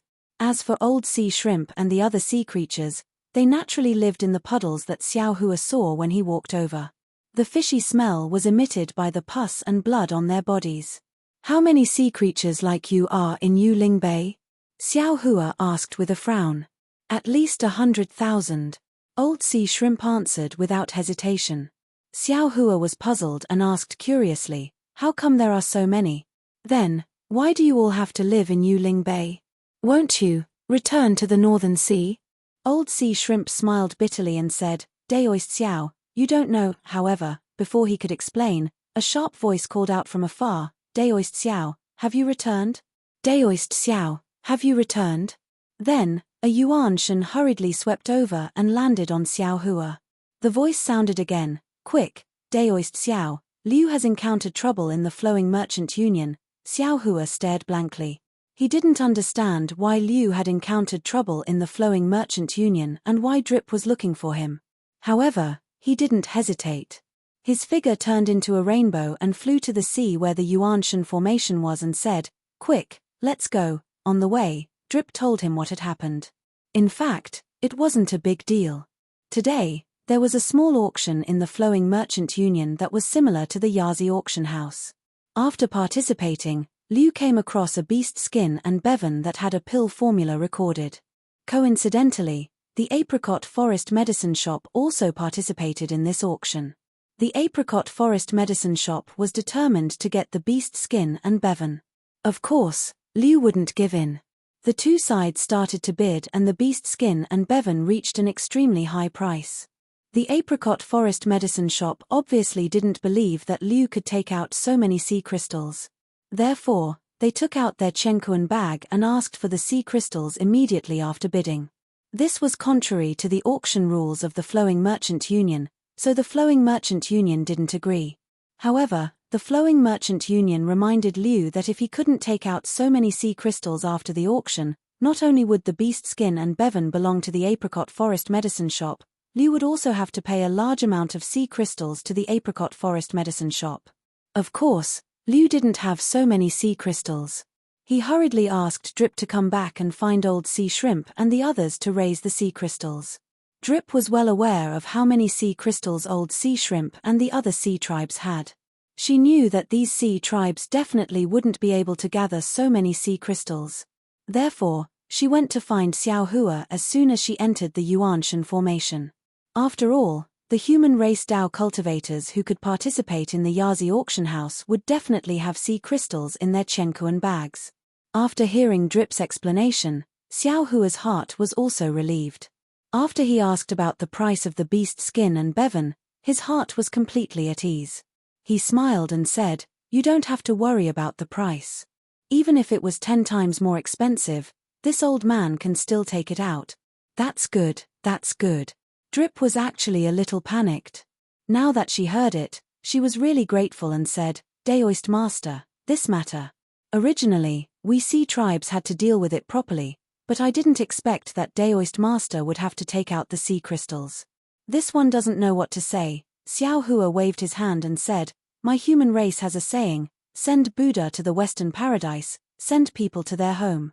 Since this old man has the spare energy, this old man will do it alone, but we are monster race." Drip wouldn't say this sentence normally, but facing such a compassionate Daoist Master Xiao, Drip admired him from the bottom of her heart and couldn't help but say it. Chapter 3947. If the human race doesn't have humanity, then what's the difference between them and beasts? If the demon race has a human heart, then what's the difference between them and the human race? Xiao Hua replied with a smile. I drop sighed in shame. Back then, I also devoured a lot of humans. Now that I think about it, lay down the butcher's knife and become a Buddha, as long as you start today. Xiao Hua replied indifferently. Di nodded slightly and pointed to a cave in the stone wall in front of her and said, "Here it is." Xiao Hua looked at the cave. It was similar to the Yazi auction house, but the scale was a lot smaller. Even the words Continuous Merchant Union above the cave was a lot inferior. Xiao Hua and Drop landed. Drop took out a palm-sized jade tablet and handed it to the demon race guarding the cave, then pointed at Xiao Hua and said, "This is the honored guest of my general. He heard that the Continuous Merchant Union has the rare treasure of the 1,000-demon sacred realm. He was very happy and specially came to take a look." The demon race of the Continuous Merchant Union checked the jade tablet and returned it to Drop, then bowed and said, "Immortal friend, please, not bad." Xiao Hua followed Drop into the cave and said with a smile, "The guards of this Continuous Merchant Union are much better than the Yazi auction house. Moreover, they actually let us in during the auction." He. Drop covered his mouth and said, "It's just some superficial words. The Continuous Merchant Union already knew that I went out to look for sea crystals. Of course, the Luo Yi Merchant Alliance is much better than the Yazi auction. Although the scale is small, they treat all the members of the Sea clan equally." Just as Kai said this, a voice sounded from inside, "Fellow Immortal, the entire auction is over. I've been waiting for you for the time it takes to brew a cup of tea. The other Immortal friends also accompanied me and waited for you. If you can't take out 100,000 sea crystals, then just say it directly. What are you pretending for? In fact, although I am a human, I am also a person with a reputation in the Yuling Bay. I also know a little about what you are like. It is impossible for you to take out 100,000 sea crystals. For the sake of the Continuous Merchant Union's face, and for the sake of Immortal Friend, I have patiently waited for so long. If we were in the hidden Immortal Continent, I would have already become hostile. Sigh, forget it. You probably can't take out 10,000 sea crystals anyway. You might as well take out 5,000. My apricot forest medicine store has been taken care of by the Immortals of the Sea Clan in Yuling Bay, and the Luo Merchant Union has been good to us as well. My apricot forest medicine store will bid for the pill formula and bay when at the price of 100,000 sea crystals. I. Even though Xinglin Drugstore's words were arrogant, they were reasonable. Liu did not know how to respond. Xiao Hua's figure flew into the auction house and laughed brightly. "Who said that General Liu doesn't have sea crystals?" "Oh, Spiritual Master Xiao." Xiao Hua's figure still hadn't appeared, but the crowd of sea race and human race in the auction hall all turned their heads in surprise, wanting to see who had arrived. At the same time, a voice that Xiao Hua was very familiar with called out in astonishment. Moreover, Xiao Hua understood that this voice was definitely not Liu's. When Xiao Hua's gaze followed the voice, he couldn't help but be amused. It turned out that the one standing in the middle of the auction wasn't another demon, but the demon clan's Ying Po whom Xiao Hua had met before. Needless to say, the Luo Yi Merchant Union must be related to Ying Po's clansmen. Xiao Hua landed in front of everyone's gaze and looked around the auction hall. This auction hall was only a few hundred feet in size and looked rather simple. There were some demon clan and human race sitting in a few simple origin arrays. However, these humans and demon clan didn't cover their faces. The shock on everyone's faces fell into Xiao Hua's eyes. Xiao Hua slightly nodded towards Ying Po and walked to Liu's side. He took out a Chenkuan pouch from his daoist robe and handed it to Liu. "General Liu, this is your sea crystal." "All right." Liu took the sea crystal with a grateful expression like Liu's. "Spiritual Master Xiao." Across from Liu, a handsome Confucian scholar held a folding fan in his hand. He frowned and said, "This one is Zhong Yong of Yu Province's Nanyang Zhong clan. Greetings to Spiritual Master Xiao.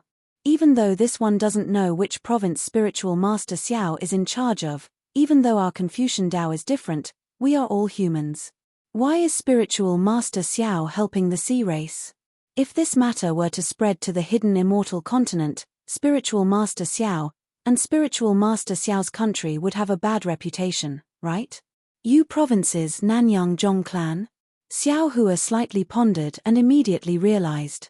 Isn't medical Saint Zhong Zhongjing from Yu Province's Nanyang Zhong clan? This Zhong Yong is naturally the descendant of medical saint. Xiao Hua hurriedly raised his hand and said, so it's medical Saint Zhong Zhongjing's descendant. This one has been disrespectful.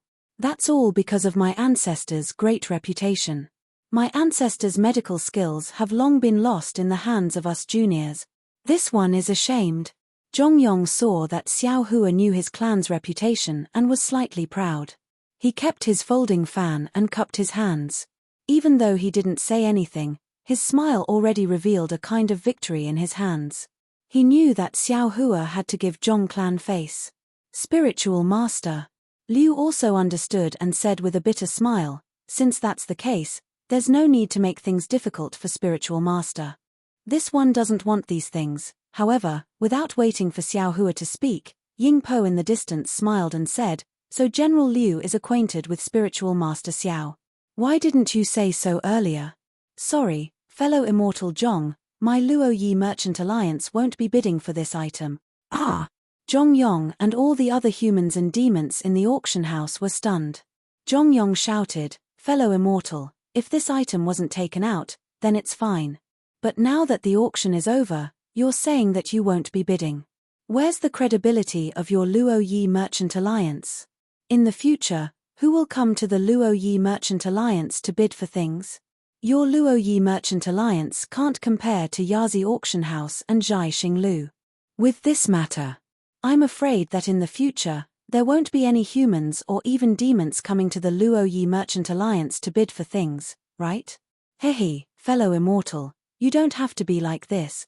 Xiao Hua smiled and raised his hand, saying, this one knows that the auction house should let people take a look at the items before bidding, right? This one hasn't seen this item before. Fellow Immortal, can you let this one take a look? Of course. Ying Po originally wanted to give this item to Xiao Hua. Hearing Xiao Hua's words, he naturally raised his hand and waved the beast skin and Bei Wen. The two items landed in front of Xiao Hua. Xiao Hua took the beast skin and Bei Wen. When he turned around, the beast skin shook slightly and instantly kept it into the space. He then handed Bei Wen to Liu Dao, General Liu. This one doesn't have any elemental thoughts. I'm afraid I can't take a look. Take a look. Liu didn't know what Xiao Hua was planning to do. After taking Bei Wen, he heard Xiao Hua's voice transmission. The corner of his eyes twitched a few times. He activated his elemental thoughts and pretended to look at Bei Wen. He said, where's the beast skin? Let this one take a look again. At this moment, Xiao Hua gave the beast skin to Liu and returned Bei Wen to Xiao Hua. Xiao Hua took Bei Wen and kept it into the space. Liu looked at the beast skin and pondered for a moment. He nodded and said, Daoist Xiao, these two items are indeed what this one wants. Sigh, if it was someone else, then so be it. Xiao Hua reached out and took the beast skin. Bei Wen also appeared in his hand. He then sighed and said, but Yu Ju's Nanyang's Zhong clan is the descendant of the medical saint. This item, it's better to give it to them. Oh. All right. Liu hesitated for a moment and replied, but 5,000 sea crystals? We still have to compensate Xinglin Drugstore. Xiao Hua said without hesitation, if we didn't interfere, how could Xinglin Drugstore spend so many sea crystals? But just for this, we still have to compensate them with 5,000 sea crystals. Yes. Liu replied.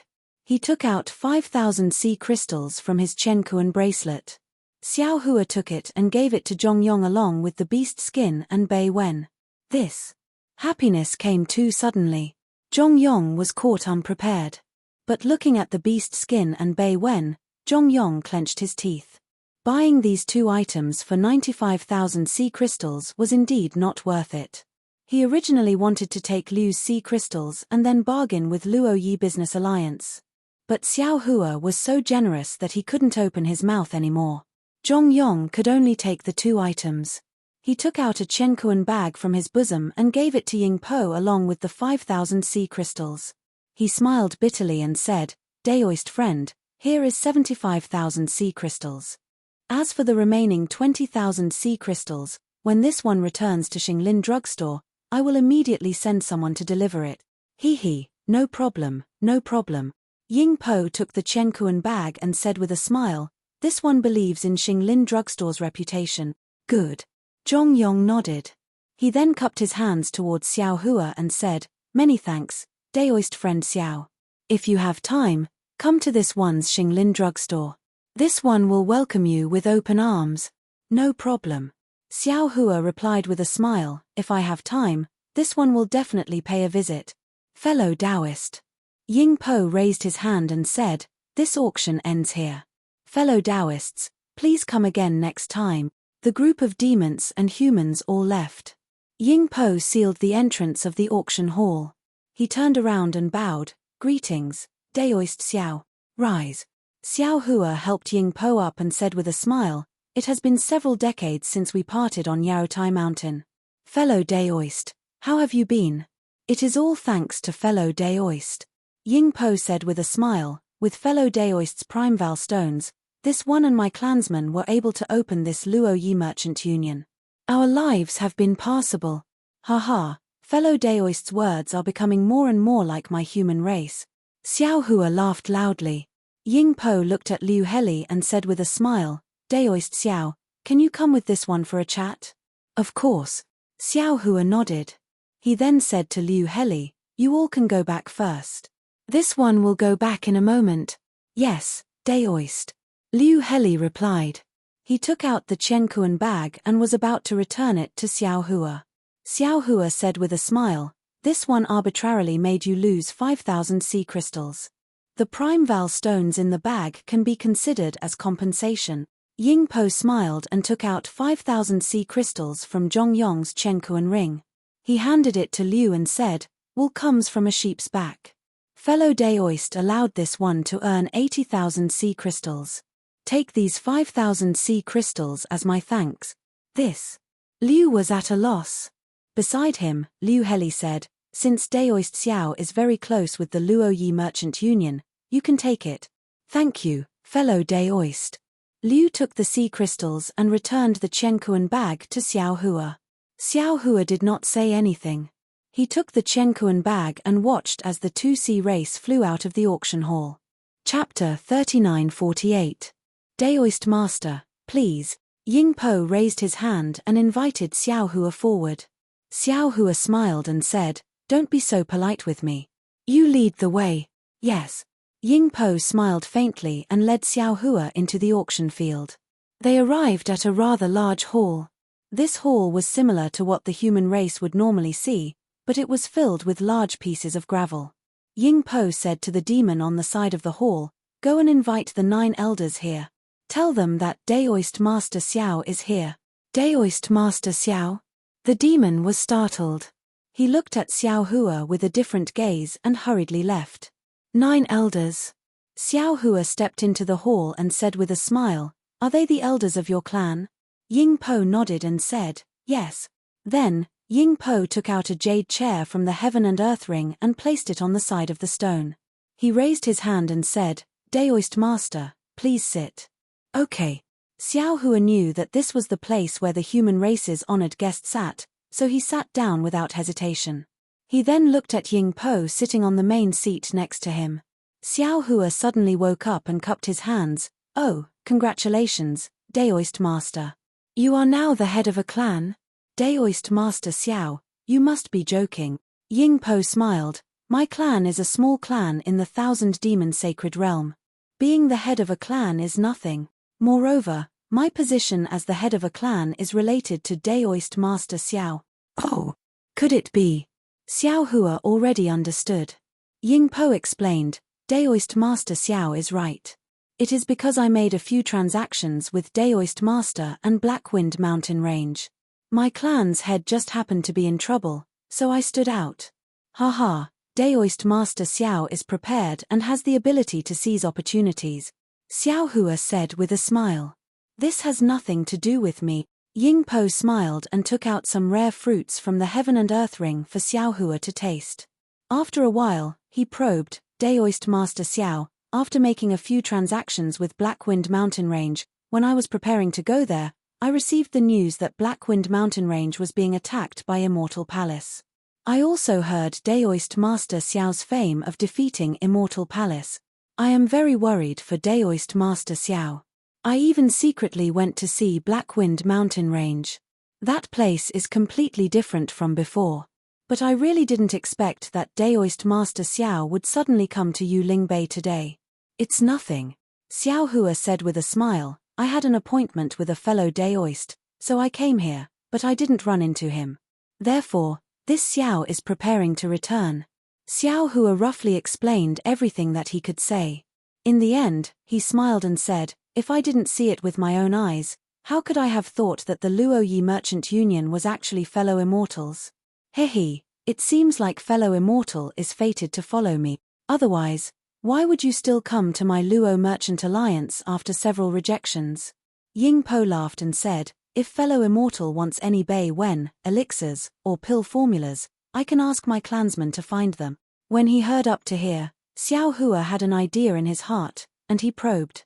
Fellow immortal, I'll ask you something. Please go ahead, fellow immortal. Ying Po replied with a smile. Earlier, you said that you obtained information about the Blackwind Mountain Range. Xiao Hua said in a low voice, so, your Luo Merchant Union has a certain source of information in the hidden immortal continent. Of course. Ying Po nodded.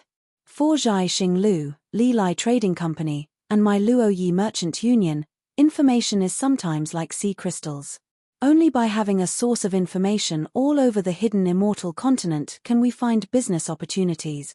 However, my Luoyi Merchant Union has only been established for a short period of time, and we haven't done enough in this aspect. A lot of information is bought with vitality stones. So it's like this. Xiao Hua pinched his chin, and his mind spun rapidly. Then, he said something shocking. Fellow immortal, if this Xiao manages this Luoyi Merchant Union with you, will your Luoyi Merchant Union be able to develop very quickly? Ah! What did fellow immortal say? Ying Po was shocked, and he didn't know how to answer. After a moment, Ying Po said with a bitter smile, fellow immortal Xiao, this Xiao knows that your cultivation is profound, and there are also a lot of vitality stones in your Chenkuan bag.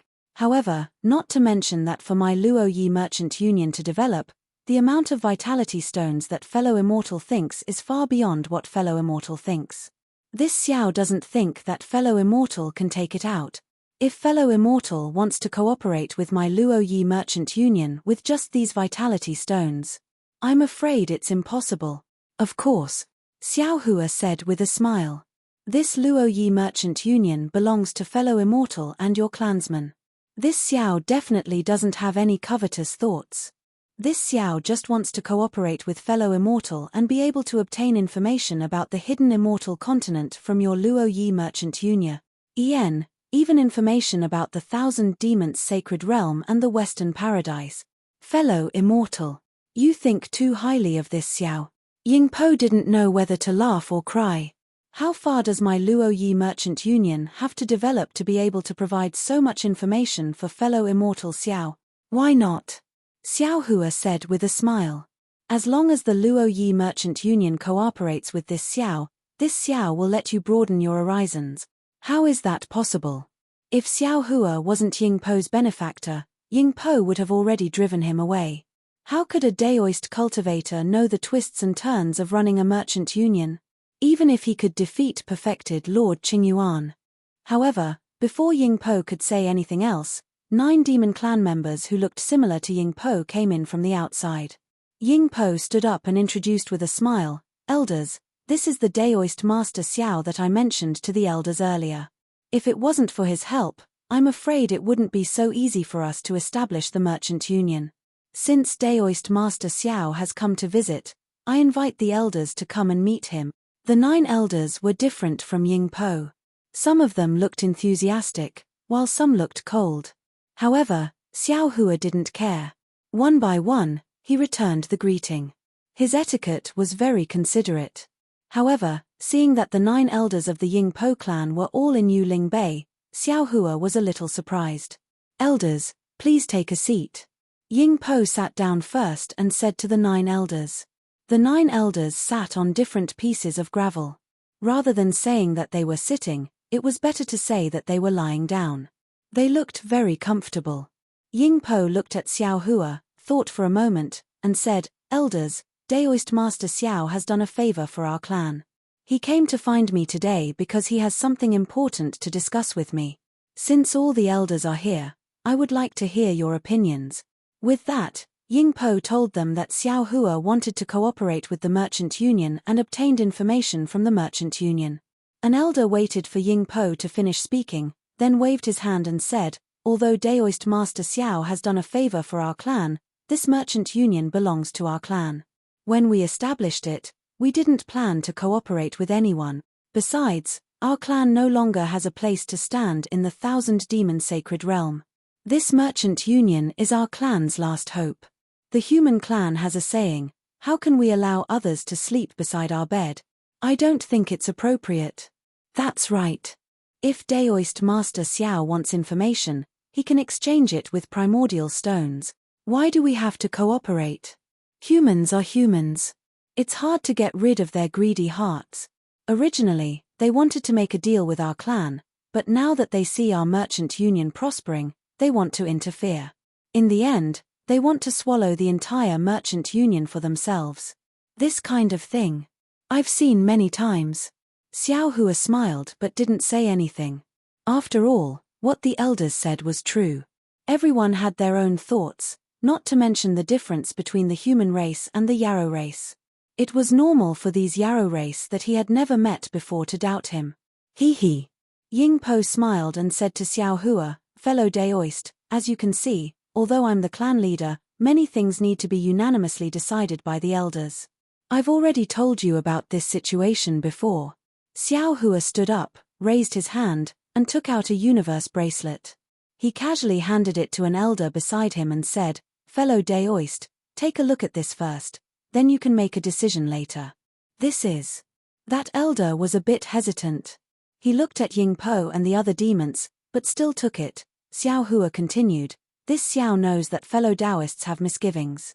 After all, this is the first time we've met. Moreover, although Ying Po trusts this Xiao, after all, he represents the interests of the clan. There are many things." Just as Xiao Hua was speaking, the clan leader of the demon clan cried out in alarm, his face showing an inconceivable expression. Xiao Hua wasn't surprised and continued, "Ying Po has many things to consider from the clan's interests. He can't make decisions on his own. This old man hasn't seen Ying Po much, but I know that he's a genius in business. However, what he lacks is the conditions to make the Merchant Union bigger. This Xiao has never been interested in the Merchant Union. My hope for the Merchant Union is some information. Of course, if you want to buy information, you can, but how can it be as efficient as controlling the information yourself? This Xiao is different from Ying Po. This Xiao has no interest in managing the Merchant Union, but this Xiao has the means to expand the Merchant Union. When the two are combined, it's a win-win situation." At this moment, the yin-yang bracelet in the hands of the clan leader of the demon clan had already been passed to 2 elders. The 2 elders were also extremely surprised, but fortunately, they didn't cry out in alarm. Seeing this, Ying Po was also somewhat surprised. His gaze fell on the yin-yang bracelet and he seemed to be lost in thought. "Ying Po, take a look at this."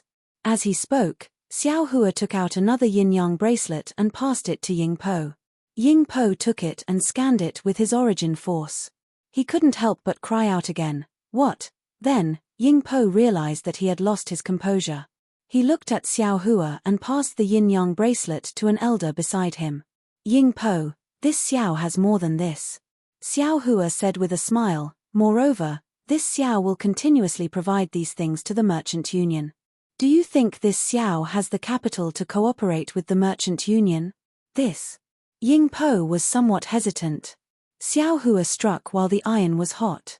He took out a jade bottle and passed it to Ying Po. "Take a look at this." "What is this?" Ying Po took the jade bottle and looked at it. He was somewhat puzzled and asked curiously, "This bitter, what is this?" "Medicine." Xiao Hua pointed with his hand and said, This is the medicine of the water clan controlled by the Apricot Forest Medicine Store. This Xiao already had the bevan from before. This Xiao refined some of it myself. The raw materials are all from the Thousand Demon Sacred Realm and the North Sea.